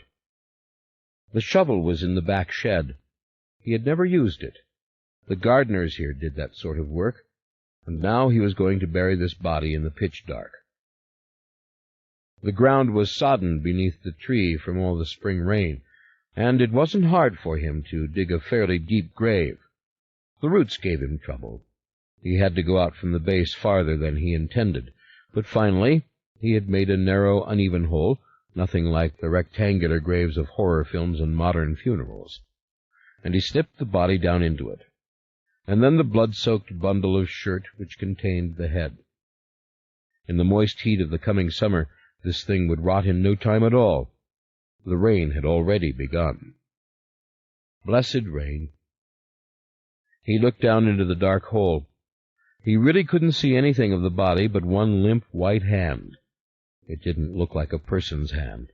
Fingers too long, knuckles too big, more like something of wax. He looked up into the dark branches of the trees. The rain was coming all right, but only a few drops had broken through the thick canopy above. The garden was cold and quiet and empty. No lights in the back guest-house. Not a sound from the neighbors beyond the wall.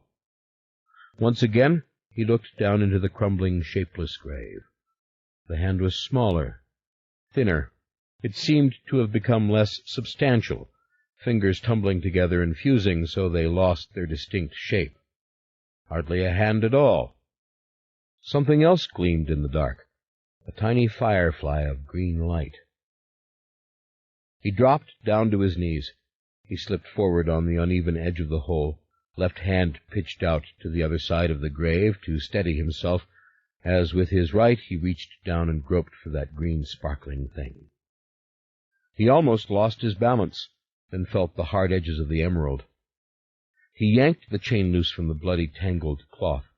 Up, out of the darkness it came, nestled in the palm of his muddy hand. "Gotcha," he whispered, staring at it. It had been around the creature's neck, inside his clothes. He held it, turning it, letting the starlight find it, the jewel of jewels. No great emotion came to him. Nothing. Only a sad, grim satisfaction that he had the Mayfair emerald, that he had snatched it from oblivion, from the covert, unmarked grave of the one who had finally lost. Lost. His vision was blurred, but then it was so divinely dark out here, and so still. He gathered up the gold chain the way you might a rosary, and shoved it, jewel and chain, into the pocket of his pants. He closed his eyes. Again he almost lost his balance, almost slipped into the grave. Then the garden appeared to him, glistening and dim. The hand was no longer visible down there at all. Perhaps the tumbling clods of earth had covered it, as they must soon cover all the rest. A sound came from somewhere. A gate closing, perhaps. Someone in the house? But he must hurry, no matter how weary he was and how sluggish and quiet he felt. Hurry. Slowly, for a quarter of an hour or more, he shoveled the moist earth into the hole. Now the rain was whispering around him, lighting up the shiny leaves of the camellias and the stones of the path. He stood over the grave, leaning on the shovel. He said aloud the other verse of Julien's poem. Slay the flesh that is not human, trust to weapons, crude and cruel, for dying on the verge of wisdom, tortured souls may seek the light. Then he slumped down beside the oak and closed his eyes. The pain thudded in him, as if it had waited patiently, and now it had its moment. He couldn't breathe for a minute, but then he rested with all his limbs and his heart and his soul, and his breathing became regular, easy again. He lay there sleeping, perhaps, if one can sleep and know everything that one has done. There were dreams ready to come. Indeed, it seemed moment after moment that he might veer and descend into the blessed darkness where others waited for him, so many others, to question him, to comfort him, to accuse him, perhaps. Was the air filled with spirits? Did one but have to sleep to see them face to face, or hear their cries? He did not know. Old images came back to him, bits and pieces of tales, other dreams. But he would not let himself slip. He would not let himself go all the way down. He slept the thin sleep in which he was safe, and in good company with the rain, the sigh of the weightless rain surrounding him, but not touching him, and this his garden, beneath the high leafy roof of the mighty tree. Suddenly he caught a picture of the ruined white body sleeping beneath him, if one could use for the dead a word as gentle as sleep. The living slept as he had been sleeping. What became of the lately dead, or the long dead, or all those inevitably gone from the earth? Pale, twisted, defeated once again, after centuries, buried without a marker. He awoke with a start. He had almost cried out. 39. When he looked up, he saw through the iron fence that the main house was now full of light. Lights were on all through the upstairs and downstairs. He thought perhaps he saw someone pass a doorway in the upper hall. Seemed it was Eugenia. Poor old soul. She must have heard it. Maybe she saw the bodies, just a shadow behind the privacy lattice. He wasn't sure. They were much too far away for him to hear them. He put the shovel back into the shed, just as the rain came down heavily, and with the lovely smell that the rain always brings. There was a crack of thunder, and one of those jagged rips of white lightning, and then the big drops began to splash on his head, his face, his hands. He unlocked the gate and went to the faucet by the pool. He slipped off his sweater and washed his arms and his face and his chest.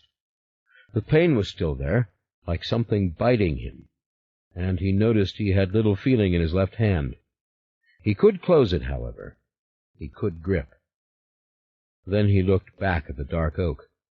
He could make nothing out of the darkness beneath it, the deep dark of the entire yard now beneath the rainy sky. The rain washed Lasher's blood from the flags where Lasher had died.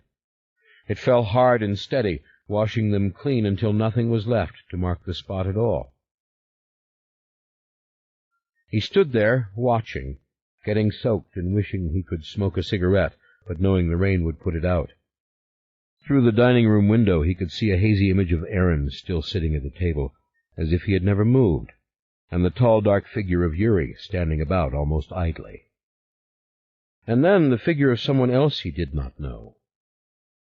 All of them in the house. Well, it was bound to happen. Someone was bound to come. Beatrice, Mona, someone.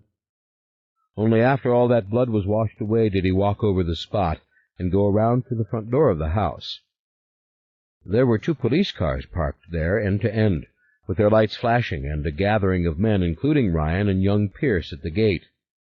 Mona was there in a sweatshirt and jeans. He felt like crying when he saw her. My God, why don't they arrest me, he wondered. Why didn't they come out into the yard? God, how long have they been here? How long did it take me to dig the grave? All this seemed vague in his mind. He noted there was no ambulance, but that didn't mean anything.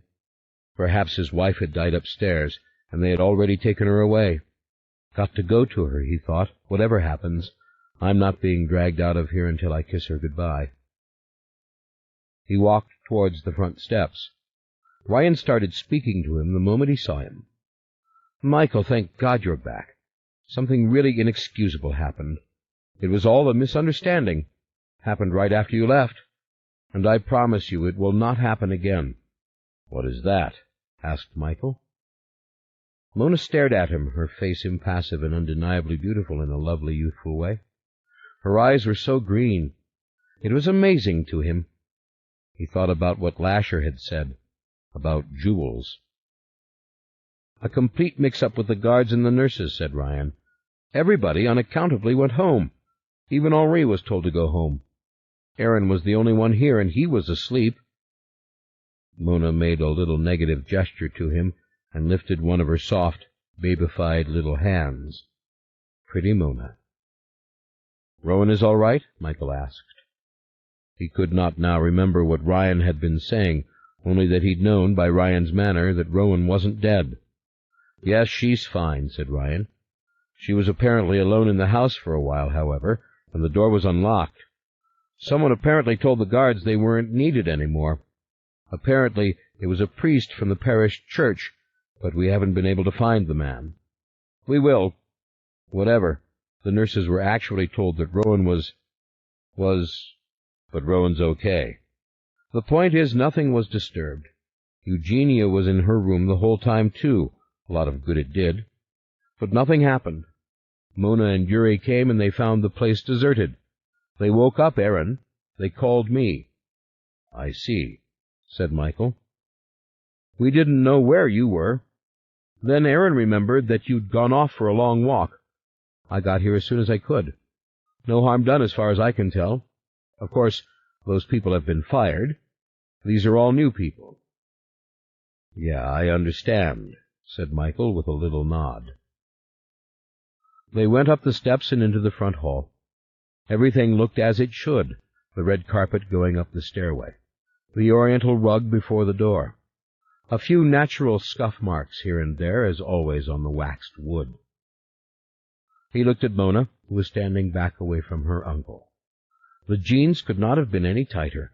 In fact, the whole history of fashion might have been different in the 20th century, Michael thought, if denim hadn't been such a tough fabric, if it hadn't had such a capacity to stretch to a woman's little hips like that.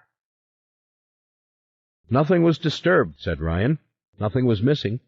We haven't searched the whole house yet, but—" "I'll do it," said Michael. "It's okay." "I've doubled the guards," said Ryan, "and doubled the shift of nurses. No one leaves this property without express permission of a member of the family. You have to be able to know you can take a walk and come back, and Rowan is all right." "Yeah," said Michael. "I should go up and see Rowan." Rowan wore a fresh gown of white silk. It had long sleeves and narrow cuffs. She was as she had been when he left her.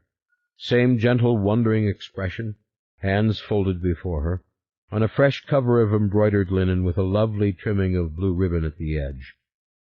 The room smelled clean and full of the scent of the blessed candles, and a huge vase of yellow flowers that stood on the table where the nurses were accustomed to write. "Pretty flowers," said Michael. "Yes, Bee got them," said Pierce. "Whenever anything happens, Bee just gets flowers. But I don't think Rowan had the slightest inkling ever that anything was amiss." "No inkling," said Michael. Ryan continued to apologize, continued to aver that this would never happen again. Hamilton Mayfair stepped out of the shadows and gave a little nod of greeting, and then vanished as softly and soundlessly as he had appeared. Beatrice came into the room with a soft jingling noise, perhaps of bracelets, Michael didn't know. Michael felt her kiss before he saw her, and caught her jasmine perfume. It made him think of the garden in summer, Summer. That wasn't so very far away. The bedroom was shadowy as always, with the candles and only one small lamp. Beatrice put her arms around him and held him tight. "Oh, darling," she said, "you're soaking wet." Michael nodded. "That's true." "Now don't be upset," said Bea scoldingly. "Everything turned out just fine. Mona and Yuri took care of everything. We were determined to have everything straightened out before you came back." "That was kind of you," said Michael. "You're exhausted," said Mona. "You need to rest." "Now, come. You must get out of these wet clothes," said Beatrice. "You're going to be chilled. Are your things in the front room?" He nodded. "I'll help you," said Mona. "Aaron. Where is Aaron?" asked Michael. "Oh, he's just fine," said Beatrice. She turned and flashed a brilliant smile at him. "Don't you worry about Aaron. He's in the dining room having his tea. He snapped right into action when Mona and Yuri woke him up. He's fine, just fine. Now I'm going downstairs to get you something hot to drink. Please let Mona help you. Get out of those clothes now." She cast a long look up and down at him, and he looked down and saw the dark splatters all over his sweater and pants. The clothes were so wet and so dark you couldn't tell the difference between the blood and the water. But when the clothes dried, you could. Mona opened the door of the front bedroom, and he followed her inside. There was the wedding bed with its white canopy. More flowers, yellow roses. The draperies of the front windows were opened, and the streetlight shone in the wandering branches of the oaks. Like a treehouse, this bedroom, Michael thought. Mona started to help him with his sweater. "You know what? These clothes are so old, I'm going to do you a real favor. I'm going to burn them. Does this fireplace work?" He nodded. "What did you do with the bodies of the two men?" "Shh! Don't talk so loud," she said with an immediate sense of immense drama. "Yuri and I took care of that. Don't ask again." She pulled down his zipper. "You know I killed it," he said. She nodded. "Right. I wish I could have seen it. Just one time. You know, had a really good look at him." "No, you didn't want to see it. And don't ever go looking for it. Don't ever ask me where I disposed of it, or—" She didn't answer him. Her face seemed still, determined, beyond his influence, beyond his tenderness or his concern. Her own unique mixture of innocence and knowledge baffled him as surely now as it had ever done. She seemed unmarked in her freshness, her beauty, yet deep within some dangerous chamber of her own thoughts. "You feel cheated?" he whispered. Still she didn't answer. She never looked so mature, so knowing, so much the woman, and so much the mystery, the simple mystery of another being, alien to us by simple nature and separateness, one among many whom we will never fully possess or know or comprehend. He reached into his pocket. He held out the muddy emerald, and he heard her gasp before he looked up again and saw the amazement in her face. "Take this away with you," he said under his breath. "This is yours now. Take it. And don't ever, ever turn around and look over your shoulder. Don't ever try to understand." Again she was grave and silent, absorbing his words, but giving no hint of her own true response. Perhaps her expression was respectful, perhaps it was merely remote. She closed her hand over the emerald as though to conceal it utterly. She pressed her closed hand into the bundle of his soiled clothes. "Go bathe now," she said calmly. "Go rest. But first, the pants and the socks and shoes. Let me get rid of them, too." 40. The morning light woke him up. He was sitting in her room, by the bed, and she was staring at the light just as if she could see it. He didn't remember falling asleep. Sometime during the night he had told her the whole story, everything. He had told Lasher's story and how he'd killed Lasher, and how he'd slammed the hammer right into the soft spot in the top of Lasher's head. He didn't even know if he'd been talking loud enough for her to hear. He thought so. He had told it in a monotone. He had thought she would want to know. She would want to know that it's finished and what happened. She had told the man in the truck that she was coming home. Then he'd fallen quiet. When he closed his eyes, he heard Lasher's soft voice in his memory, talking of Italy and the beautiful sunshine, and the baby Jesus. He wondered how much Rowan had known. He wondered if Lasher's soul was up there, if it was true that St. Ashler would come again. Where would it be next time? At Dunolaith? Or here in this house? Impossible to know. "I'll be dead and gone by then, that's for certain," he said softly. "It took him a century to come to Suzanne, but I don't think he's here any longer. I think he found the light. I think Julien found it. Maybe Julien helped him find it. Maybe Evelyn's words were true."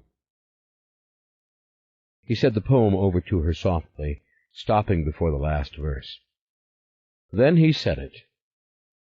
"Crush the babes who are not children, show no mercy to the pure, else shall Eden have no springtime, else shall our kind reign no more." He waited a moment, then he said, "I felt sorry for him. I felt the horror. I felt it. But I had to do what I did. I did it for the small reasons, if the love of one's wife and child can be called small. But there were the great reasons, and I knew the others wouldn't do it. I knew he would seduce and overcome all of them. He had to. That was the horror of it. He was pure." After that he'd fallen asleep. He thought he had dreamed of England, of snowy valleys and great cathedrals. He figured he would dream these dreams for some time, maybe for always. It was raining right through the sunshine. Good thing. "Honey, do you want me to sing to you?" he asked softly. Then he laughed. "I only know about 25 old Irish songs." But then he lost his nerve.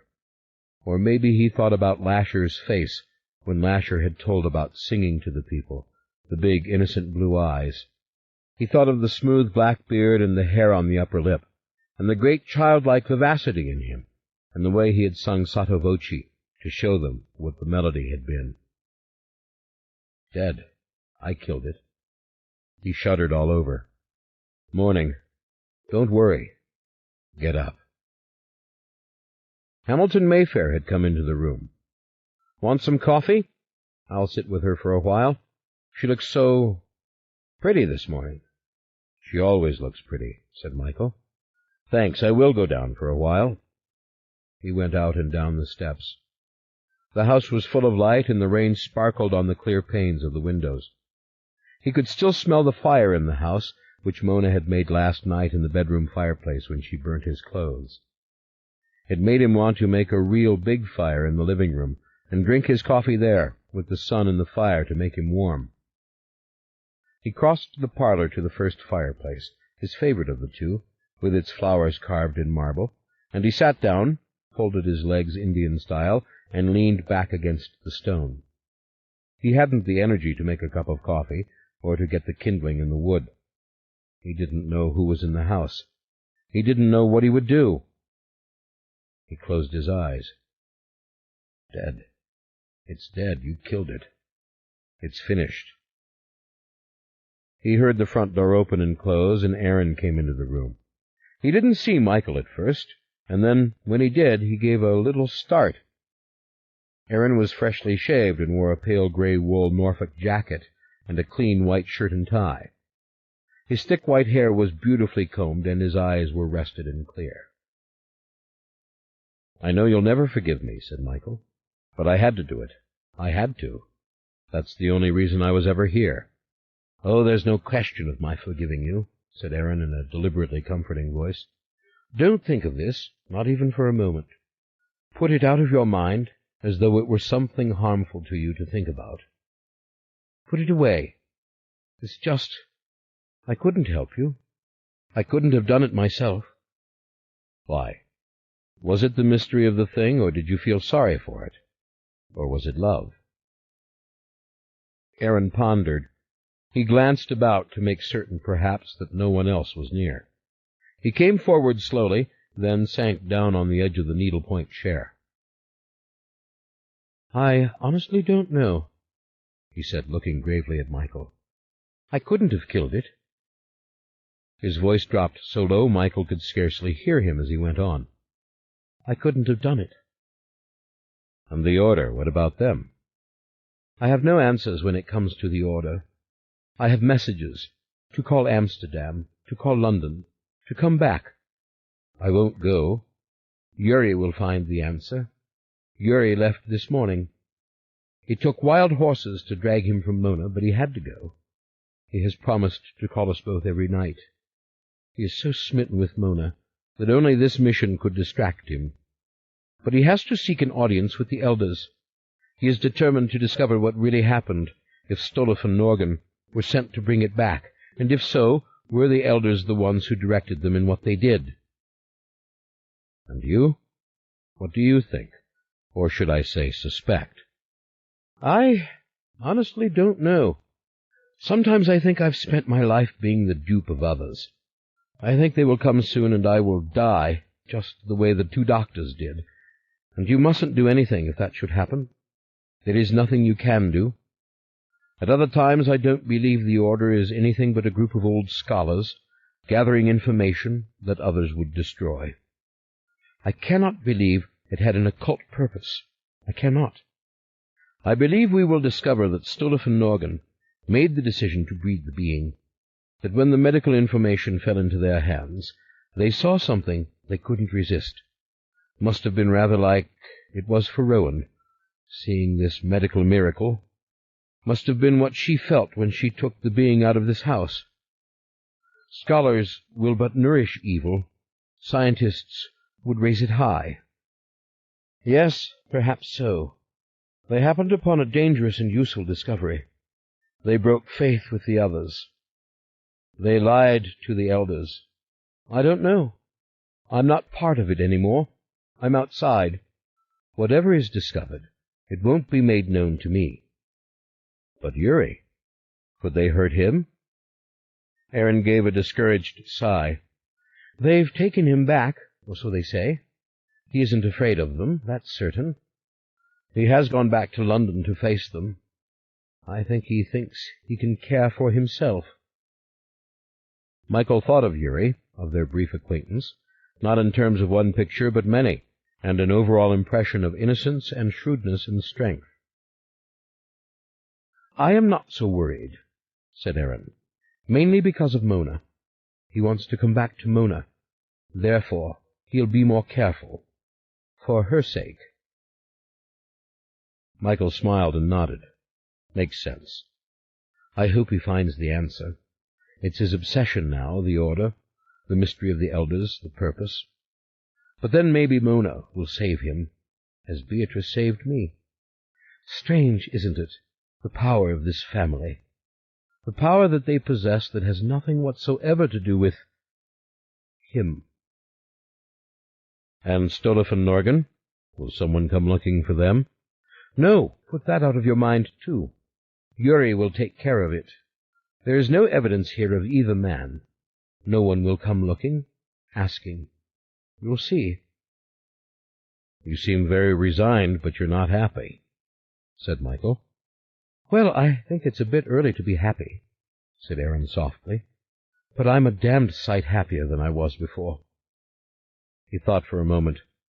I am not ready to sweep away all the beliefs of a lifetime because 2 men did evil things.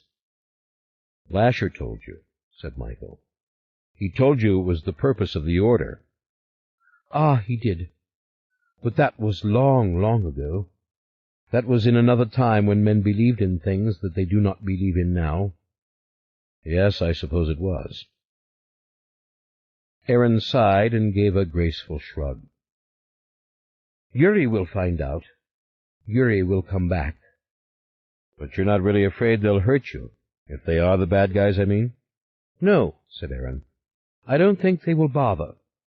I do know them, somewhat, after all these years.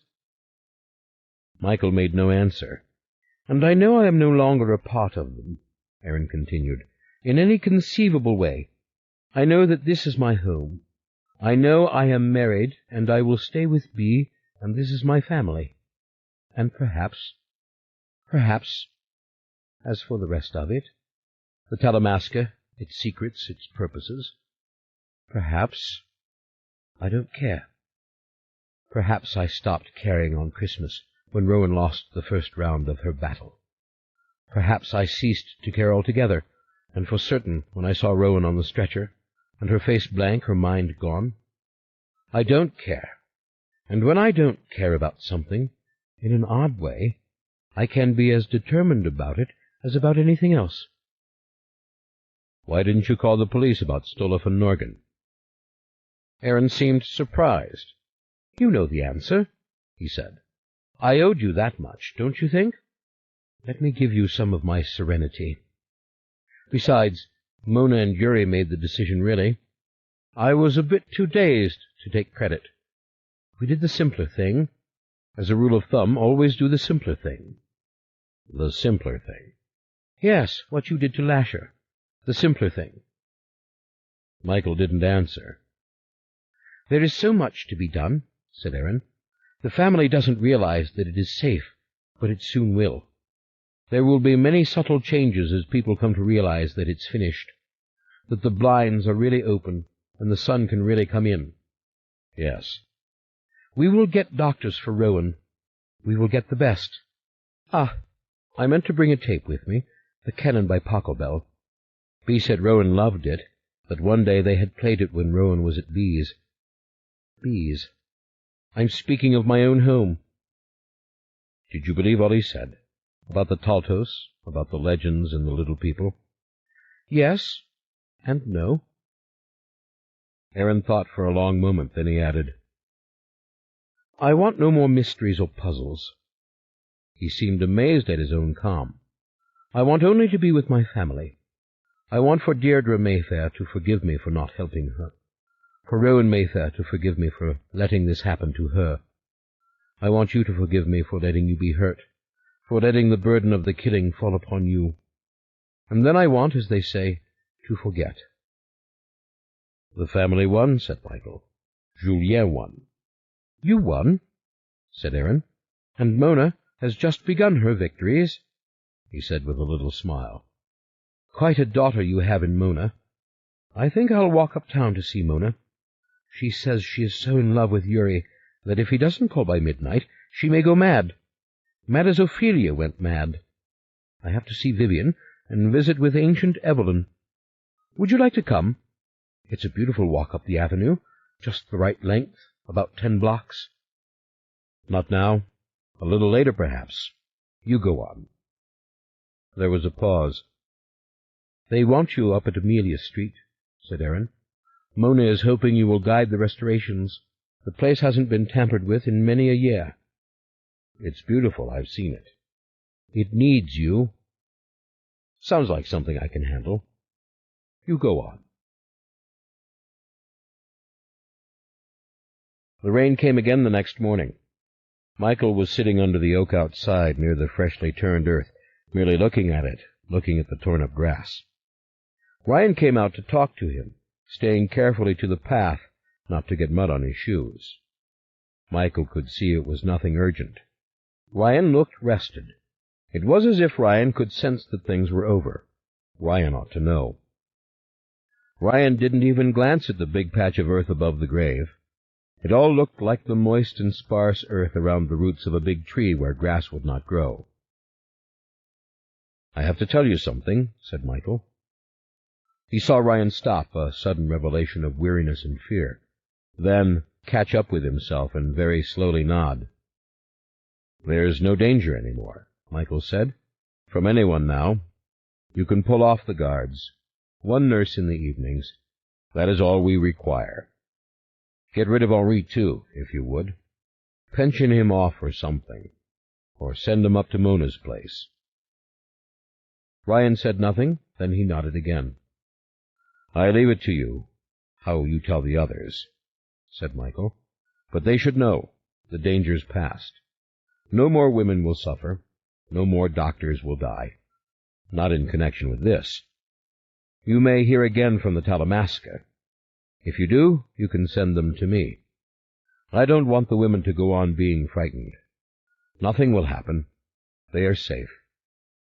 As for those doctors who died, I know nothing that would help. Absolutely nothing at all." Ryan seemed about to ask a question, but then he thought better of it, obviously, and he nodded again. "I'll take care of it," Ryan said. "You needn't worry about any of those things. I'll take care of the question of the doctors, and that is a very good suggestion regarding Henri.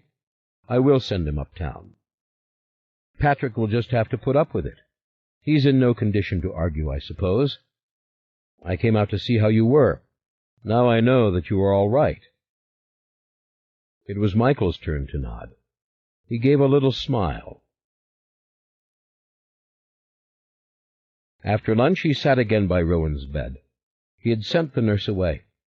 He couldn't stand her presence any longer. He wanted to be here alone. And she had hinted heavily that she needed to visit her own sick mother at Tauro Infirmary. And he said, "Things are just fine around here. You go on. Come back at 6 o'clock. She'd been so grateful. He stood by the window watching her walk away. She lit a cigarette before she reached the corner, then hurried off to catch the car. There was a tall young woman standing out there, gazing at the house, her hands on the fence. Reddish golden hair, very long, kind of pretty. But she was like so many women now, bone-thin. Maybe one of the cousins come to pay her respects. He hoped not. He moved away from the window. If she rang the bell, he wouldn't answer. It felt too good to be alone at last. He went back to the chair and sat down. The gun lay on the marble-topped table, big and sort of ugly or beautiful, depending on how one feels about guns. They were no enemy to him, but he didn't like it there, because he had a vision of taking it and shooting himself with it. And then he stared at Rowan and thought, "No, not as long as you need me, honey, I won't. Not before something happens." He stopped. He wondered if she could sense anything at all. The doctor had said this morning she was stronger, but the vegetative state was unchanged. They had given her the lipids. They had worked her arms and legs. They had put the lipstick on her. Yes, look at it, very pink. And they had brushed her hair. And then there's Mona, he thought. Yuri or no Yuri, she needs me too. Oh, it's not really that she does, he said aloud to the silence. It's that anything more would hurt her. It would hurt them all. I have to be here on St. Patrick's Day, don't I? To greet them at the door, to shake their hands. I am the keeper of the house until such time as— He lay back against the chair, thinking of Mona, whose kisses had been so chaste since Rowan came home. Beautiful little Mona, and that dark, clever Yuri. In love. Maybe Mona was already working out the scheme for Mayfair Medical. Maybe she and Pierce were working on it now uptown. Now we are not handing the family fortune over to this juvenile delinquent, Randall had said in a booming voice last night, when arguing with Bea outside Rowan's door. Oh, do be quiet, Bea had answered. That's ridiculous. It's like royalty, you old idiot. She is a symbol, that's all. He sat back, legs outstretched under the bed-skirt, hands clasped on his chest, staring at the gun, staring at its silver-gray trigger, so inviting, and its fat gray cylinder full of cartridges, and the sheath of black synthetic closed over the barrel, oddly like a hangman's noose. No, sometime later, perhaps, he thought, although he didn't think he would ever do it that way. Maybe just drink something strong, something that crept through you and poisoned you slowly, and then crawl in bed beside her and hold on to her and go to sleep with her in his arms. When she dies, he thought, yes, that's exactly what I'll do. He had to remember to take the gun away and put it someplace safe. With all the children, you never knew what would happen. They had brought children to see Rowan this morning, and St. Patrick's Day would draw the children as well. Big parade on Magazine Street, only 2 blocks away. floats, people throwing potatoes and cabbages, all the makings of an Irish stew. The family loved it, they'd told him. He would love it too. But move the gun, do that, one of the children might see it. Silence. The rain falling. The house creaking as if it were populated when it was not. A door slamming somewhere as if in the wind. Maybe a door of a car outside or the door of another house. Sound could play tricks on you like that. Rain tapping on the granite window-sills, a sound peculiar to this octagonal and ornate room. I wish there was someone to whom I could confess. He said softly, "The main thing for you to know is that you never have to worry any more. It's finished, the way I think you wanted it finished. I just wish there was some kind of final absolution. It's strange. It was so bad when I failed at Christmas, and now somehow it's harder, but I've won. There are some battles you don't want to fight, and winning costs too much." Rowan's face remained unchanged. "You want some music, darling?" he asked. "You want to hear that old gramophone? I frankly find it a comforting sound. I don't think anybody else is listening to it now but you and me. But I'd like to play it. Let me go get it." He stood up and bent down to kiss her. Her soft mouth gave no resistance. Taste of lipstick. High school. He smiled. Maybe the nurse had put on the lipstick. He could barely see it. She looked past him. She looked pale and beautiful and plain. In the attic room he found the gramophone.